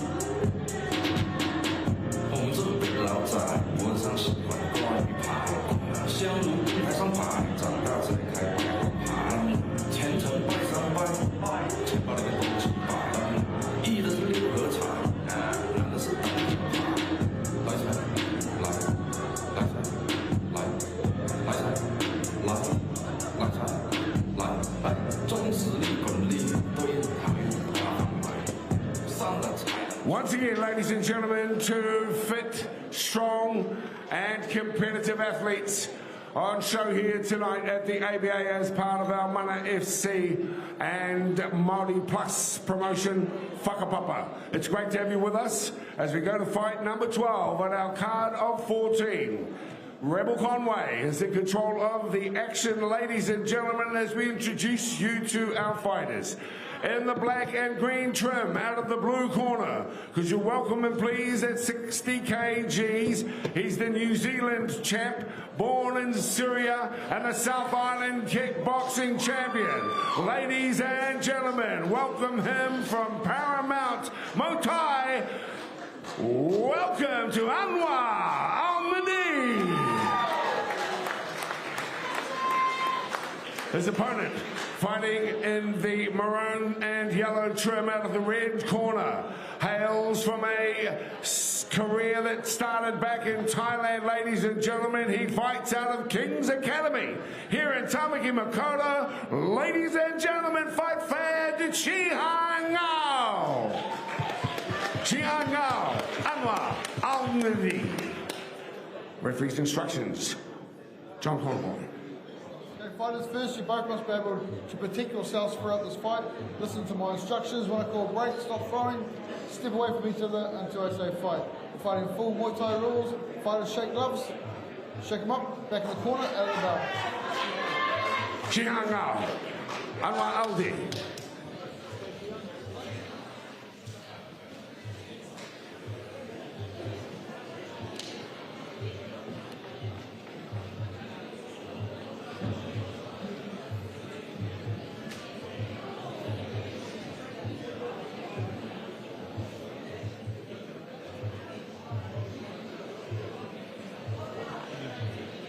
Hey, before we start, we only need 3 in the corner. Got to get rid of 1.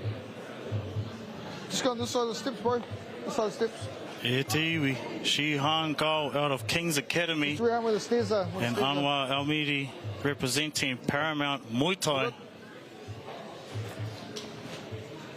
Ready here, ready here, time on! And with time on.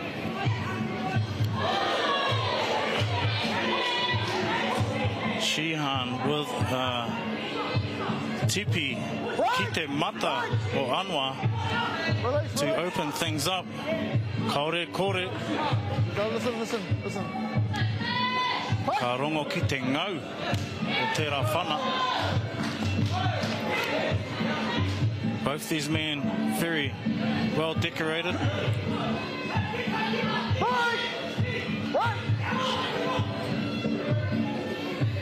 And it seems to be like there's no feeling out process here. Tō tika ki te mahi. Anwar just missing with that tip.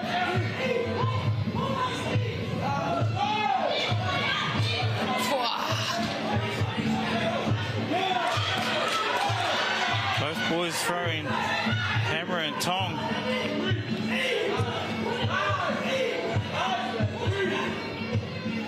And you can see a significant skill level increase. Shihan in the red corner.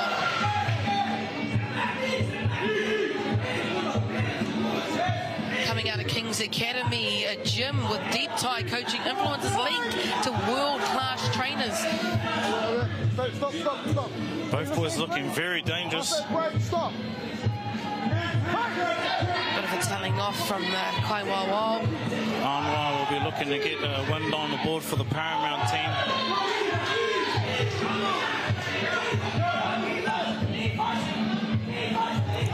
And a spinning back elbow there from Anwar. And Shihan.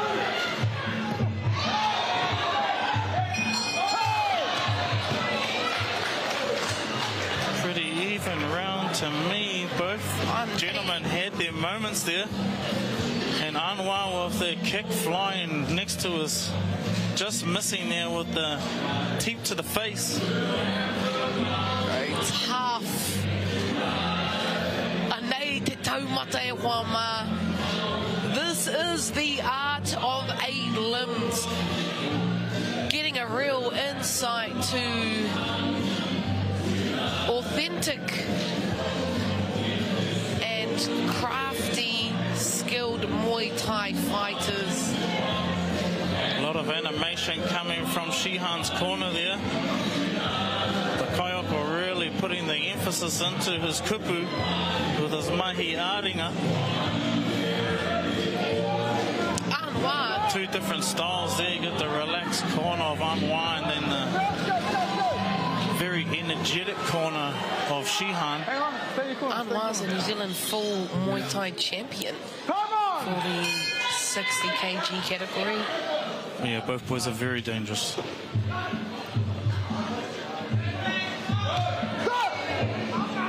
Up. Back up.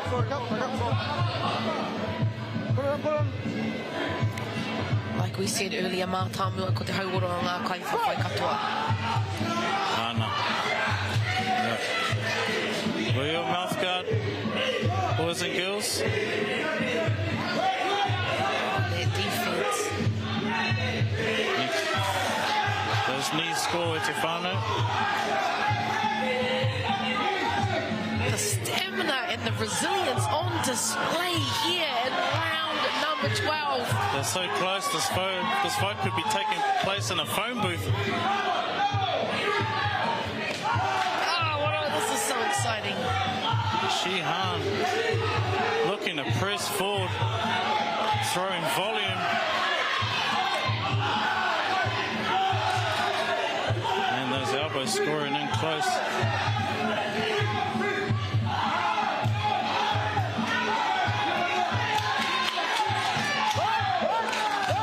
For your Muay Thai live action on Māori Plus. Don't touch the fighter. Back up. Mana FC providing a platform for some of the best in Aotearoa. Looks like the corner's getting a bit of a growling here. Looks like they want to jump in too. Wei hākina kina ataki tini tēnei ei ahakoa ko te kotahi kei te kauhanga atu mā tauenga. Kei te mamau te tokorua.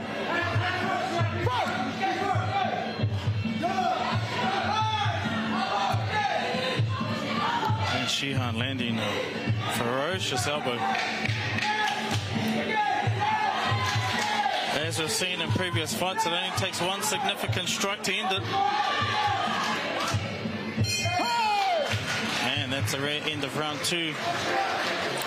If I was to be a judge, I would say that that was 2 rounds to the red corner, Shihan going forward.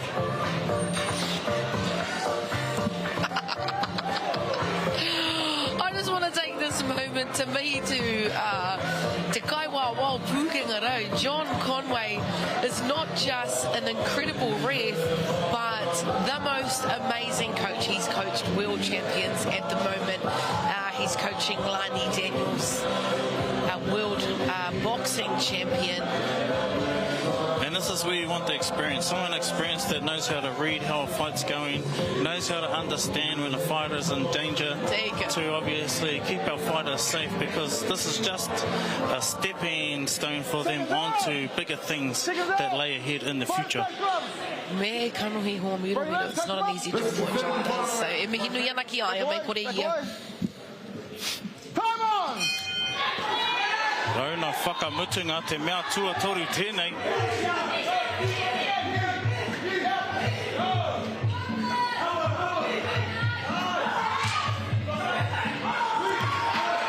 He tauhuri.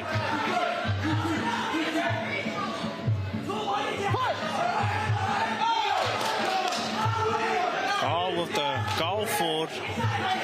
Really making the most of their time in the ring. Amiri looking to reply to this onslaught.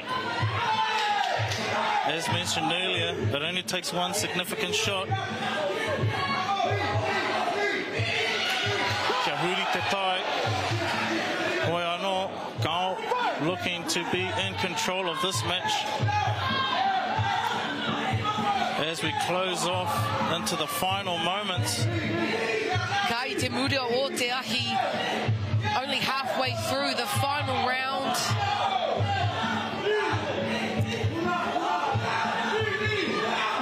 Mo te hemo tonu atu. Tahana.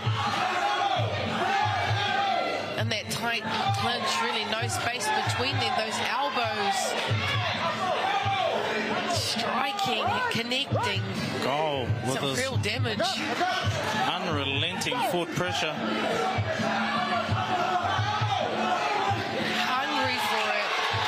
Wave after wave of attack. And a beautiful spinning kick there. From our Paramount Gym warrior.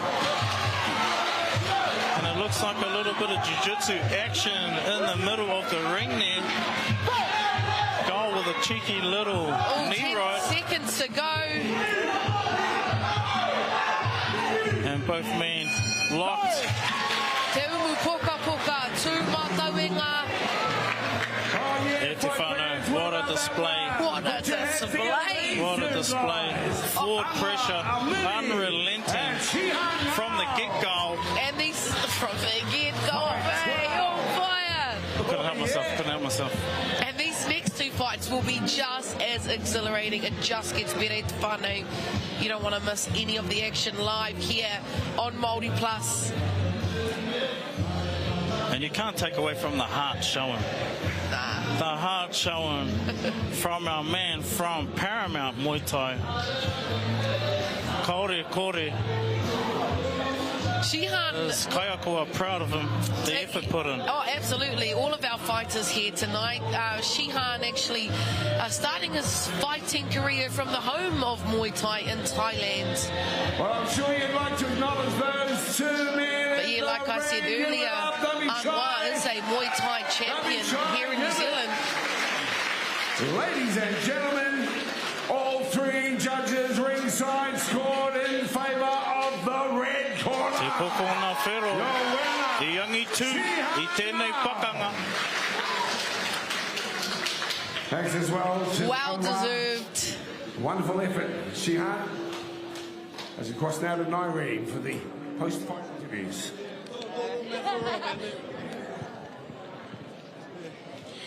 Ladies and gentlemen, I am here with your winner here tonight, Shihan Gao. Shihan, ka mau te wihi. Great job in there.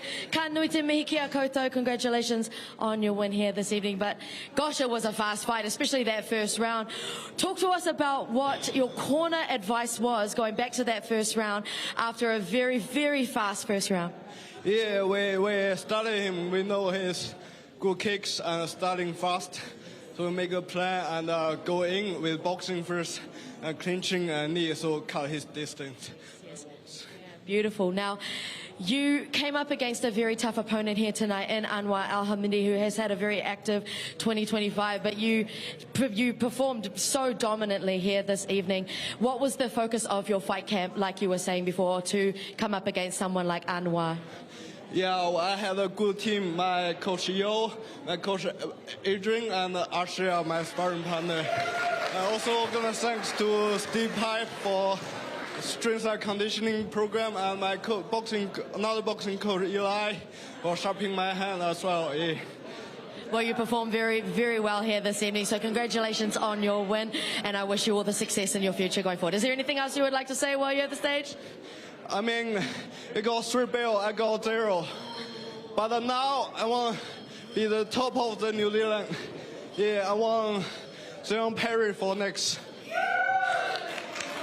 He's calling out Zion Perry, and we'll have to wait for that response. But until now, I want you to rest up, enjoy the win. And ladies and gentlemen, once again, your hands together for your winner here this evening, Shihan Gao.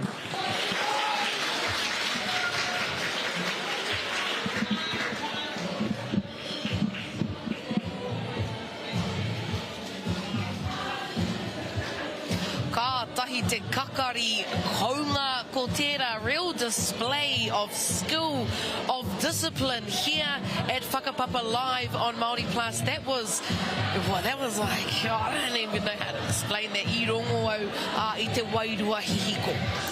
And it was awesome to hear him talk about his game plan too. Basically using the hands to set up to close the distance, and then from the clinch using the knees as one of his primary weapons, and that was exactly what he was able to do there. Going up against our Muay Thai New Zealand champion. Let's take a look at the highlights. And here it is at Tahana. There were some beautiful spinning attacks here from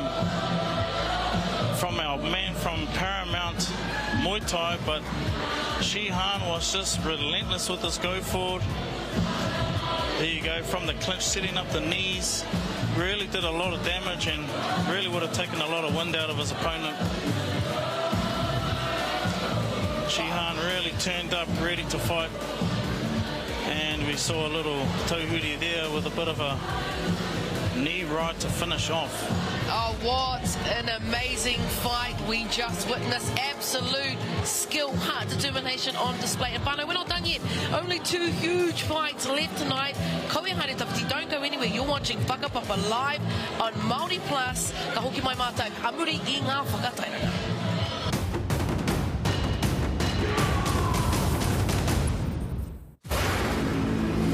Wai. One. Ahi. Hau.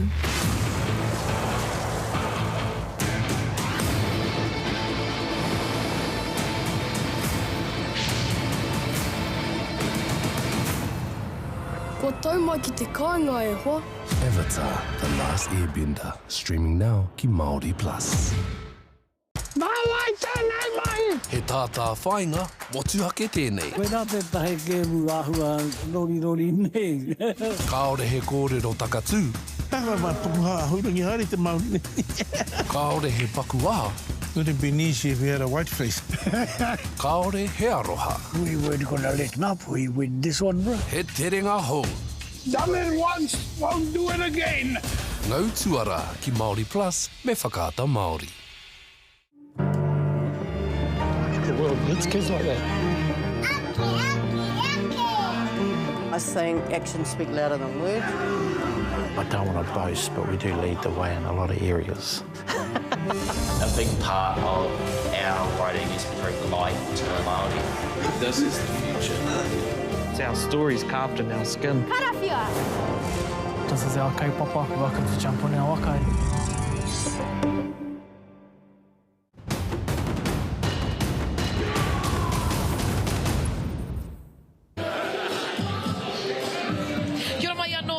You're watching Whakapapa live on Māori Plus. We're up to our last two bouts of the night. Let's take a look who's on the card.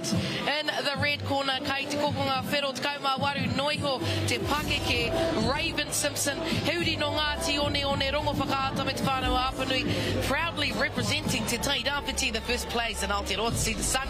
Training out of Rangatiratanga, Aotearoa gym where whānau and fighting go hand in hand. Raven is inspired by her trainers Mal Maki and Koro Taka Maki. Tonight on the Mana FC stage, she fights to represent the whānau and her iwi. Fighting out of the blue corner, e te whānau Amara Jones, who is 21 years old, representing Freestyle FC out of Morrinsville, trained by Mike Porter. She has been training for the last 2 years, balancing her studies while committing to the discipline of Muay Thai. Kei a koe te wā, Dale.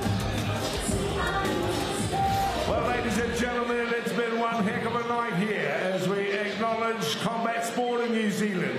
The growing popularity of combat sport from boxing, kickboxing, MMA, and of course, Muay Thai. That brings us to our title fight this evening, and we thank you for staying with us, both here at the venue, the ABA, here in downtown Tamaki Makaurau in Auckland, but also across Māori Plus and our YouTube channels. Let's welcome for this title fight, please. Put your hands together in the blue corner. Here comes Amara Jones.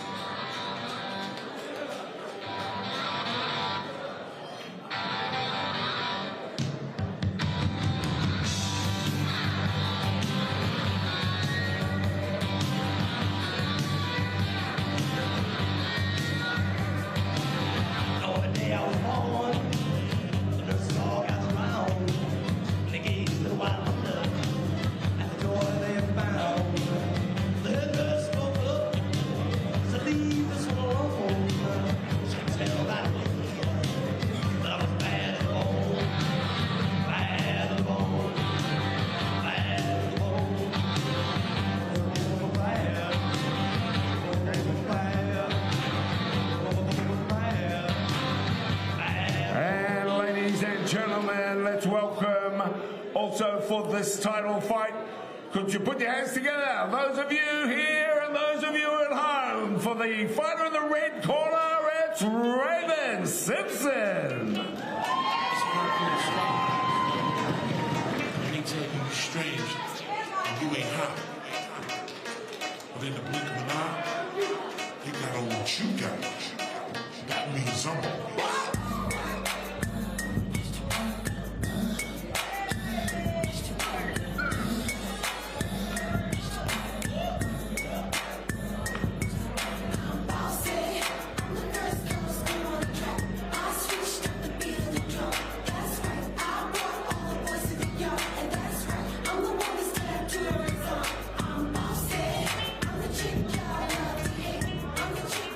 Ladies and gentlemen, this is for the New Zealand Muay Thai lightweight title and is to be fought over 5 2-minute rounds here.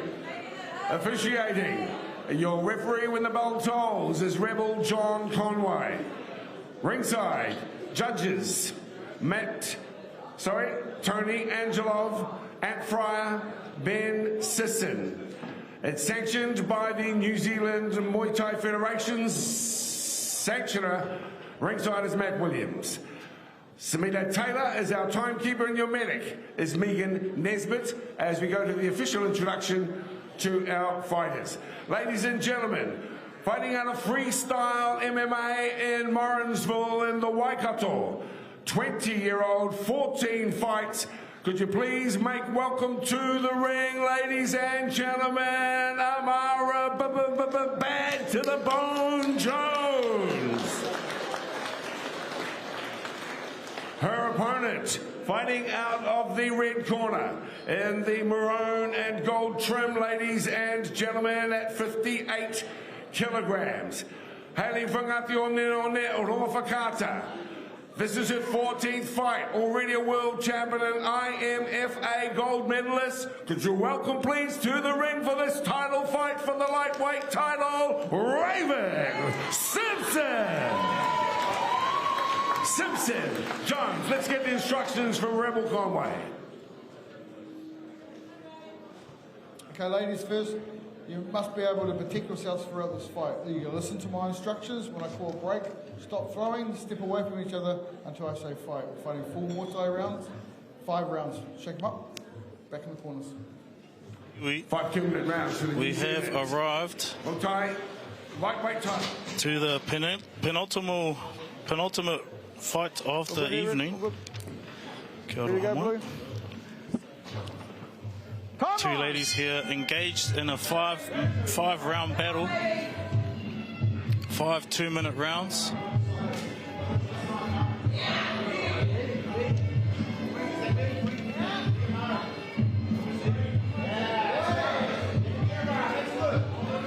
Amara Jones, 21-year-old. Raven, 18. Stop! Back up. Back up. Separate. Fight!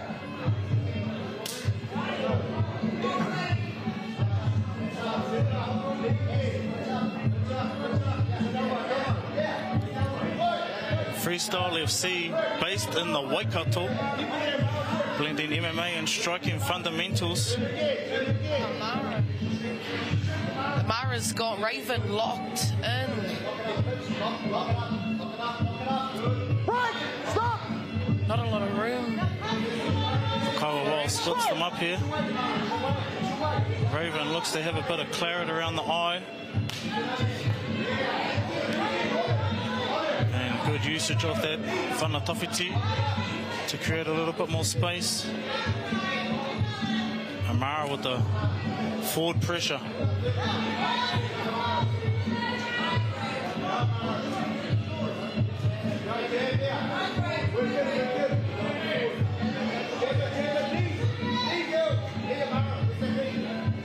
And good elbow there by Raven.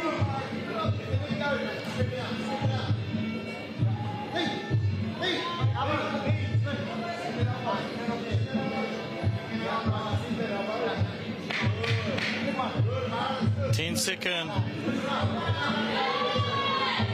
Both wahine giving it their all. What a start. Locked into a bit of a clinch there for the majority of their fight. Both ladies scoring. But Amara really bringing their forward pressure. For those of you who aren't familiar with Rangatiratanga or Aotearoa Ravens Club in Te Tairāpiti, they're one of the only few real Māori gyms in Aotearoa, where training is grounded in te reo Māori and tikanga Māori. And if anyone's trained there, you know how tough they train. E hara tēnei mahi te mahi māma.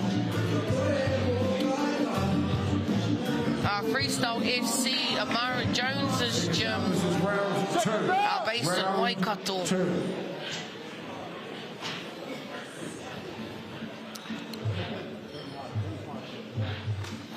Part of the money that they do is producing rangatahi who take their own kaupapa into the ring. This is Amara's first time on a national stage like Mana FC.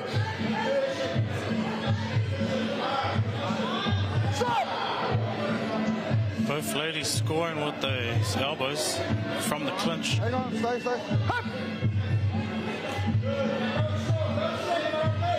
Amara really tenacious with the way she moves forward.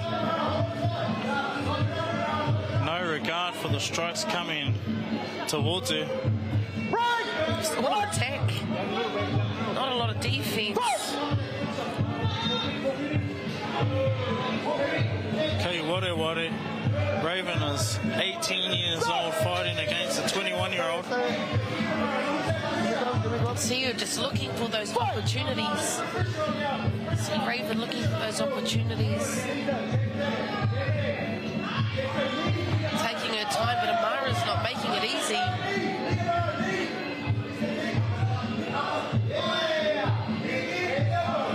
Ooh, nice inside elbow there by Raven. Doing what she can, even though they're quite tightly locked in. Winning the battle of the clinch. Yes. Very highly prized in the art of Muay Thai. Elbows and knees especially scoring. We can see Amara has a bit of a, looks to be a cut above the eye. One of those elbows has definitely found its home.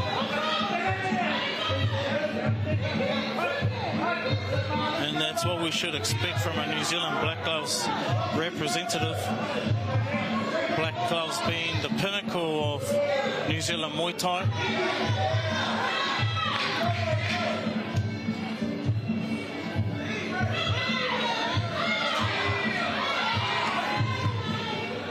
Just an utter display of resilience.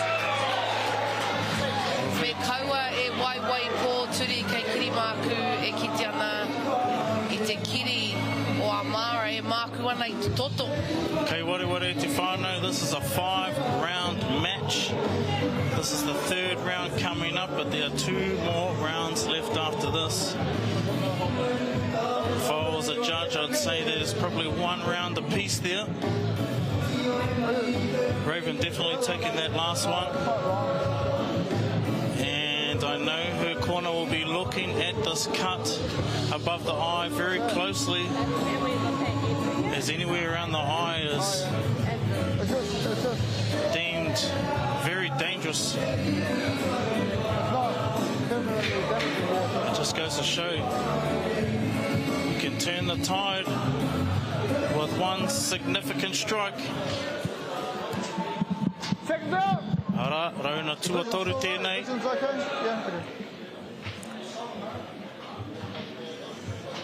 Come on!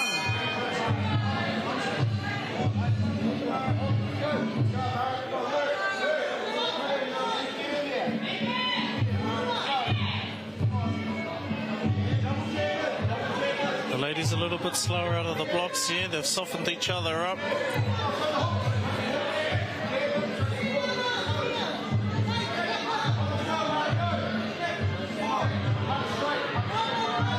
Both ladies very determined. Raven with a beautiful 1-2 down the middle. Finds its target.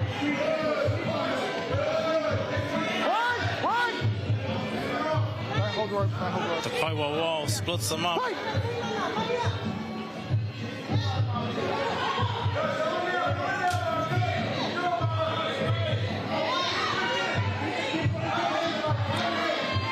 Raven striking her way out of the corner. Amara continuing with the forward pressure.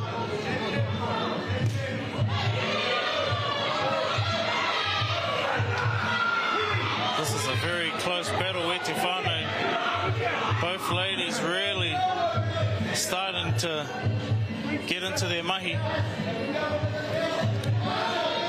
And the clinch could be the area that is most telling. Hei te mutunga o te whawhanei. O e ki te nui ana I te hiakai. E ki te hoki ana I te he manawa. Oh, bit of an elbow. But this is where Amara wants to be. She wants to be in close in the clinch here, using her size and strength. And you can see what she's doing here. Stop at the bell. End of round 3. Looking pretty tired. 2 rounds rounds left to go. There was another close round, that one, Te Whānau. They could have went either way. E rua ngā rauna e toi ana. Te tiro ki ngā kaiako.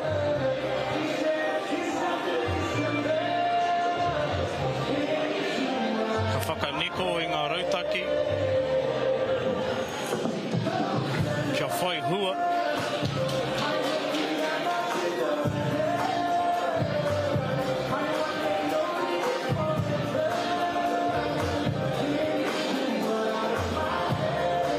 It's all on here at the Auckland Boxing Association live on Māori Plus. Atu i te pokapū o Tāmaki Makaurau. This is Mana FC's Muay Thai event. I kia nei ko Whakapapa. Let's go round 4. Rauna tuawha. And this round starts a little bit quicker than the last. E ka Amara, ko tahi atu ana kia Raven. Amara's definitely had some instruction there. Go forward here. Only got 2 rounds really to shift. There's definitely 1 round each. That last round could have went to either fighter. So still not in the bag here. Both fighters needing to stake their claim.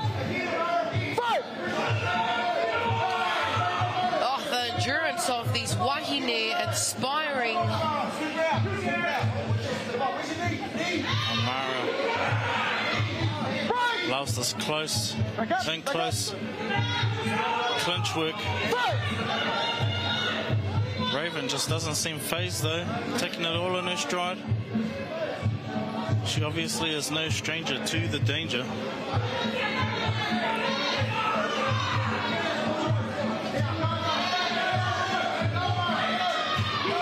Oh, era whana tawhiti. See the power. Both ladies scoring there. Another tough, close round there, Te Whānau.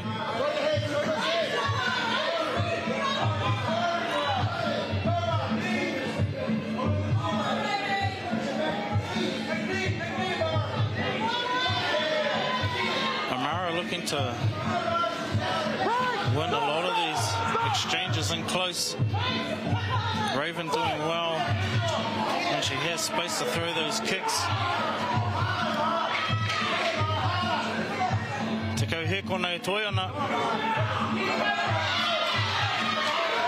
These ladies are absolutely leaving it all out in the ring.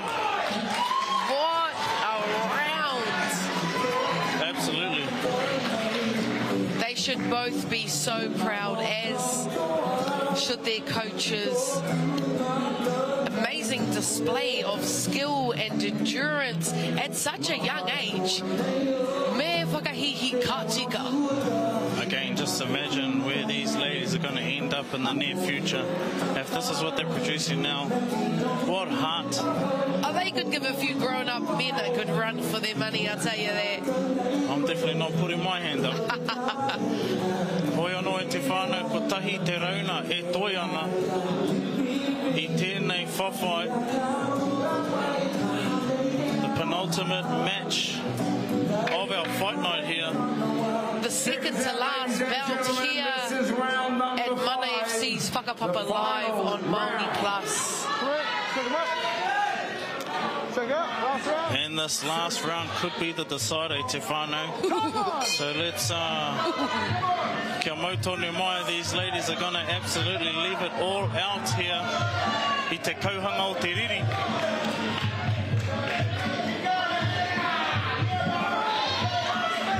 And that's exactly what they're doing. They're coming in everything they have. And that would score there. He tauhuri, he sweep. Back out, back in the ring. So, Amara leaving nothing behind. Just driving, Amara driving forward. E kōkiri whakapuana. Nice teep to the face there. Nā Raven e ngana ki karo. I era whana. All our kai tautoko shouting out instructions. O he I te reo Māori anō hoki. And a big missing spinning back fist there.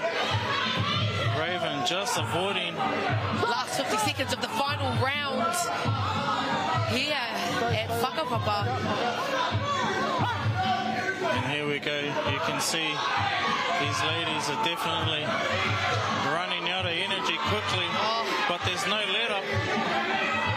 Kei te anga whakamua. The last little bit in the tank, you can hear their yelling everything, everything. Any little opportunity.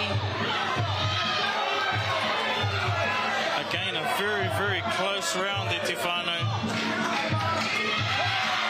And a Tauhiri scores.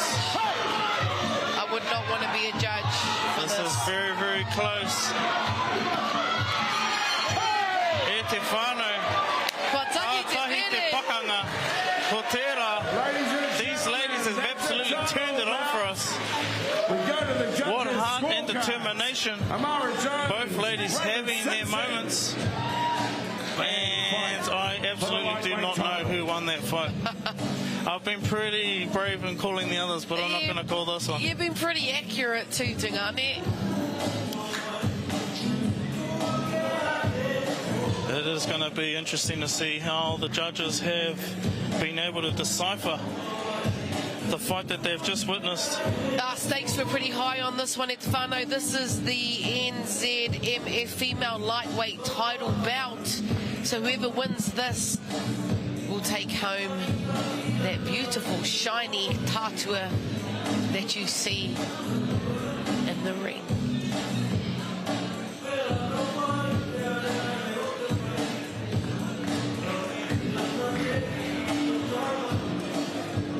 Well, thanks, ladies and gentlemen. Thank you, Raven. Thank you, Amara, for a bout worthy of the lightweight title. Big round of applause for both fighters, please. What a fight. Amara Jones, Raven Simpson. Rawi. After 5 torrid rounds for the lightweight title, ladies and gentlemen, our judges ringside have all scored the contest unanimously. And your victor, and now the New Zealand Muay Thai lightweight champion from the red corner. E te whānau, Raven Simpson, no rangatawa o Aotearoa, rongo whakata te whānau apanui, e tū.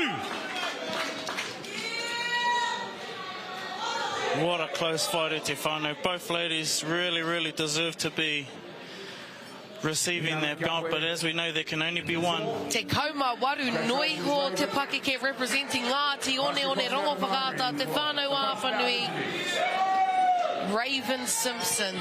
Ladies and gentlemen, once again, I'm here with your winner, Raven Simpson. Raven, massive congratulations on your win here this evening for the NZMF title.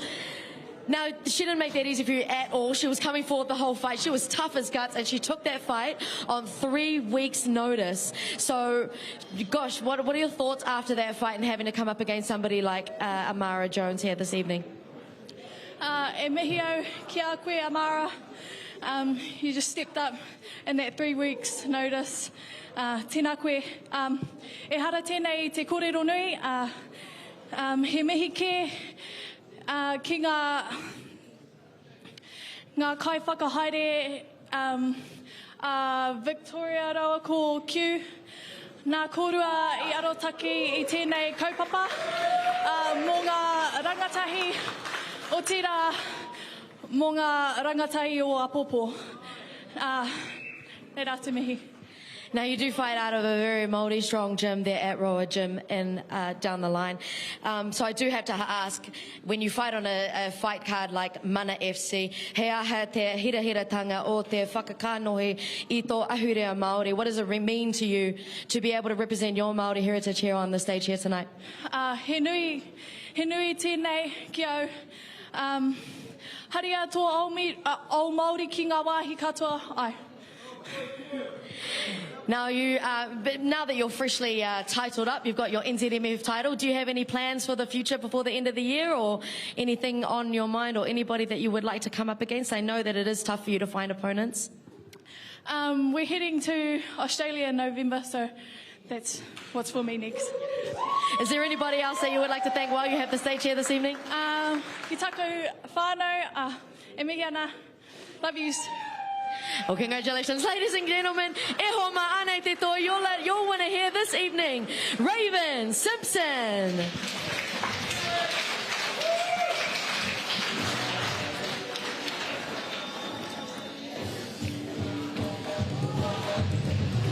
Whakamiharoa nā, te rongo I te reo e rere ana, me tuku mihi ka tika ki te tokoruara, ki o rātou kaiako, ki o rātou whānau, kare kore poho kereru rātou katoa, I tēnei wā toru nei, we've still got an amazing fight ahead of us e te whānau, but we're going to take a look at the highlights of that incredible bout. O whakaarutungani, unpacking all of that.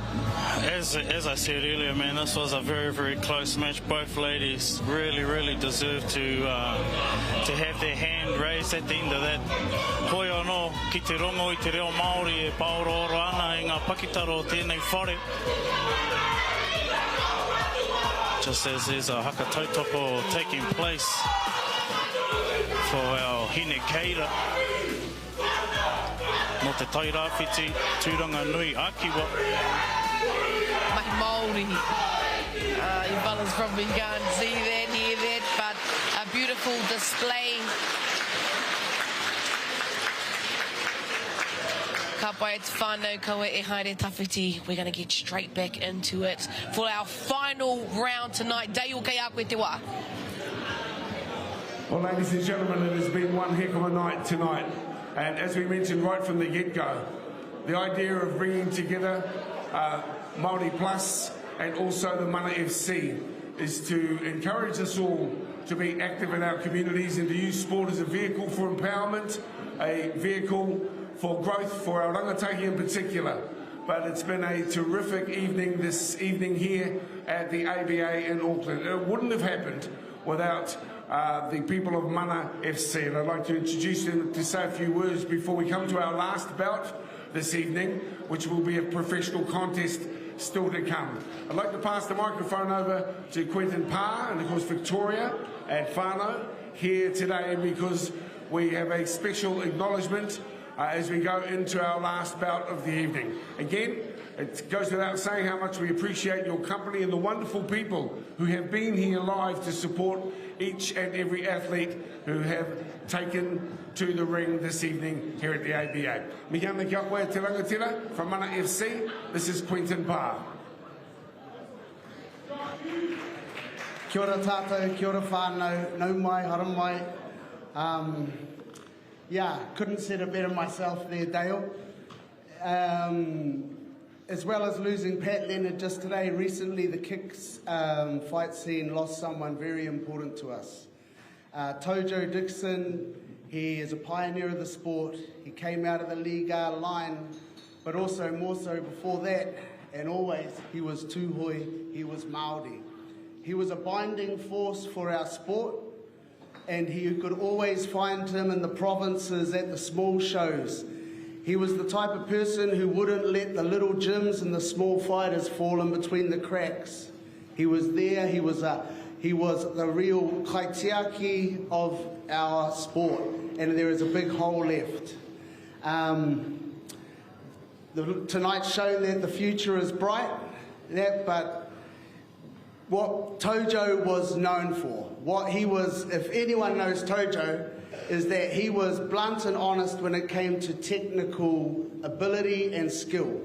And he would, if you had been in the pain and crying of a loss, it would not stop him from coming straight up to you and telling you the things that you do wrong and you should be working on. So this award that we've come up with is the Tojo Dixon Memorial Award, and it's going to be awarded to the most technical fighter who fights on Mana FC It'll be an annual award, so we'll hand it over at this time of year.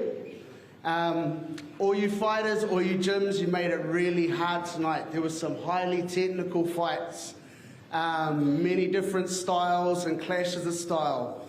But tonight, and it's been a big night for this gym, but I think we all agree that the most technical fighter and the recipient of the inaugural Tojo Dixon Cup goes to Milo Skipper. Out of her toe gym.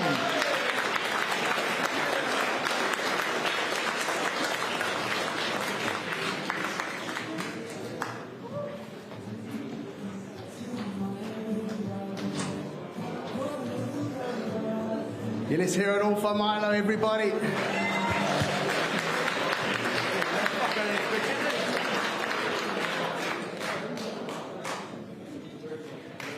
Yeah, get a photo.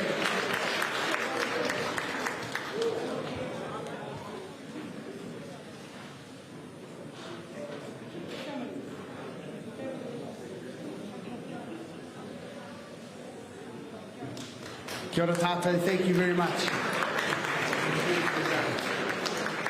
Well, congratulations to you, Milo.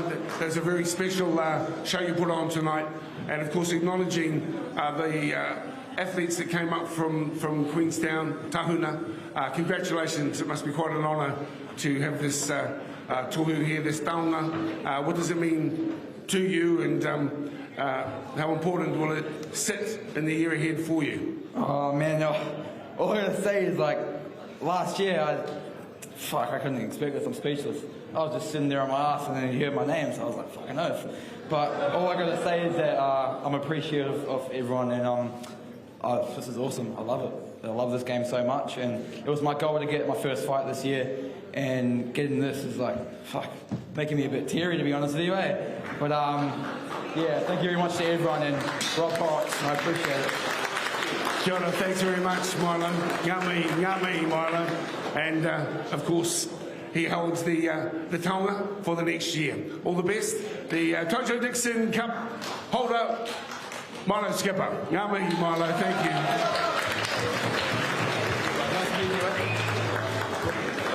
Thanks very much, Milo. Well done. And we're rolling straight into our final bout. And kia ora to all the nanas, you know, emotion can sometimes get in front of our words. So, ngami. You know, it's been a very special evening tonight. I just want to pay tribute to all, and not just the athletes that we saw in the ring, but those in their corners. And part of the kaupapa here, Whakapapa, is to take our sporting efforts right around the country. And it was very fitting that Q mentioned regional gyms and the work they do to awhi and support our young athletes who use the sport of Muay Thai to develop the discipline, the skills, the fitness that we all recognised in their performances in the ring tonight. Again, I'd like to acknowledge everyone who was here live, but also to you at home who have been kind enough to support by watching our Mana FC Whakapapa Māori Plus promotion here at the Auckland Boxing Association. Ladies and gentlemen, that brings us to the last event of the evening, and it is a professional bout. Please make welcome into the blue corner for our last bout of the evening, Leon Pettifer.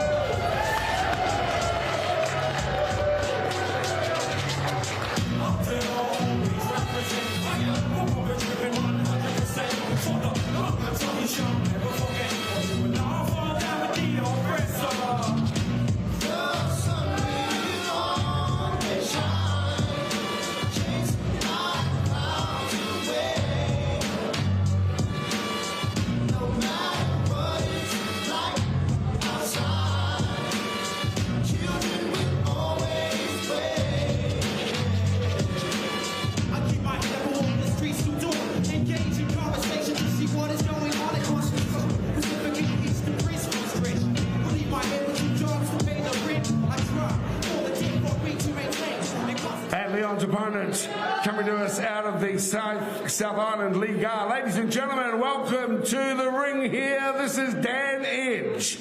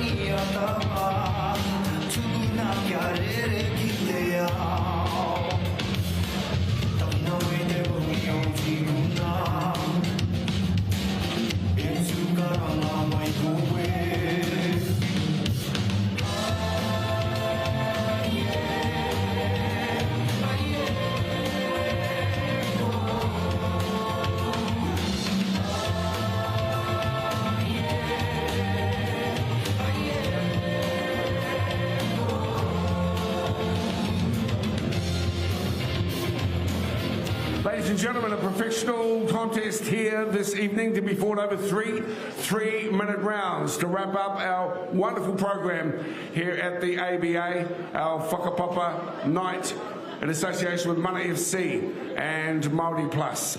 Once again, when the bell tolls, our referee, the experienced and hard-working one and only Rebel John Conway. Ladies and gentlemen, ringside, our judges for the contest, Tony Angelo and Fryer, Ben Sisson, and I'd also like to acknowledge Aaron Taripo Henry. This bout is sanctioned by the New Zealand Muay Thai Federation, sanctioner Matt Williams ringside, and acknowledging to our officials, timekeeper Smita Taylor and medic ringside Megan Nesbitt. Let's go to our fighters. Fighting out of the blue corner, ladies and gentlemen, from Evolution, Muay Thai and Papa Moa. He hails from Ngaitirangi and Ngaitukarangi. This is his 5th fight, ladies and gentlemen, 68 kilograms. It's Leon Papa Māori Pedifa.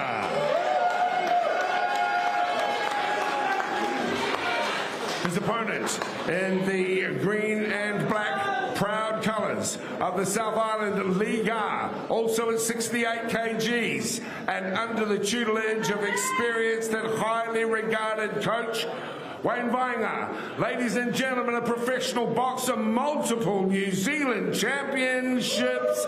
Could you please put your hands together for Dane Edge? Dane Edge. Leon Pedifa. 3 minute rounds pro box would come in for the instructions. But first, a waiku.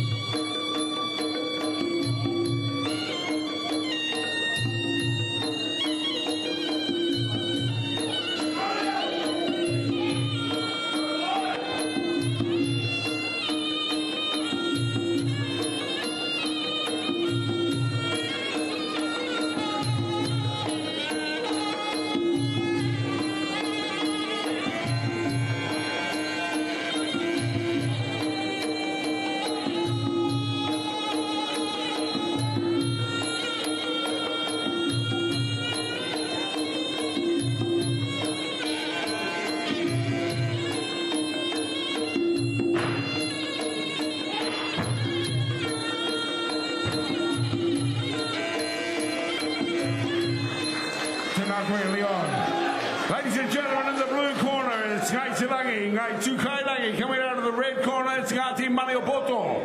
As we go to Rebel Conway for the last minute instructions for the last bout of the evening. Kia ora e te whānau, neira te mihi, neira te mihi. A wonderful evening of Muay Thai, wrapping up in this professional contest.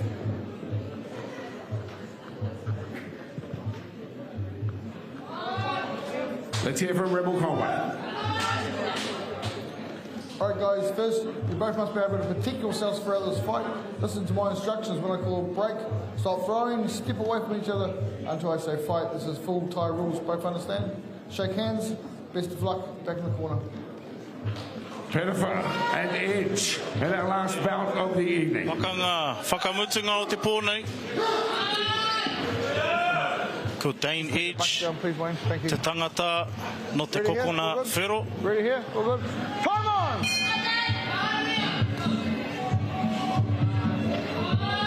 Kuarite.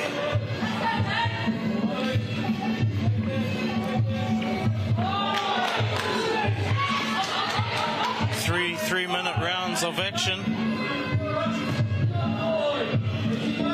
And the boys aren't wasting too much time.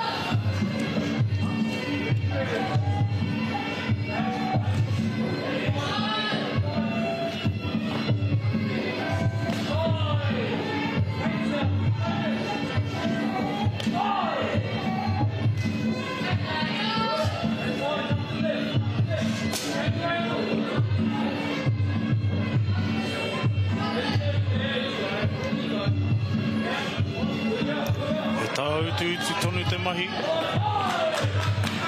Kāre anō tētahi ihu e puta.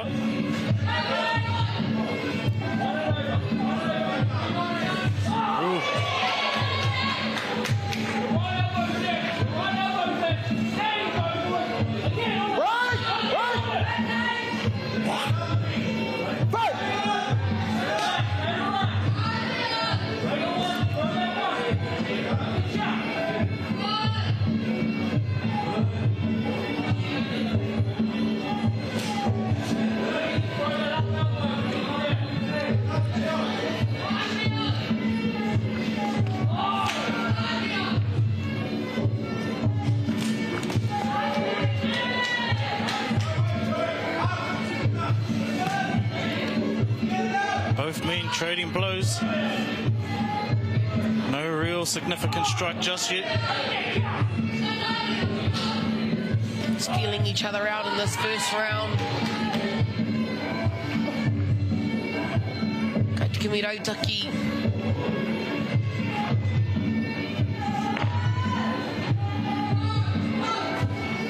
Ātamata I te taira, whawhai o te huariri.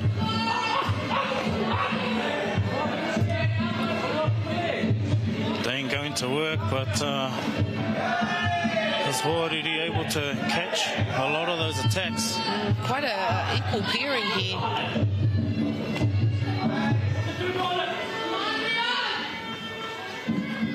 Feels like we're only moments away and this fight is about to explode. Really just taking their time at the moment. Only 20 seconds left to go of the first round. Somebody needs to do something quite significant here.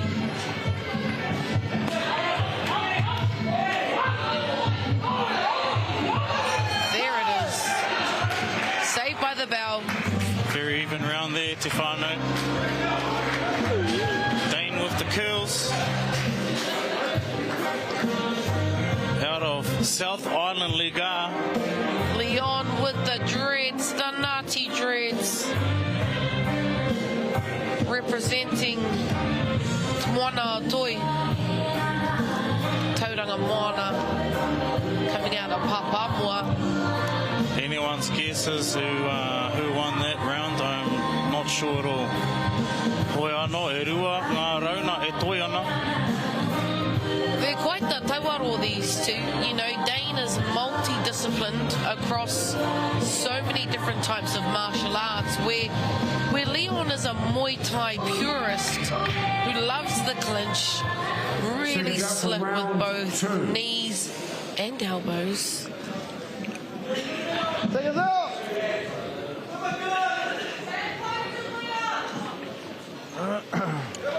Our Evolution boys using every moment in the corner. Take the phones off the ring, please. Come on! Round 2 of the final battle. Te kakari whakamutunga ki konei ki Whakapapa. Dane edge, Rowa ko Leon, Petifa, te kari matua. Oh, kwa Taka. Taka, Dane ki te papa. Little bit of a cut opened up over the eye of Dane. A lot of power in those punches. Leon's really looking to stalk his prey now.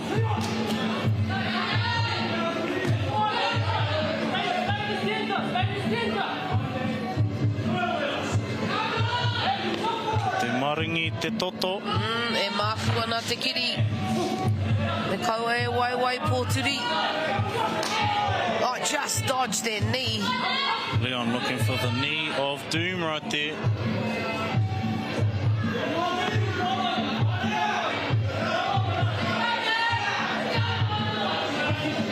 Both these boys feeling the pace of the match.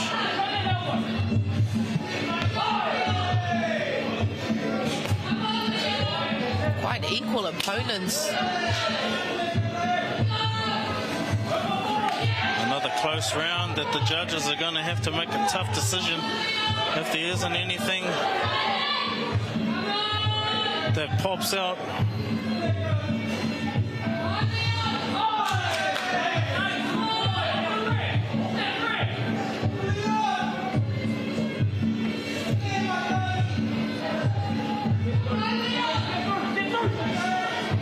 Dane looking to close the distance using the hands. Got Leon up tight against those ropes.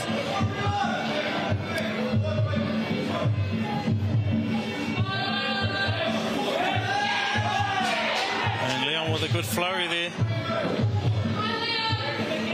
Another very close round in Tahana. Which is what we like to see, nice evenly Yeah, see, match fight.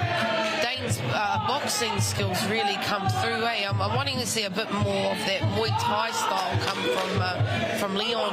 I can see him sucking in the big ones over there. For both te ho.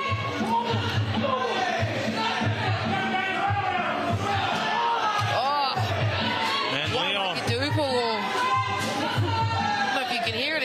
But you can hear all of those connections.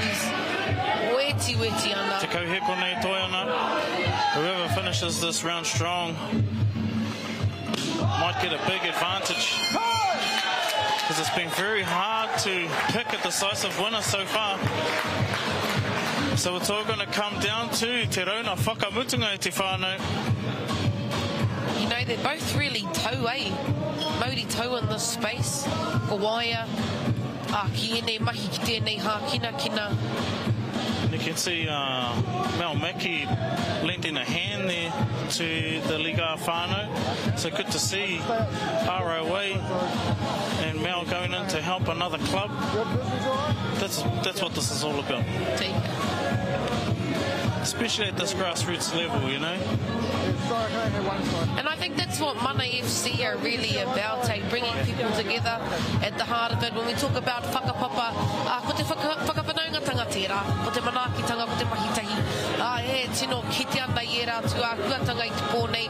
Ana reina memehi kia Quinton. Raua ko Victoria Katika. Round 3. Here we go with the final round of the night. Rauna whakamutunga. Dane edge. Leon Petifa. We might be going to have a bit of a hug here. Yep. Good sportsmanship shown. Two men that just love their craft. It's wonderful to see. Hoi anō. Hoki atu ki te mahi. Ko wai ka hua.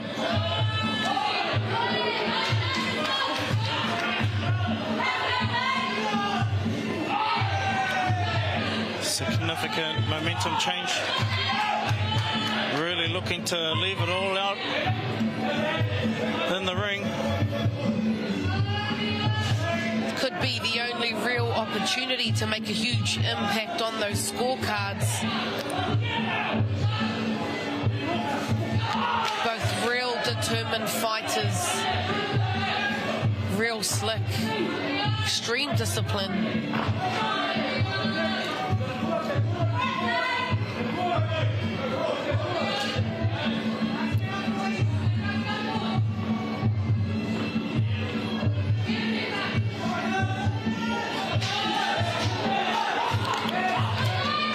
Dane with a good little flurry there.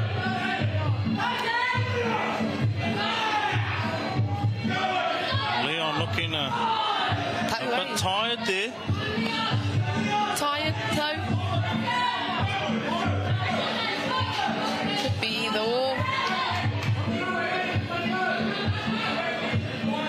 Want to see something special from Leon. Dane's really giving it all he's got. Dane's definitely controlling the ring a lot more. Pushing his opponent back. But Leon came here to play. Waiting for his opportunity. Something went flying out of someone's mouth right there. Like a bit of a tooth.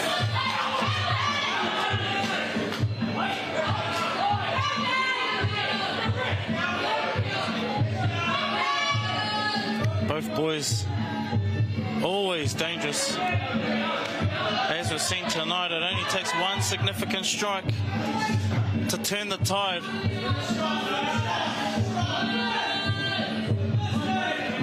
Dane, for me, has had the stronger final round purely because of the forward pressure.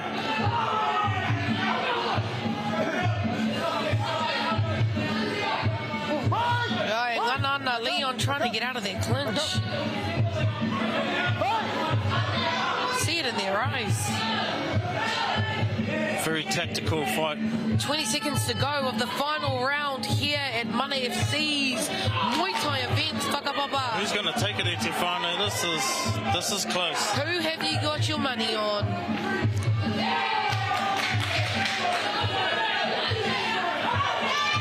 Here we go. Looked like Dane was going in for a bit of a rutu there, a bit of a tackle. And ko tai tātou ki te mutunga o tēnei pakanga. Tonight, ladies and gentlemen, as our Dane edge combined with a whole look at the respect shown fighter to fighter. They're just been smashing each other's heads in, and now they're all best friends, hugging and laughing. And that's what the sport is all about, Tahana. Leaving it all out on the canvas for the efforts this evening, and then looking to improve from there. Conway just collating the judges' scorecards. What a technical match to finish up with. Please, ladies and gentlemen, your support. I don't know who took that one. And Leon. I'd give Dane the edge in that final round, but the other two, anyone's guess. Mongkon's a traditional Muay Thai tīpari that a coach gives to a tauira when they believe that kaiwhawhai is ready for battle. These are very special, unique to Aotearoa. These are harakeke Mongkons e Wama. These were made by our whanganui fight whānau, the Awa Kings. We love the spirit that you brought into the bout tonight, Yummy.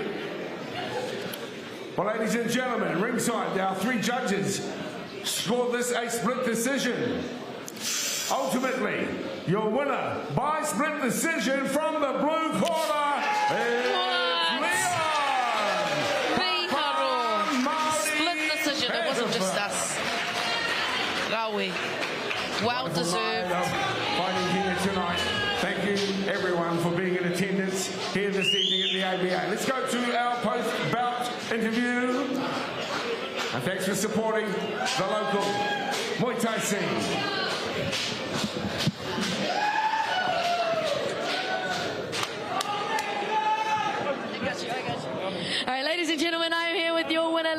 Perifa, Leon. Kanui te mihi kia koutou. Congratulations on your win here this evening. Now, that was a very tough fight. Obviously, you guys are the only professional main event on our fight card this evening. But I do have to ask, Kate te here, how are you feeling after that against Dane Edge? Kate te tino pai, but first of all, and everything, I want to give it up for Dane here. Tough motherfucker, he's an OG veteran. So yeah, please, sorry about my language, I don't know, mate, but everyone give it up for the bro here, Wayne. He's an OG in the game too. Now, obviously, you've had to move through a lot of adversity throughout your career. You've had some successes and you've had some learnings as well. How does it feel to be on the other side again and winning and on a stage like Mana FC here this evening? Oh, it's an honour, it's an honour. I remember watching Mana, a couple of our boys fought on it, and yeah, I seen the Moncons getting given up for the winners, and I knew, fuck yeah, that was me. I was keen as for this, and thank you, ngā to Victoria for putting me on here. Ngā to my coaches, Duok and Tommy, my whole team at Evolution, love you all, my whānau over there. Yeah. Now, you do mention your gym there at Evolution, Muay Thai and Tauranga. Kōrero mai mō tō whare meke, tell me a little bit about the gym that you fight out of and what you are proud to represent on these stages. Our dojo there in Papa Moa, we've got the OG Tommy Gunn, we've got our brother Duok here holding it down for us. Yeah, we've got some OGs, we've got Emma Dipros there. Soon to be WBC World Champ, I'm sure I can see it coming, I can predict it, but yeah, we've got some OGs, and just big love to my coaches, big thank you to my sponsors too. Oh, mate, sorry. Yeah, big thank you to my sponsors, and yeah. Now, before I let you go, I want you to talk a little bit about how it feels to represent your Māori heritage here on a stage like Mana FC that is featuring and really showcasing Māori talent here in Aotearoa, New Zealand. It means everything to me to rep ngai te rangi, mā tātua te waka, maua's my maunga, Awanui's my awa, Papa Moa's my home. It means everything to rep that stuff up here, and yeah, in front of all you people, put on a show for you, and yeah, Now, that was a very well-deserved win. Ladies and gentlemen, e hoa mā ānei te toa. Congratulations, I am here with your winner. One more time, Leon Perifa.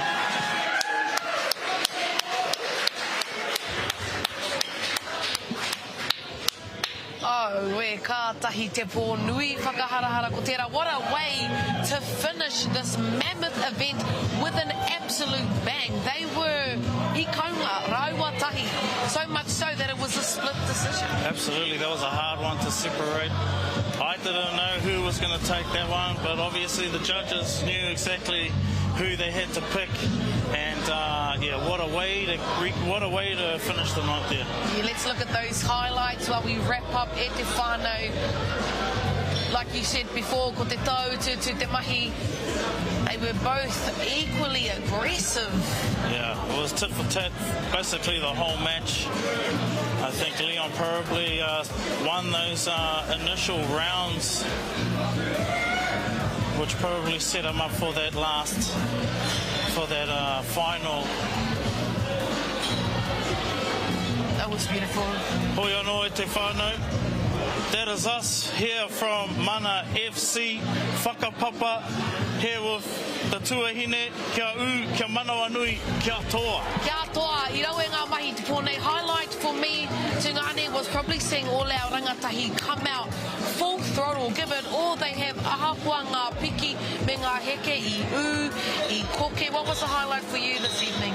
I think it was just looking at the growth of the sport and just knowing that the future is bright. We had so many talented wahine and tāne out there representing their whakapapa, the gyms, their whānau, their hapu, their iwi, and they did it with style. E mea nā koe, tēnā rawa atu koutou mō koutou, I hono mai e mihi hoki ana ki ngā ringaringa me ngā waiwai o te kaupapa, our broadcast team, our coaches, our fighters, tēnā rawa atu koutou, mauri ora. Mauri ora.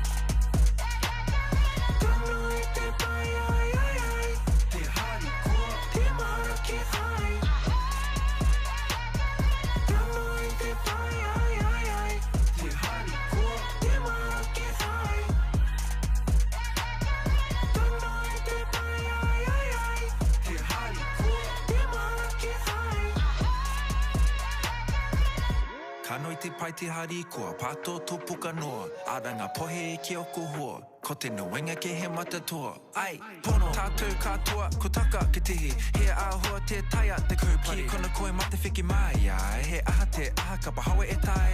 Ko I a pū, ke te kai tipirangi hea o u, ke te kaha tipirangi hea o ku, noho ana ia papatua no ku, huro no te whenua te atua hau, e kurore hari ana e te nei ao hau, e whawahe mai koe engari mo tēnā, mi whakahua ki a pene ki a pena, tēnā mi whakaaiti ia moa tonu I te pahu, kei raru te rahurahu, wai kahua he hara kei toa, manaakitanga tōhiri kāpua, ka noi te ora te pai, ko te aroha tū kua uai, pātuhi mai kia enu ngā tahi ai. Ka noi te pai ai ai.